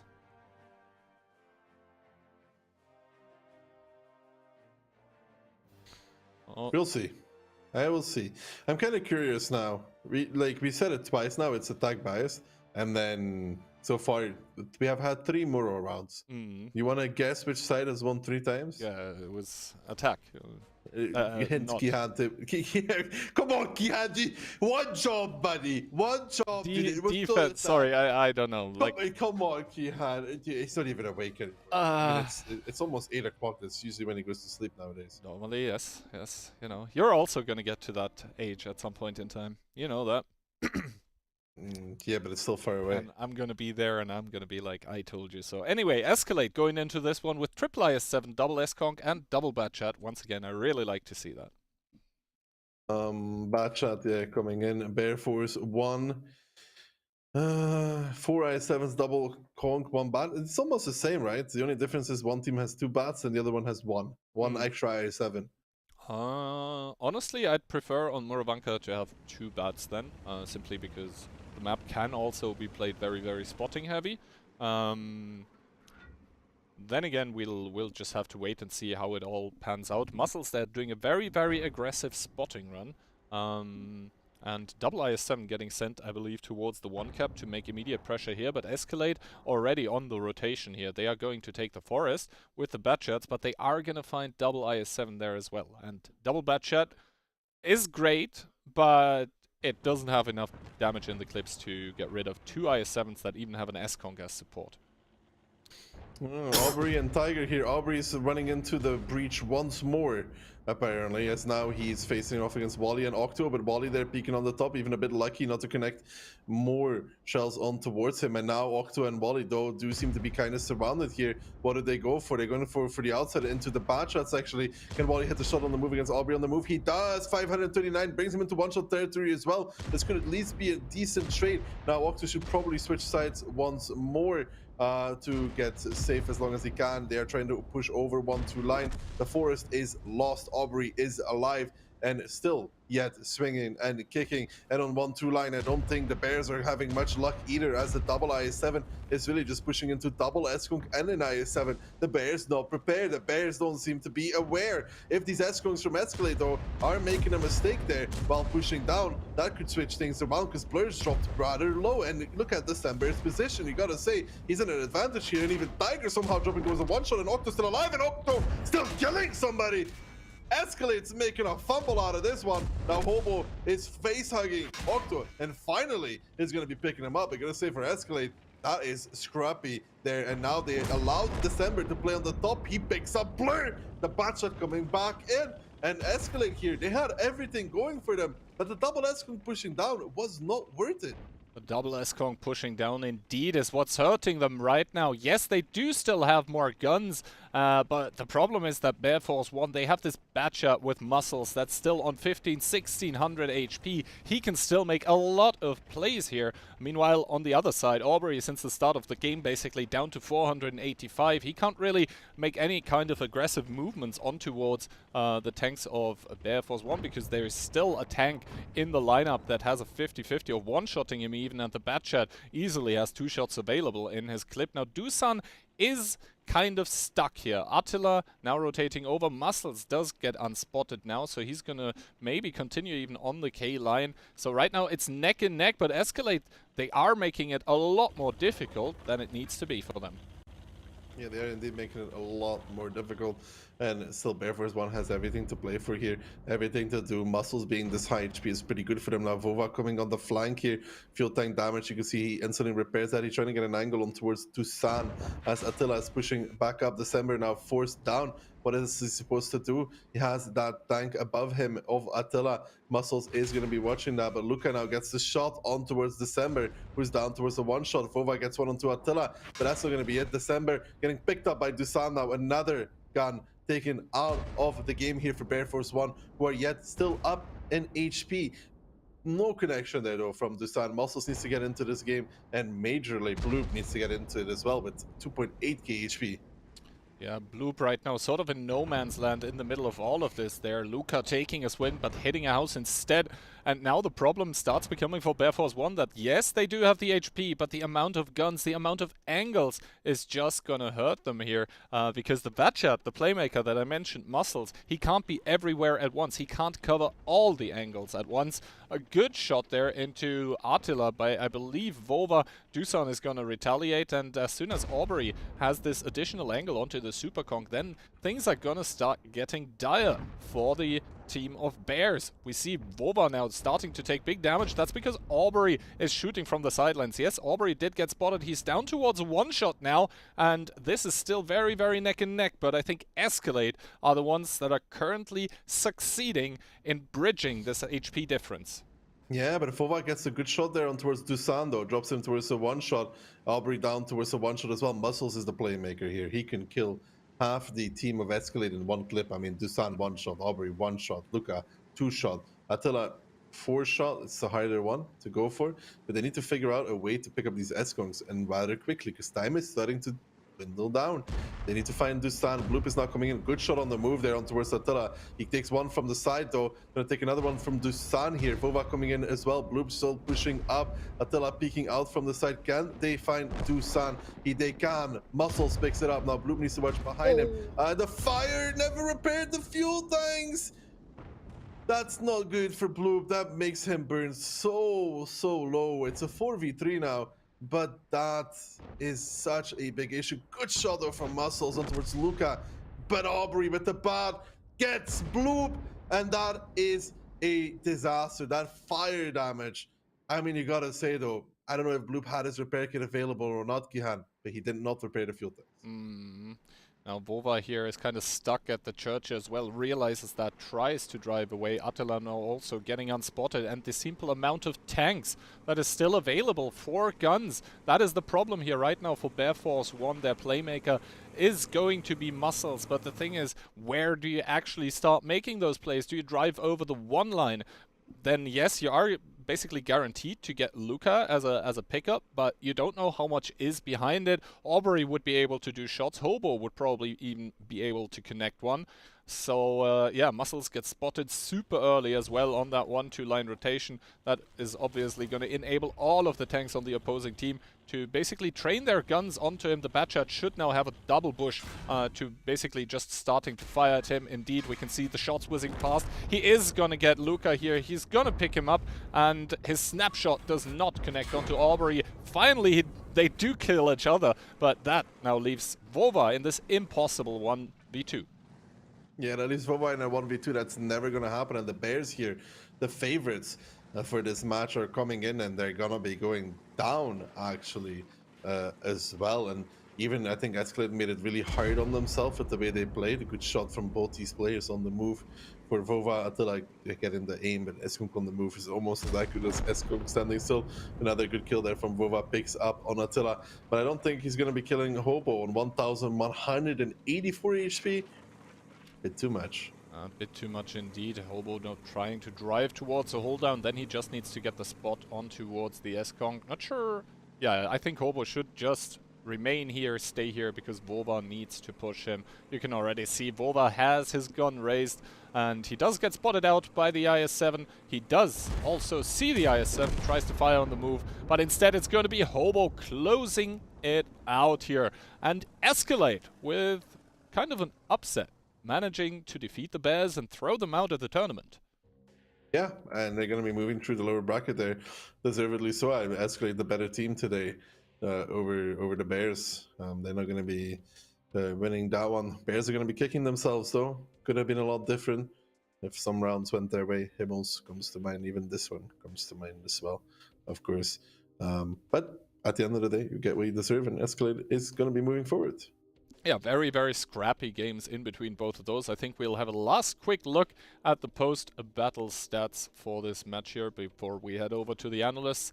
And yeah, in the end, Muscles, he did a lot in his bat shot, but it was not enough. And also, the double IS-7 driving towards the forest at the start of the game, like, yeah, they did get some good punish initially on the bat shots, but it ended up costing them 2 tanks for free almost. Like, not for free, they did a lot of damage in return, but yeah. Yeah, but they still died, though. I mean, Wally did 1k and Octo did not do too much more. He survived for quite a while, but it's still those 2 guns out, and that's where Escalade already made a pretty big issue for themselves, right? And I mean, somehow Tiger died for that exchange. Normally, they pick up both IS-7s for relatively free, and then you're down 2, and what do you do then? And then even the Escalade made it so hard for themselves in this battle. Yeah, they made it hard, but they still were able to carry it through, and deservedly so. They're moving on towards the lower bracket finals, which are going to be the first NA match of tomorrow. That all being said and done, though, I think that's enough from the two of us for the time being. Let's head over to Anakin and Insane. Well, thanks a lot, guys. And Anakin, what a match we have just witnessed between those two teams. That was actually probably the best so far for today. What's your take on that? It was certainly entertaining, Insane. I'm going to be honest, I couldn't follow half of what was going on. It seemed like tanks were all over the place. I'm not sure if some of the players knew what was going on. But it was a great way to end the day, that's for sure. And it's going to end with a fairly big upset with Escalate beating Bear Force 1. Well, Bear Force 1 was probably one of the favorites in this tournament for the NA bracket. They were starting on the losers bracket, first of all, not performing in the groups, and now they are out. We're going to be having Smile against Escalate. Smile being the team that lost against Dopamine. What do you think about that match? Smile against Escalate after that performance from Escalate? You know what? I'm gonna take Escalate here just because I think they've been playing well. They've been doing maybe a little unorthodox stuff that's been catching the teams out. And not only have they been playing well today, they played well the other day too in the group stages. That's not to say Smile's not playing well, but I'm gonna take Escalate to get to the finals at this point. All right. We'll get to see that later. But also, we can probably take a look at the EU brackets once again. Maybe we do have the results. Yeah, we do have it. Grupa took the win over Pozjo. We'll probably have like extra information about the actual result. But all of Nitsi lost 4-1 against Freaks. So Freaks against Grupa Speed. This is going to be a pretty interesting match. But now we have GDVV1 against Opur. They both performed very well, we have to admit, on their first match in the winners bracket. So it's going to be a banger, I assume. Yep, I think that's going to be a good game. I'm kind of torn with who to pick. I'm probably going to go with Opur, but you know more about that stuff than I do. So I'm probably going to defer to you on that one. Well, I think that Opor is really great, but GDV1, they played also fantastic on that first match.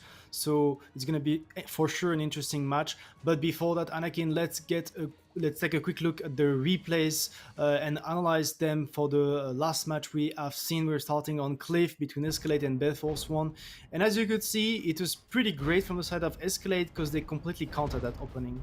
Yeah, and if you're going to bring TVPs on the side of Bear Force 1, you need to get your clips out and fall back. And I believe the TVPs do 0 damage, or at least very little. And Escalate, you can see they pressure the high ramp, which is just really, really good play from Escalate. It's going to allow them to just essentially control the entire map. This game was really never close, even if HP got within 2,000 HP of each other. Escalate had this the entire time. And yeah, they established the higher ground and they actually allow themselves to do something which is focused fire. You could see that the tanks from Bear Force, they had nowhere to hide. In the meantime, Escalate, their positioning is allowing this. You can see Tiger is staying alive. He's on one shot, but that's one tank alive from the side of Escalate, and that's actually making the difference. Better positioning, better opening from Escalate, and a straight W to start with on their defense. Yeah, and I think this may have really set the precedent for the entire series for Escalate. Getting that win right off the bat. On the second match, we see Bear Force 1. They do a 1-2 commit without anything in the mid, whereas Escalate has control of the mid, and they have Blur in that G3 position. So they've got Crossfire if Bear Force 1 wants to play Donut, and they take Hill. And we see a repush come in, but, well, Insane, you can tell us what happens here. Well, basically, Bear Force 1 had no other choice than repushing. They didn't have any tanks over the mid. You could see from the side of Escalate, they pushed all the way to A5. They had the middle, the hill, and they started the cap pressure. So Bear Force 1, they went for that free push. It was not too bad, you have to say. It was very close at the end. You could have expected the hit to be better from the side of Escalate. And just having not enough time to kill that last tank, Muscles making it away. I have the feeling that Escalate could have played that slightly better and take the win. Well, I'm thinking if Hobo in his BZ doesn't go God mode and go over the middle, I think they probably take that win. And next up on Immelsdorf, we had one of the best, if not the best, round of the tournament, I have to say. It started pretty quickly with the push of the A-B lines, taking down the Mouse of December. And Bear Force 1, they had the entire time the HP advantage, but Escalate, they played magnificent with all of those tanks on low HP, getting those tanks to come with the cap pressure, and at the end we had an amazing 1v1. Yeah, Escalate's endgame in this particular battle was super good. You see that they kind of start baiting the E3 later on, and then Attila with this 1v1. Attila's got ice in his veins, clutches up against Ox in his E3, who puts up a good fight, but I mean, you can't be expected to win against an IS-4 and an E3 without a turret. And it puts Escalate up 2-1, and you've got to be imagining at this point for Escalate, they're probably pretty hyped. Yeah, I mean, after that one, you're definitely hyped, you're super happy about that outcome. And on their defense, they went for some aggressive approach. You could see from the side of Bear Force 1, they didn't make the mistake like Opor to commit any tanks on the lower side, only the Mouse from December. So they adapted pretty well against that early push, but they're going to make mistakes later on, and they're going to actually allow Escalate to take the lead, especially with a fight over H6. So Escalate, I mean, we expected Bear Force 1 to have control over that round, but once again, they surprised us and they took it. Yeah, the Maus from December and the Escon from Octo actually end up chasing Aubrey a little earlier on from about J3 north into G3, and it allowed Escalate to completely collapse on the tanks from Bear Force 1 on the H line, and I think that was a big misplay. Aubrey did a good play and got out. He gets picked eventually, but he bought his team so much time, and Escalate wins this one too to go up 3-1, and they were riding the momentum. Yeah, at the end you could see Bear Force 1, they were trying to force a cap pressure, but that was just not working out. They were in a 4v2 situation. Good stuff from Escalate, winning once again on Himmelsdorf and being on match point against one of the best team NA has. But talking about this round, we had something very interesting that happened to Aubrey. Oh yes, we're about to see it come up here. Aubrey enters a non-consensual threesome with a couple CS63s. Oh my. And there he goes. He's not going to be making it out. And right away, when you lose your RHM like that, you should just lose the game. I believe it actually gets pretty close here, but you can't lose your RHM like that off the rip. I mean, Bear Force One, they had the pretty good rotation with the CSs over the K line, and you can see they are trading Ox pretty well. Escalate, they had no other choice to overpush the 1-2 lines, but at the end of the day, you could see Bear Force One, they were in control the entire time. Free pick over the forest, re-push over the K line, the CSs, that was pretty straightforward and easy for them.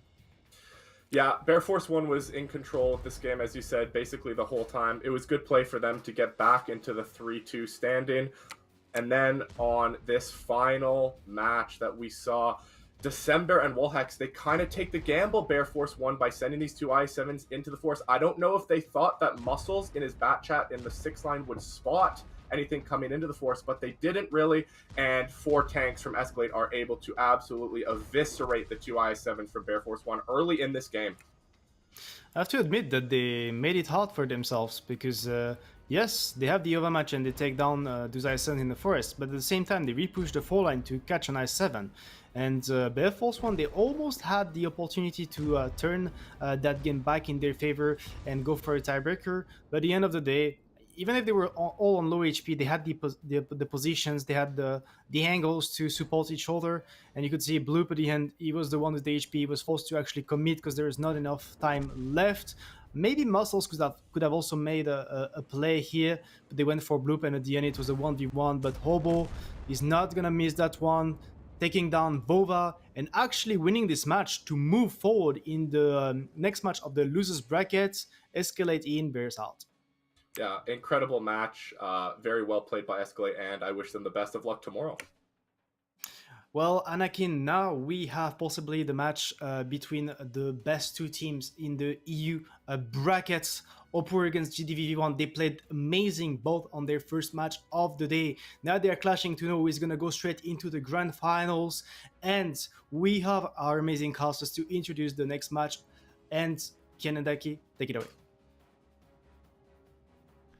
Well, hello there and welcome back with us casters here, and yeah, upsets happening left, right and center today. So we just learned that basically 2 Invil teams, the 2 Invil teams that were in the lower bracket, started there. Both went out. Both went out. Holovnici, Pozdro, both of them are gone, so we're not even going to be seeing those today, or tomorrow for that matter. Opur carrying the Invil flag. Opur, they've got their work cut out for them because they are going to be playing now against a GDVV1. Kind of a new kid on the block. It is a Ukrainian team. They earlier today beat out against Freaks, and obviously we saw Opur winning their respective match against Grupa Speed as well. Now here, once again, we have the lineup for GDVV1. All of those players, they're incredible individual skill, and they also work well together as a team. They indeed work very well together as a team. They know each other for so long. I mean, DJ and a few others, Disek, I think were also in Postro at some point. They enjoyed the Opur. Postro got recreated. I mean, these guys know each other very, very well, and they had a very strong performance earlier today. Mm-hmm. But to remind everybody that GDVV has beaten Opur before. They're no strangers to it, to put it this way.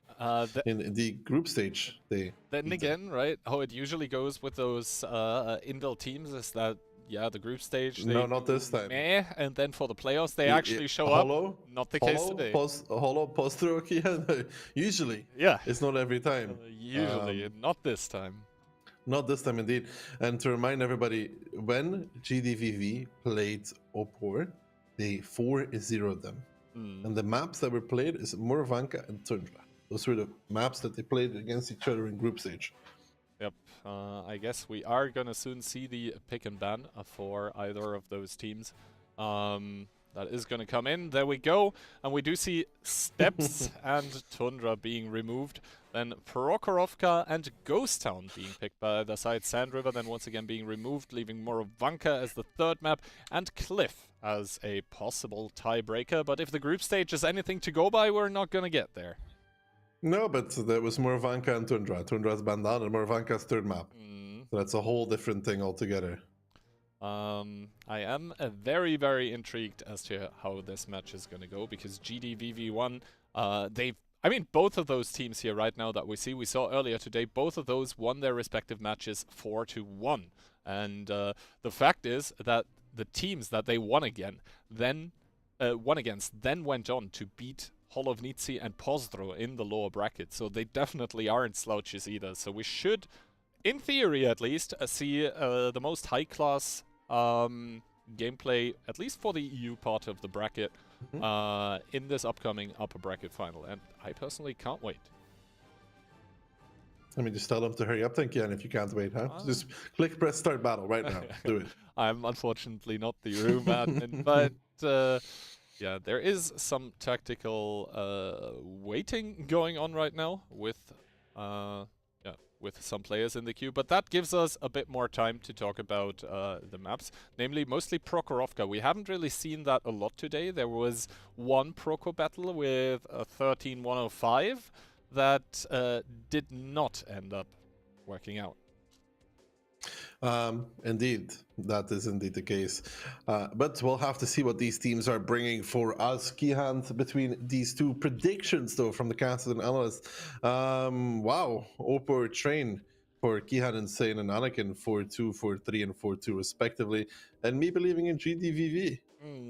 I mean, in the end, GDVV is for me at least still kind of the newer kid on the block. They need to prove themselves. Opor, they've won in the past, but we'll see. Opor coming into this one with an IS-7, a Mouse, double S-Conk, Centurion Action X for the second time today. We have an STRV and a T100 to round it off.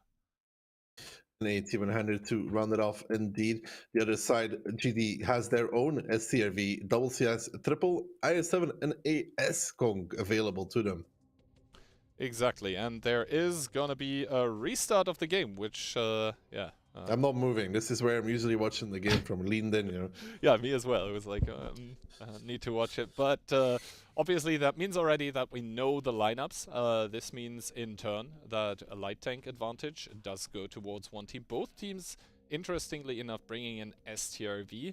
I'm not a super big fan of the tank in 7v7, personally, just because basically you can't really push with that STRV. But obviously the DPM and the gun in general is just unmatched when it comes to actual raw DPM output. Yeah, STRV is great for sniping any of those tanks.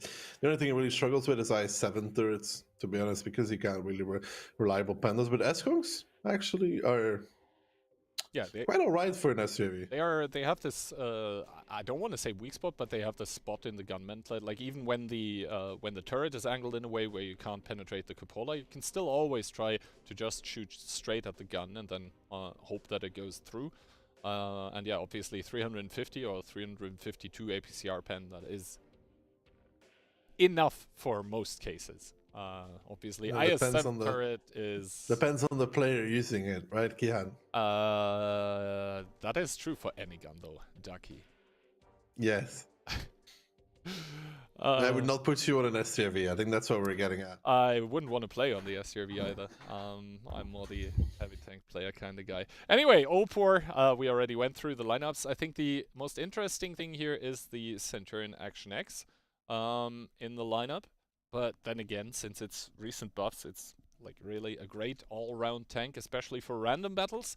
It yet has to prove its worth here in 7v7 comp. That's indeed prove its worth. Let's see how Opor uses this really meaty lineup that is also going to take some time to move, though. The Mouse, the S-Conks, they take time to actually get in position. Now, the IS-7 here, being boosted towards the middle for GDVV1. They probably want to establish him in the ditch. The T100 here, Cat's Eye already making a extremely deep spotting run. Needs to be careful not to get spotted by the two tanks that are going into the ditch. And indeed, he does not get spotted, so does a good job of staying safe. And now Rexa and Pan's Fury, this might be an opening for them where they just commit onto Justus, but Rexa taking one to the face, they don't want to commit yet. No, they don't want to commit yet, and Ketsa has to be careful from Justice's proxy spotting as well, and some good damage coming in from the S-Conk from the 5 line. Gets a connection onto his Panzer Fury. Justice also getting a connection. Now already 8-9 line pressure coming out with the IS-7 and CS combination with the S-Conk from the middle as well. look here, there actually spots out Jacob, who is a bit unaware right now. Does he take any damage for this? Yes, one connecting 462, look here, taking one as well. But the surround here, Jacob now getting peppered from the middle by Lexa.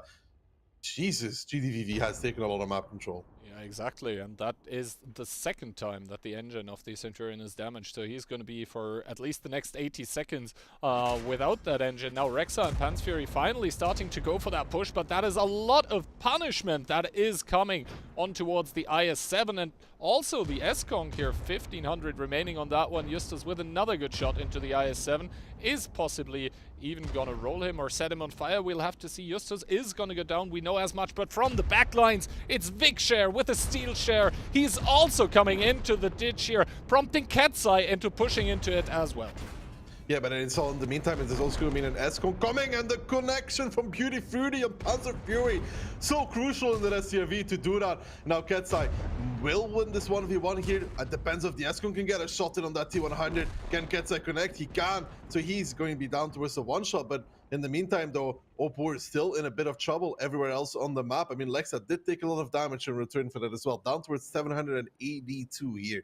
And now that T100 being alive, very crucial for the side of Opor. Katsai going to be hopefully getting the leave. No, Beauty Fruity actually picks him up in the STRV. Another huge connection coming out from him. Not sure how he was able to achieve that on the T100, but a beautiful shot shuts down the T100. So 3 tanks down for that whole push, where only 2 for GDVV, and they have firm control over this match.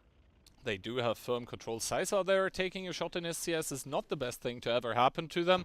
But the thing is, if you take a look at the minimap once again, there is just so much map control. Now, I think that's almost desperation move here for the side of Opor, who are pulling that Centurion very close. Look here, is gonna get pushed, but that Centurion takes big amounts of punishment for even crossing over. Lexa is the one to pick up Zuza in his S-Conk. Yes, the Centurion does make it into a hold down, but the IS-7, he can just drive there, he can just kill him. It doesn't even matter here. And GDVV won in that first match here, or in that first battle of the upper bracket final, are pulling ahead.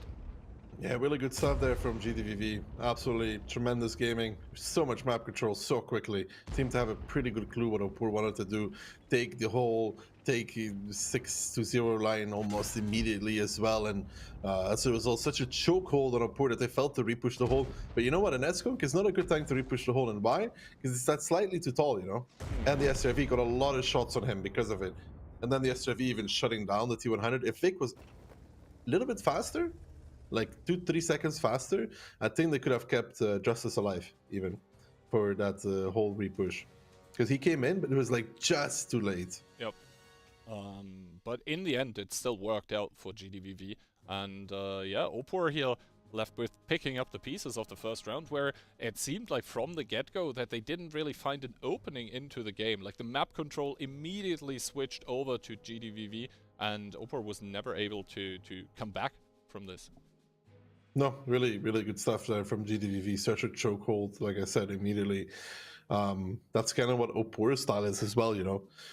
Make that initial move, so you always force your opponent into reacting, because if their reactions aren't perfect, you just win, right? As long as your initial move is solid, right? As long as you don't just, you know, explode for it. But really good stuff there from GDVV. Coming into Prokhorovka, showing Opor what they're made of. And yeah, Opor is going to have to do some phenomenal gaming, I feel, in this one. I don't know why, but I'm just a bit worried for them already. GDVV looking kind of good as of right now. I mean, it's early days yet. We've seen one They've been battle, looking good the entire tournament, though. Yeah. Like, they did a great group stage as well, man. Like, they beat Holo, they beat Opor. I mean, maybe beating Holo doesn't mean that much since they lost in the loser bracket, so really. I mean, yeah, we'll see what happens. We already touched the surface of the subject of the end of the Inville era earlier today. I mean, the finals haven't been played yet, obviously, and we don't have a winner yet, but so far, GDVV looking mighty fine. Yeah, looking really good, and let's see if they can continue this trend. Opor should be a team that is at the very least able to fire back here and give them a run for their money, hopefully. I mean, they won 4-1 against Grupa Speed earlier today, so they definitely have what it takes. The question is, do they have it today? And yeah, that is the thing. Sides are going to be switched now. It's going to be a GDVV defending, and it's going to be Opur attacking. Obviously, that somehow does switch up the pace of the game. Both of these teams are very, very comfortable with attacking, just because they are so comfortable with putting out early aggression and then exploiting the mistakes that the other team is going to make as a reaction to this. And obviously, if you're the attacker, that sort of lends itself more towards that role. But that doesn't mean much when you consider that the defender can also play a very, very aggressive style, which is what I am expecting now coming out of GDVV.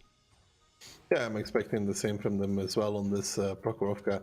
Not really too inclined to believe that they will just sit there and wait, but they could surprise us. A great team can do both, Gihan. It can both play aggressive and defend. So always got to take that into account, right? Yeah, I mean, that is part of what it takes to be a great team, right? To be capable of playing different styles, of playing super ultra aggressive, but also sometimes just, you know, parking the bus, so the team that is meeting you never knows what to expect. That being said, though, GDVV on their defense are going to bring double i7, one mouse, double S-Kong, one Batchat, and the CS. And the CS to round it up. Opur then, though, double 5A, a bad double CS, and double i7. The double 5A is something we haven't seen yet today. Yeah, double 5A, obviously 490 Alpha as well. They do have the very good heat pen, I think 340. They do have quite some gun depression over the front, and they do have pretty good DPM for something that has 490 Alpha, so that's where the strengths are. The weaknesses, obviously, it does have the cupolas. The side armor isn't as trollish as with the IS-7, where sometimes, you know, the shots just don't make it through the armor. That is not the case with the 5A. There, if you shoot at the side and you actually hit, then you will do damage. Indeed, that is the case. Now, Opur immediately very aggressive towards the 6-0 line. Only an IS-7 going towards K1, so you're forced to push out the entire way if you want to clean him up. And look at that. They have the mouse actually going towards the 8-9 line. That's also a really, really, really heavy tank to dig through. Yeah, the mouse obviously being one of those tanks that you pick to basically delay the enemy and to buy time, essentially. Because, yes, the mouse is going to take damage over time, but the large amount of HP that it has simply makes it that it's going to take a long time to get rid of the mouse. Now, we see a very, very east-oriented opening by the side of Opur. They have double WZ waiting in the 6-7 line. They do have the Batchat in the middle there waiting to exploit as well. They have Ketzai on the hill. They have Sir Jacob below it. And right now the mouse isn't even spotted. Yeah, the mouse getting there and spotted is pretty interesting, right? But he does achieve. Now he gets now. Yeah, Ketzai does seem a bit surprised maybe that the mouse got there all the way without being spotted. That CS63 is going to be climbing up 0 line, but it's going to be Vic waiting for him. We're still rocking that CVS low north setup, and it's going to be spotting. And so far, gotta say, look at the rotation from GDVV beyond this. They're literally taking all their tanks over lower plate.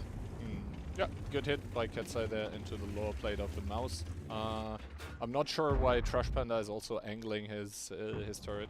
He should just try to... Ooh, Rishek there taking 2 casualties in his tank, but able to make it away here, and did have a medkit available as well. But yeah, so far Opur taking a lot of tanks towards this eastern part of the map, and to be honest, not really getting a lot done with that. Yeah, the CS struggles here from this range against the mouse. Vic is now going to be peeking against Ketzai as well. They're going to be trying to double team. Look how many dice they're able to get here on spot. The i7 is also arriving, by the way. Now Ketzai takes one from Vic. Now Justice is coming in his i7. The repush in full effect. And Opur yet again in a disastrous situation. I mean, Ketzai here, what does he do? I mean, he shoots towards the CS. He doesn't connect. The middle's now getting pressured though. The 5As are pushing on towards that i7, but there are the S-Kungs covering him. Ketzai is going to fall in quick succession as now T-Sec is trying to use the rails here. DJ is going past. They want to pick up low here, try and even out the ults here at the very least, but the damage taken for this will be quite significant, as well as these Eskungs are making short work of DJ in that 5A. I mean, T-Sec had a good position, but let's not be real about it, because DJ did not in return. I mean, it's going from bad to worse here for Opura. Rishek takes another 2 shots down towards 200. The power of CVS is too much for Rishek to handle. Exactly, down towards 277, has to scoot away here, and now GDVV firmly once again in the driver's seat of this match, because the playmaker tanks by Opur, they are down bad right now. Rishek, he can't really make any plays anymore with this low amount of HP, even spotted. Like 4 out of the 5 remaining tanks for Opur are spotted currently, so GDVV, they just know what's up right now. They have all the information required. T-Sec now once again in a bad spot here. Yes, he does return fire onto Sisa, but that's not going to help, because Beauty Fruity from the back is able to pick it up. And yes, the bad shot for GDVV is taking a lot of damage, but in return, they are going to win the game. They are indeed going to be winning this game, making it 2-0 already for GDVV. Just an amazing start for them. And this time around, the mouse getting there unspotted. I think it was a surprise to Ketsai.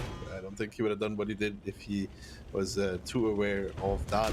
Allowed a repush, which then triggered a repush from Opor. But again, we've talked about this. It's this, what do you want to call it? This action-reaction kind of thing. And it feels like GDVV is always making the moves. Yeah, it does indeed feel that way.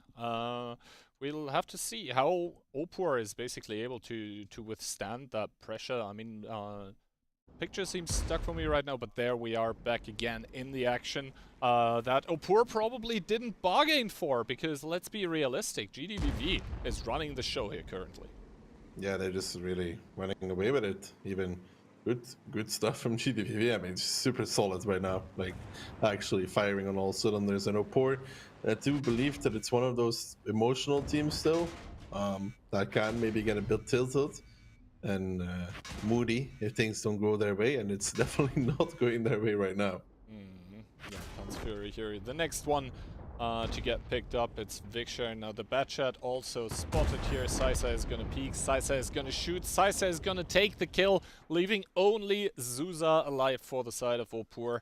And yeah, they are currently searching for him. They have found him, so now they'll remove him from the equation as well. And this means that GDVV is going to pick up Prokhorovka 2-0. Yeah, and there's Suza getting set on fire as well, just to add a bit of insult to injury. Yeah, good stuff from GDVV. Solid game from them. 2-0 against Opur, who are indeed, you know, they're holding the Let's Go Inville flag, or Polska Górum flag, although Grupa Speed is still in as well, you know.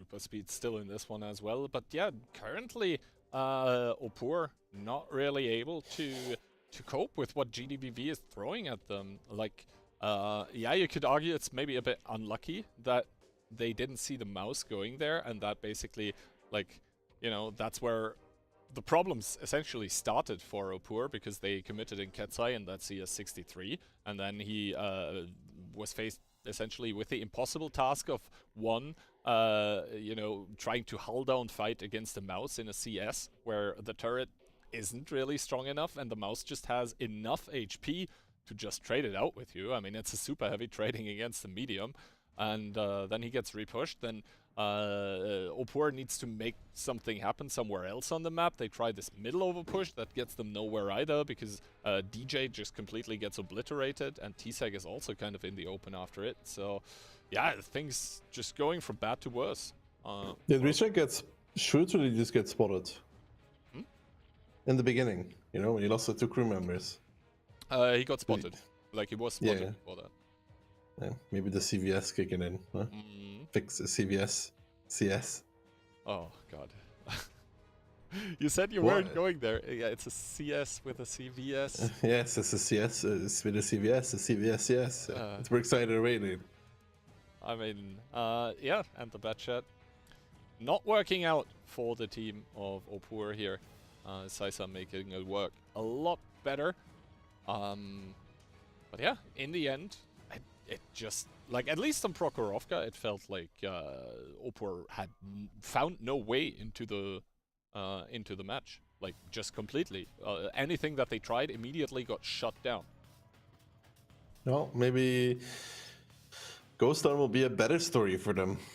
Maybe. If it isn't, then that will be a quick match. But yeah, Ghost Town here coming in. That is now Opor's pick, actually. Prokhorovka before was GDVV's pick. We can see GDVV picking defense first here, so they are going to start on the defending side, meaning Opor will have to attack. We have seen today already that it's not impossible to hold your defenses, but it's not impossible either to win your attacks on Ghost Town. We'll just have to wait and see, and if you're an Opor/Indel fan, you'll have to hope that those guys step it up a notch, because what they've shown so far against GDVV certainly wasn't enough. No. So far, not. But let's not get too far ahead of ourselves just yet. There's still room to play around with for Opor.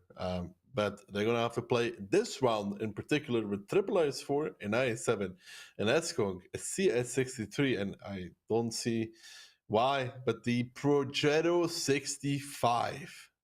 Alright, and for GDVV, we have the 60TP, the M454. We have one IS-4, one S-Kong, one E5, and double CS. Yeah, they have a Progetto, I guess. They have a Progetto key. Note that down. Thanks still to Popular, not a nerf. Yeah, we'll see how they use it. Maybe they found a specific use case for it that they definitely want to do. Opening-wise, we see the Progetto plus one IS-7 getting sent towards the northeast. Most of the tanks from Opor are driving towards the southeastern part of the city, and one CS lingering on the K-line. Yeah, Victor only making a spotting run, sees the Progetto, sees the IS-7. He's like, you know what, no thank you. I'm not really interested, so he's going to be running away from that one. He is going to be taking some damage, though. He's taking one from Brexar, I believe. So he's not going to be going for that whatsoever. So they do establish the A-line control for the side of Opor. That is a setup and a half, by the way, on the Progetto. No stabilizer, so they just want to purely to snipe. What does he have? Improved aiming? He has HP, improved aiming, and vents. Yeah, well, I mean, stabs does not help you on long range. Yeah, so. yeah, exactly. I still don't really understand the use case for the Progetto, though. Honestly, if you go like purely for sniping, then why not take a Leo instead? Clip potential, if you do have to come into the fight. Well, I guess. Burst is, yeah, you could say that you care about the burst.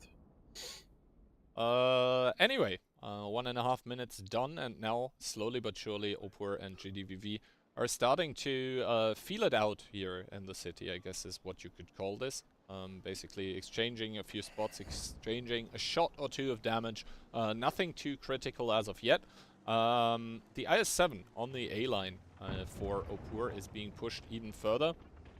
But the thing is, even though, yes, he's playing against the CS of Vicshare, who can't really contest the IS-7 hold-down, obviously, the IS-7 can't really overpush either. Because you will have Trash Panda in the M454 from below, together with the S-Kong shooting at this as well. Now, however, the CS starts leaving from the north, potentially opening a window for the IS-7 to advance further. Yeah, but he will never try to take the whole way because he can't really do that. It's a bit too risky. I feel like GDVV is just going to try and get Jacob here by rotating around. Trash Panda, they're taking some damage from the IS-7 though, and the AMX. You gotta be careful. They're trying to make a move here though. I think on towards Sir Jacob, who does spot out Sisa.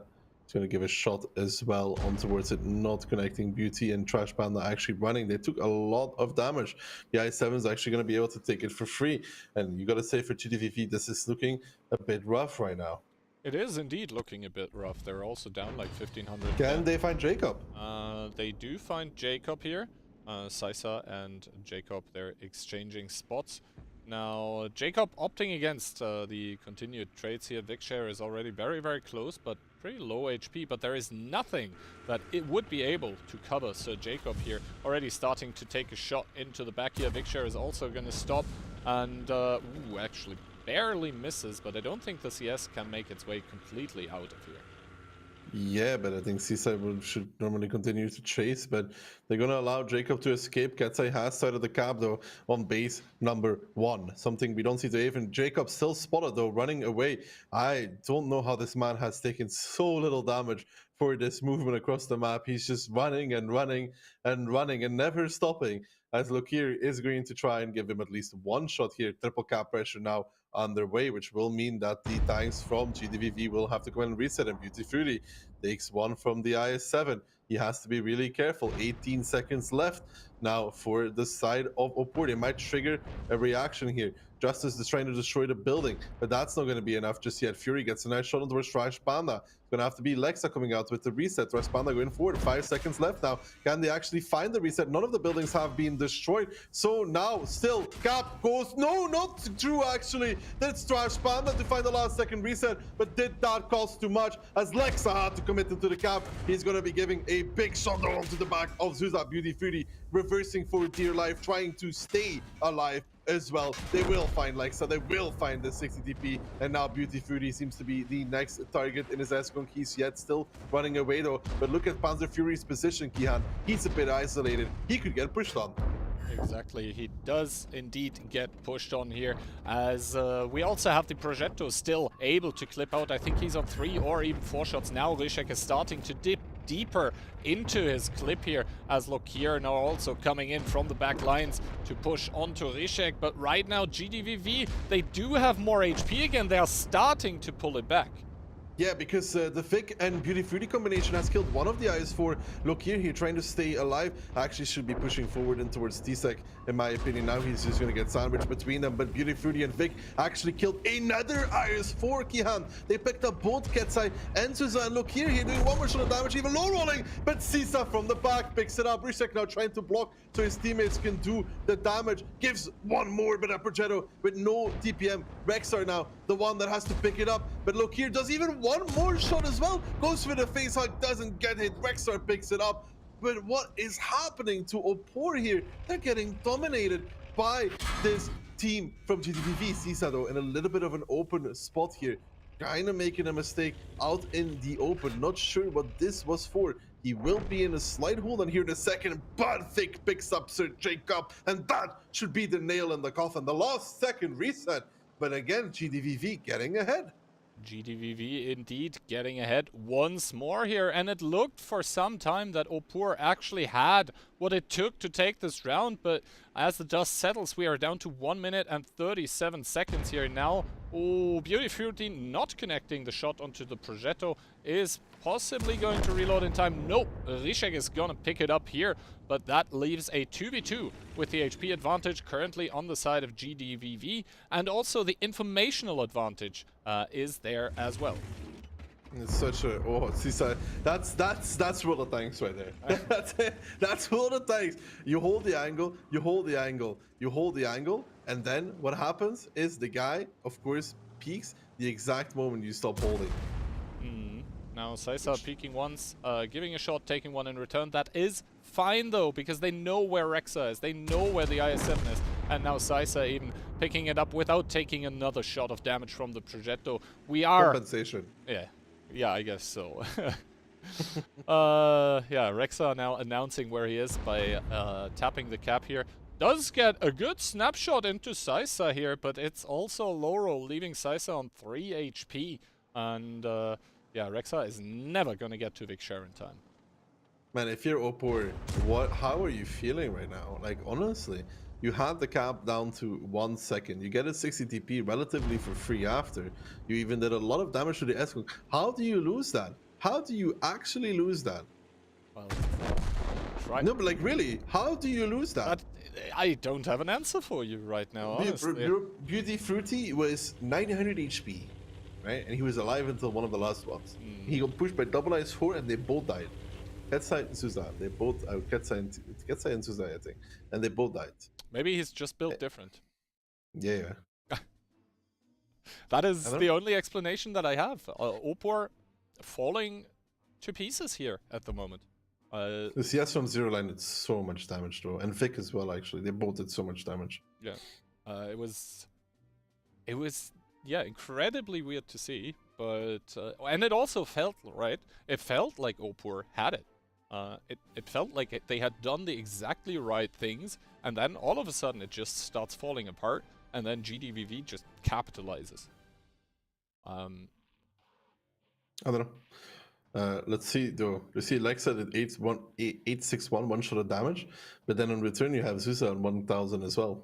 So yeah, it's. I thought Vic did more damage actually, but he got 2 kills. He got 2 kills and he Sisa ran though away. from Zero Line. Yep. He did a lot.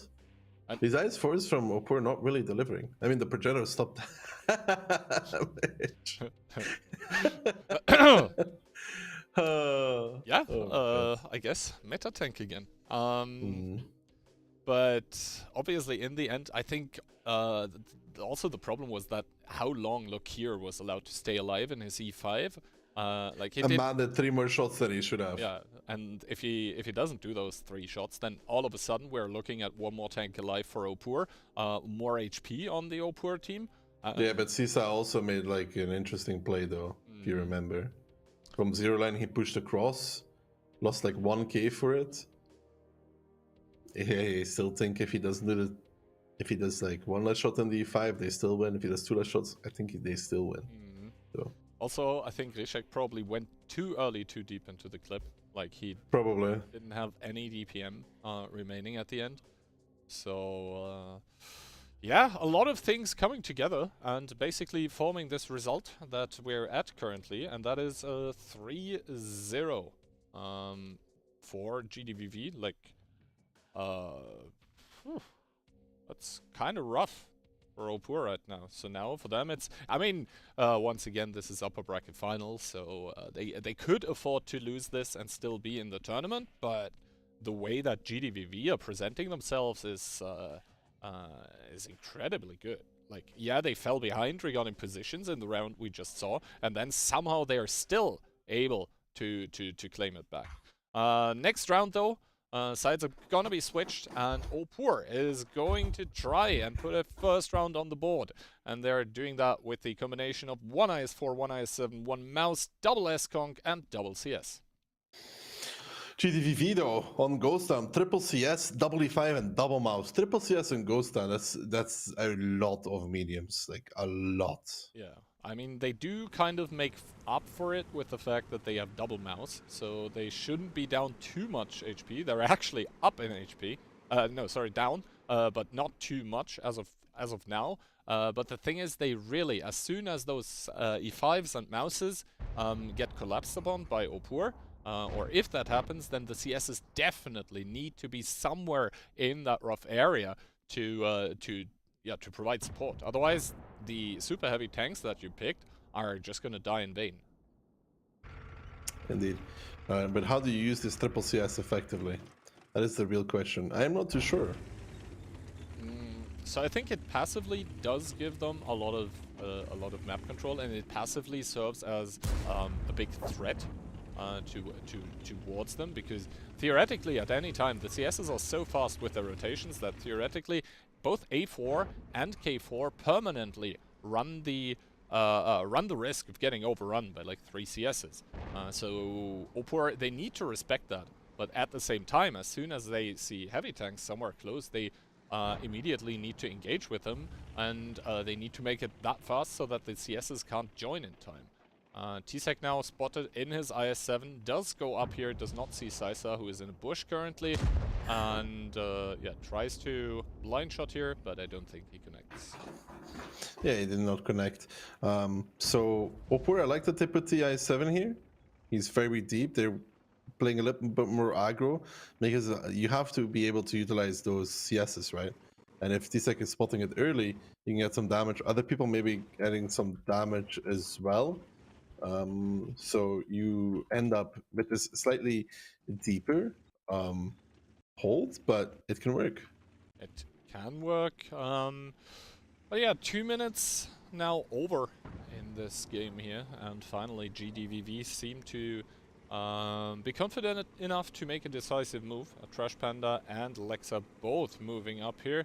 And T-Sec does get spotted up there. He does not see Lexa, so the E5 might come as a really nasty surprise. Question is, can T-Sec spot them coming up? I think he should be able to. They're kind of waiting for something. Not sure what they're waiting for exactly. Maybe it's for T-Sec to re-peek, or potentially for some of their teammates behind them. But T-Sec blinds towards the bush, doesn't connect anything. Yeah, I'm not sure what they're waiting for either. We have the E5 in the city currently making a move for GDVV. You have the passive North CS, but currently Opor is probably very content with letting just the timer tick down, because in the end it's them who are defending. Now the push does start on the K-line, but they do get spotted immediately. But right now there isn't really a lot that could punish upon this. Now the mouse is starting to drive over the southern side of the map. But T-Sec, he should be making his way away, because otherwise he's just gonna get completely overpushed with nothing really to help him, except maybe Sir Jacob. We'll have to see about this. Lexa not connecting his first shot into T-Sec, and obviously needs to be careful, because the S-Con can actually fire from the side, Pan's Fury that is. Yeah, they don't really have an angle on towards T-Sec, not even with the mouse. Not realistically. Trash Panda is going to be flanking from below in the CS63. T-Sec taking some damage as well. They want to establish angles on towards this IS7. Trash Panda is going now onto the bottom side, on towards T-Sec, but he doesn't really have any support. He needs the E5 to aggro back up. I mean, Lexa has to be pushing back up to get the side shots here. Now, Sisa bleeding for the same crossing, but you can see already Sir Jacob crossing over to support this. That is good. Finally, Opor showing a sign of life. Trash Panda and Sisa are just going to be making their way towards Jacob, actually. They want to pick up him instead. Can Sisa actually survive here? That's the big question. He takes another shot down towards the one shot now. Trash Panda is just pushing it. How's Jacob making the mistake here? Rishek, though, coming in, picks up Sisa. Trash Panda trying to pick up Sir Jacob. I don't even know if he's going to be able to achieve that, actually, as Rishek should be peeking over to help him. No, the non-connection from Trash Panda. And it's going to be Jacob to get both of them. And the move here from GDVV, not working in this one. Not working indeed. T-Sec now also battling it out with Lexa, but he does have the distinct HP advantage, so he should be winning out in that one. Opor now firmly in the lead. 3k HP more. They have 2 more guns in the game. Ketsai now pre-peeking the corner here for Pan's Fury, so he doesn't have to take a shot. And the S-Kong is now just going to close the distance against Lokir here, who even takes 2 into his cupola for that peek. So right now, everything working out for Opor the way that they probably wanted it to work out in the 3 rounds prior to this, but it didn't. And now, as Lokir falls, that only leaves 4 tanks remaining for the team of GDVV. We're probably already looking at round number 5.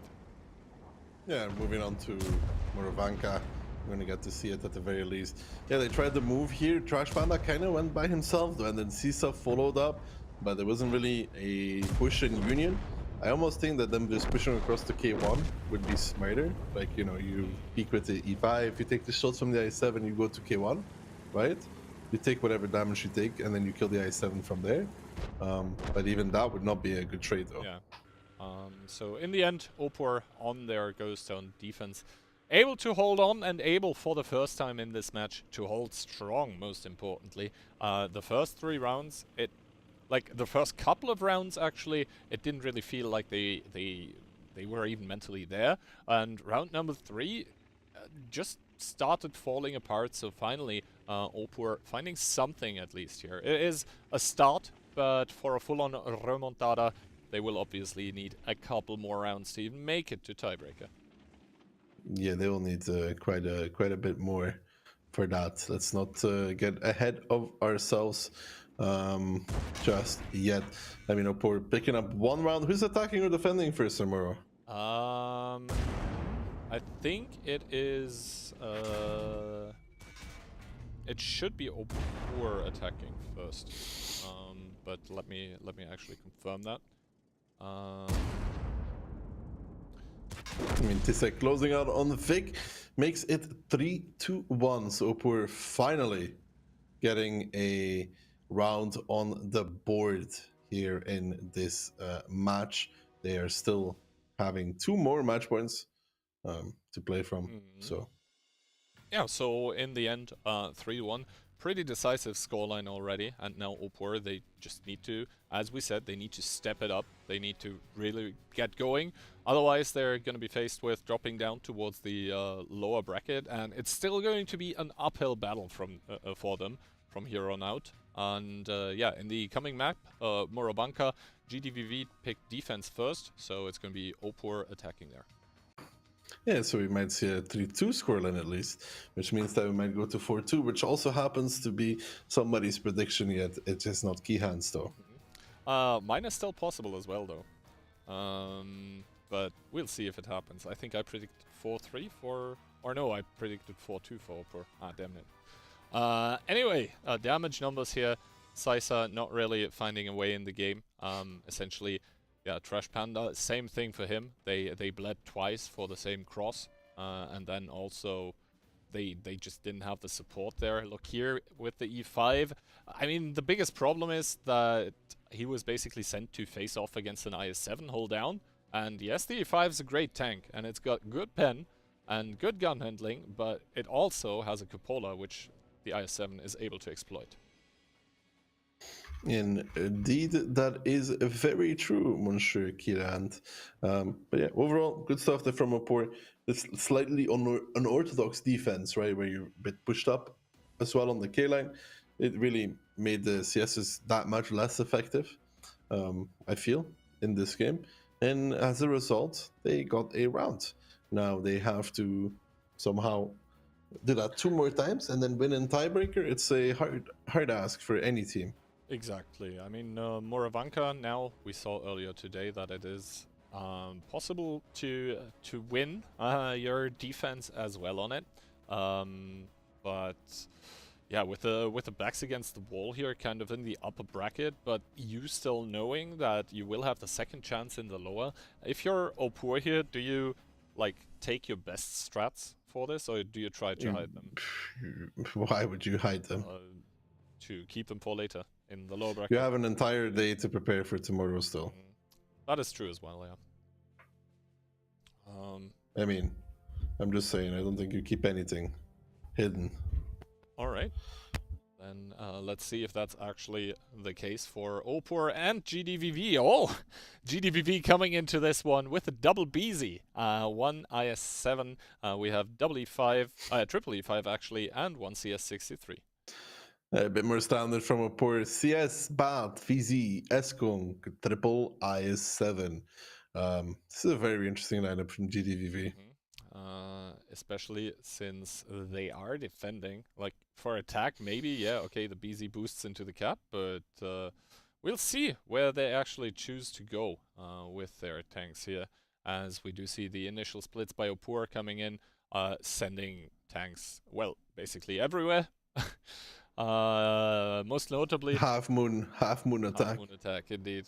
Most notably, the Batchat and the CS getting sent very, very aggressively towards the forest, where Rishek and Jacob both do get spotted. They do get one shot into Justus, and Lokir is being pushed up, but he's paying dearly for that. Yeah, look here, they're getting clapped by T-Sec in the VZ, but T-Sec in the VZ has to be careful by himself because, like, yeah, you want to get that clip out in the VZ, but he's committed himself to a building that he probably does not really want to be on for him, because look at his HP, dropped to 1.1 already. Like, this is what I'm saying, you know, you want to get that clip out in the VZ, but at what cost? Like, what cost is too much? Look here, though, it's like, here, T-Sec, you want 2 more shots, you get 2 more shots. I will give them to you out of the kindness of my heart. T-Sec actually goes D-spotted there. Cap gets pressured now for the side of Opor, and it's actually very lucky for T-Sec that he went D-spotted, because I think otherwise Lukir would have already picked them up. Now Zuza pushing back up towards the forest. He has Jacob and Rishak in support, though Zuza just pushing into Lukir. Trash Panda gets spotted out. Rishak gets spotted out as well in that bad shot, but that is a very, very healthy BZ. It's hard to dig through. T-Sec now getting spotted again, down towards the one shot. 99, Zuza coming in to get the kill on Lukir, and Beauty Fruity getting Amarak there. A blow up coming out. I don't know how much HP that was for, but it's definitely not helping GDVV. Exactly. Now finally the VZ of T-Sec has fallen, but at what price? Lexa is also deeply committed in his E5, down towards one shot as well. So Jacob, they're taking one, taking another one. Trash Panda sending him to the garage. But on the other side of the map, Rexa and Katsai are both connecting their shots into Vicshare in his E5. The BZ75 of Justus trying to do what he can. And Rexa has to pull back for the time being, but Katsai is still very, very healthy. And as the dust settles here, Opur actually ahead in tanks, ahead in HP. Yes, another kill comes out for the side of GDVV. But Vicshare going down towards a one-shot. This is Opur starting to put the pedal to the metal. And Opur finally, after Signs of Life in the second Ghost Town round, are looking to pick this one up as well. It is not over yet. Not over yet. I gotta say, there's some good shooting going on from the GDV guys. They give one to Rishek, they give one as well to Katsai. Justice here tries to get the shot on towards Rexar. He does not. Katsai coming in with the massive Ram 711 is taken by Katsai in return for that though. They will find Justice. Okay, maybe it. Ooh, the Ignite though from Trash Panda on towards Katsai. Spoken too soon yet again. Now they somehow need to find Rexar in his I7. If they could achieve this goal, there is a nice shot from the CS. Can he find it in the BZ? He's reloading 2 AP because he had a shot through the building there. But now Panzer Fury is going to be rocking up. I don't know where he is right now, but he is going to be pressuring this VZ rather soon. And Rishek is going for Sisa in return.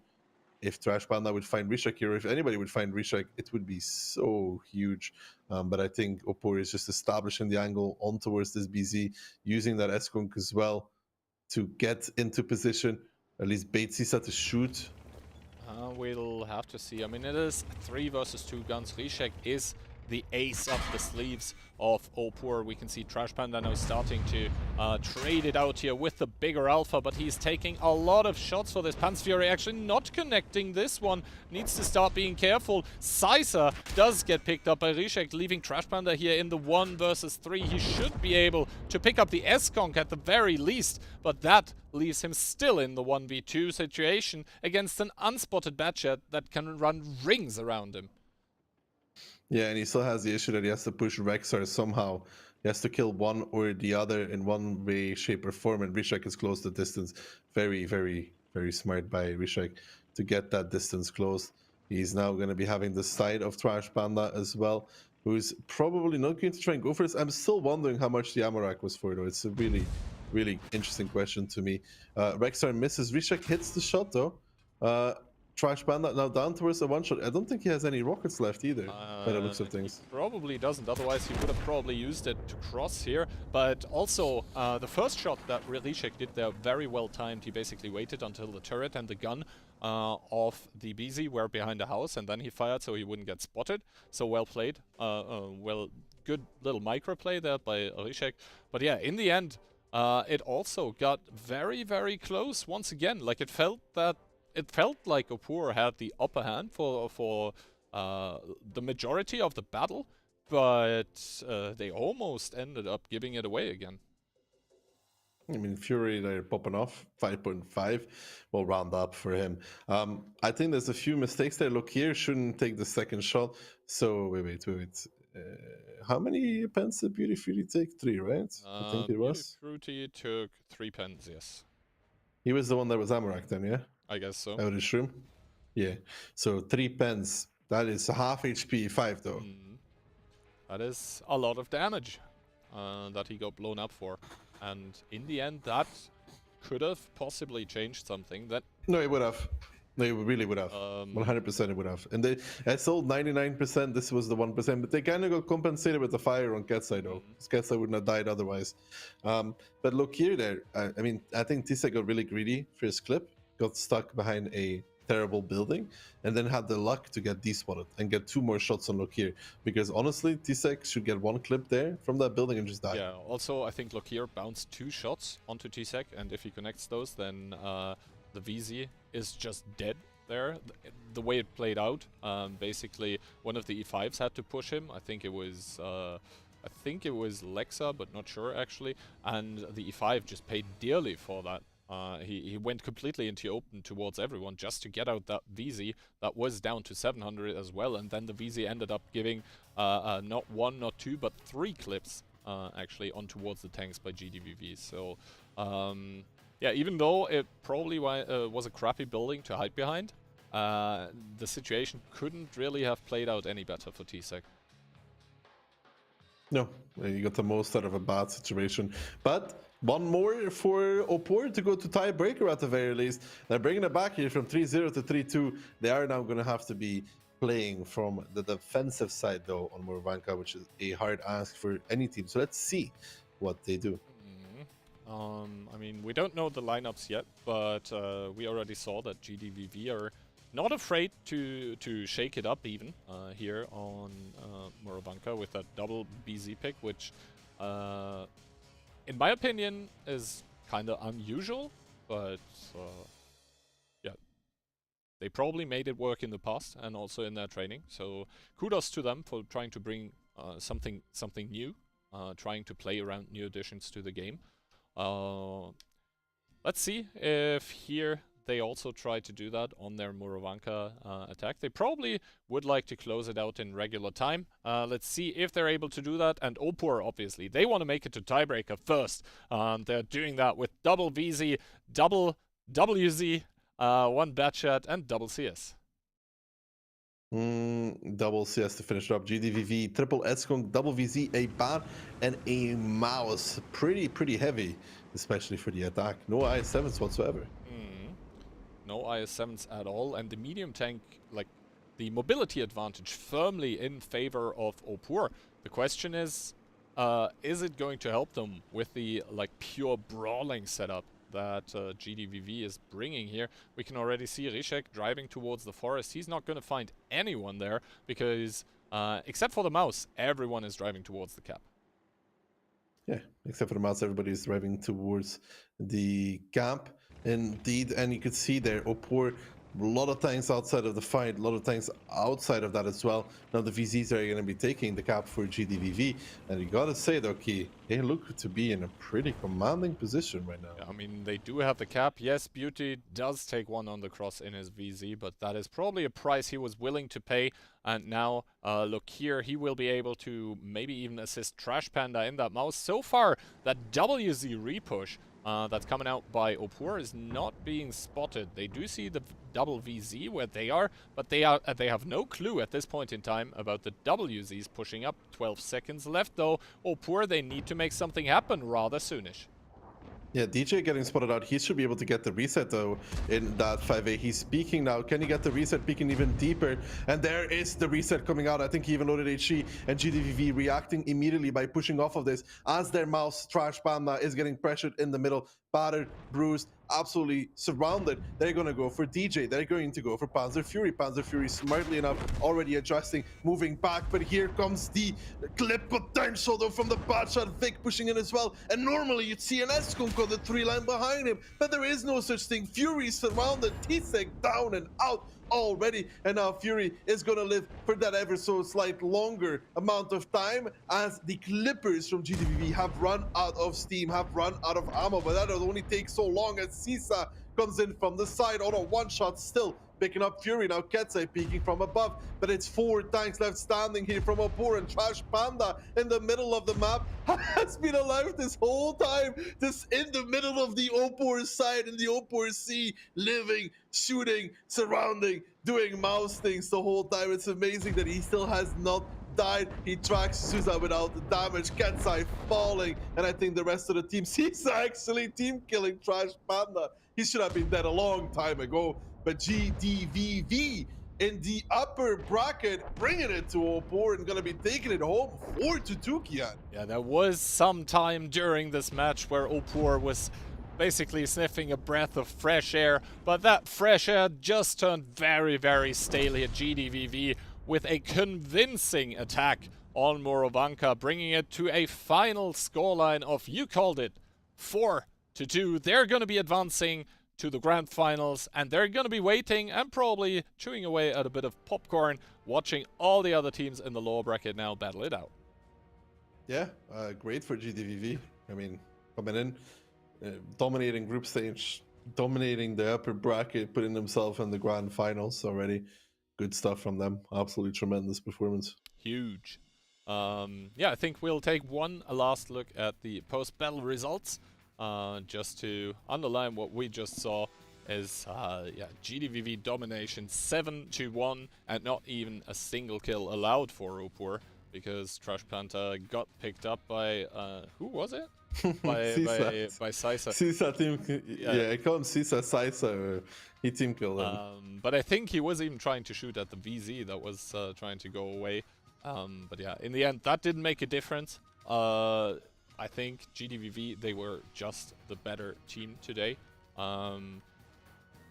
Opur, obviously, they demonstrated that they are still very, very capable of taking off rounds of GDVV, but not up to the task of taking the match from them. So they are going to be dropping down. They are actually going to be waiting for a different game still to be played out. We're going to see all of those tomorrow on the stream of the MillionPugs WoT7. Thanks, huge thanks actually, once again to MillionPugs for sponsoring the tournament. And with that, I guess, Ducky, we'll hand over to Anakin and Insane to see what they have to say about this match.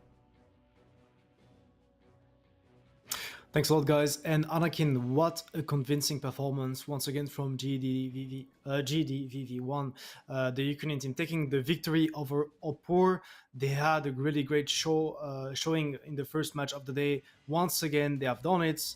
I think our cast has also mentioned that they had a really good group stage. So far, they are the team that has been really showing a lot, and they're going to be waiting in the grand finals tomorrow. Yeah, everything I've seen from GDV today has shown me that they are someone to contend with. So tomorrow, I suppose we're watching Opur in match 7 against the winner of Freaks or Group of Speed, and then the winner of that match is going to face GDV. I'm looking forward to that grand final. That's going to be a good game. Well, yeah, and there's the other team, the other Ukrainian team, Freaks, that is still in the brackets. They won against all of Nitsi. I mean, both of those matches, match 3 and match 4, they were not covered on the stream, but you can see that all of Nitsi and Pozzo, they are out. I mean, usually those teams are making it to the losers bracket finals and grand finals, so that's kind of surprising. Yeah, and could we get an all-Ukrainian finals with Freaks versus GDV? I say it's definitely possible. Yeah, we'll see that tomorrow. We can take probably a quick look also on the NA brackets to recap what happened there. We had many matches played there, and we only have 2 left. We have the losers bracket finals between Smile and Escalate, and then there will be the grand finals. Dopamine waiting to actually face each of those teams, depending on who is going to win. Actually, what's your take on the brackets from NA, since you're from there? Well, I think I'm going to ride out with Escalate right now. I think they've been playing really well. I think Smile and Dopamine are both very good teams. I think they're probably going to be the favorites in both of the games they play tomorrow. But I think Escalate has just been pulling some stuff out that maybe other teams haven't seen. They're reacting quickly. They're playing well. And I kind of want to see them get through to the end. Yeah, I mean, they had a really good performance against Bear Force 1. We were very surprised in a good manner, I have to say, and hopefully they are gonna show up tomorrow with the same mentality and the same level against Smile. We're gonna be covering shortly now the replays from the last match of the day, which was Opur against GDVV1, and I have to say that Opur, they're probably the team that we expected to do well, but this Ukrainian team, GDVV1, they have been performing because I have the feeling personally that they're prepared and that they have a lot of clue in this 77 format. As we can see, the replays are being shown on the stream, and we're starting on Prokhorovka. Opur was on the defense and GDVV1 was on the attack, and they took all the map control straight.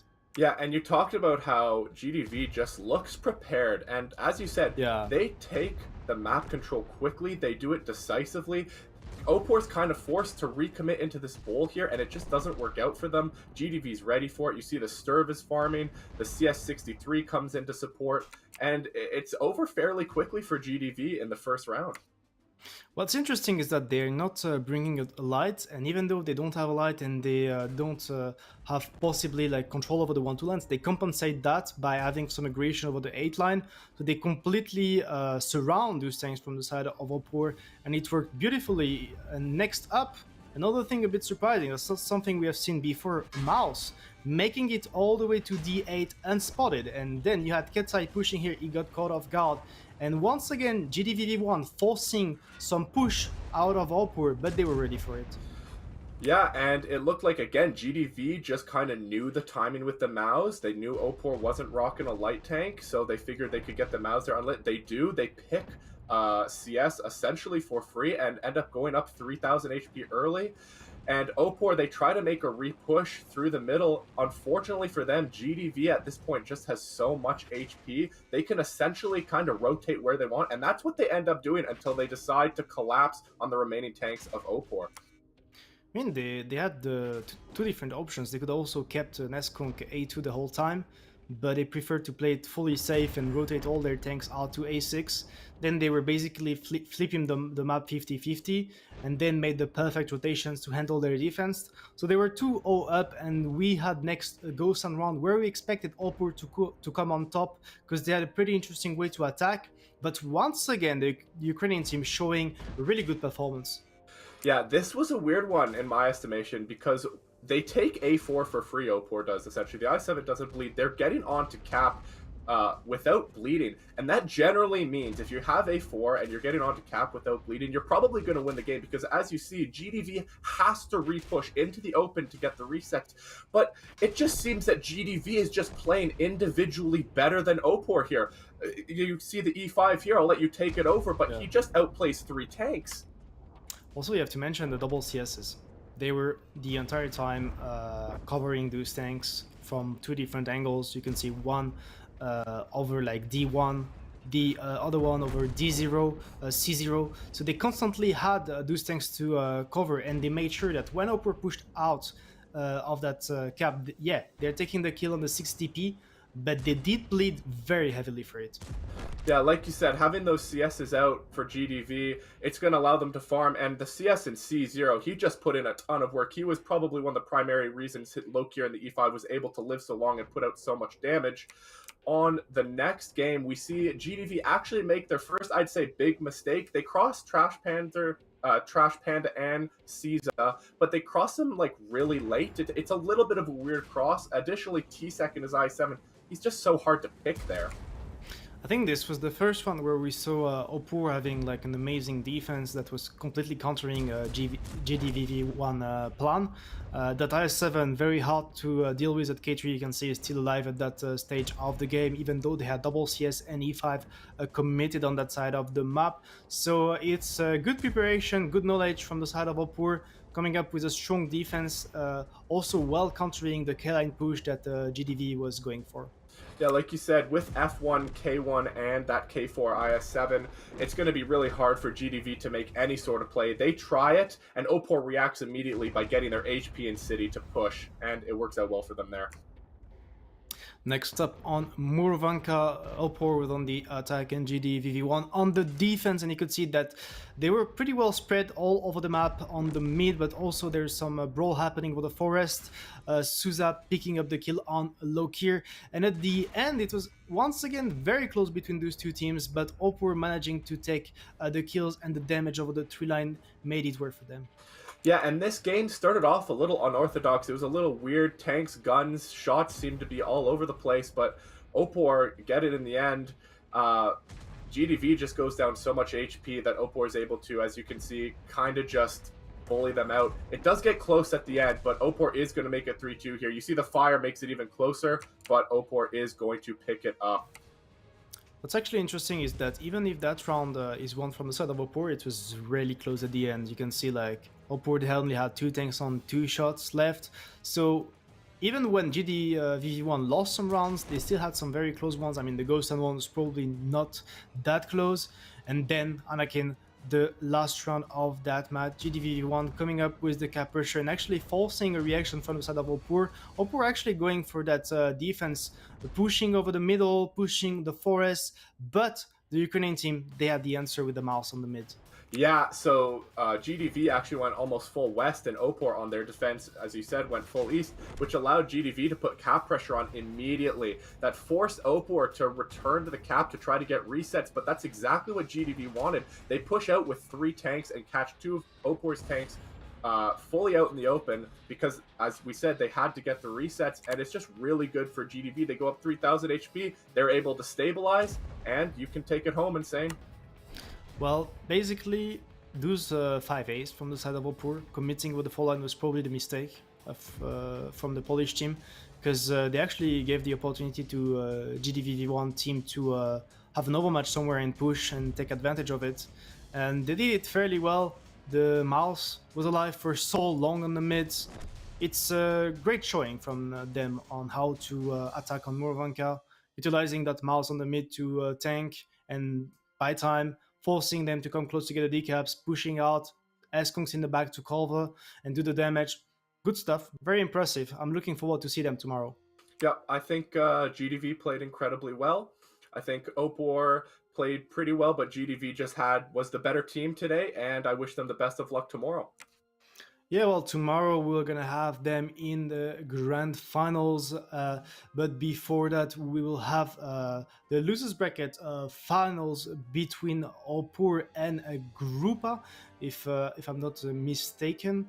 No, we have one match before I'm going over. It's a Grupa against Frix first, then the winner is playing against Opur, and then we have the grand finals. Well, I'm already having my take on Grupa against Frix, it seems so, but definitely gonna be interesting. You can tune in tomorrow the same time to watch all of those matches. They're gonna be covered, so we'll have the winners of EU and NA, so make sure to be there. Once again, like Ian mentioned, thanks a lot to MillionPugs for sponsoring the event and making it great. And Anakin, do you have anything to say? Thank you for having me. It's been a pleasure, and see everybody tomorrow. See you tomorrow.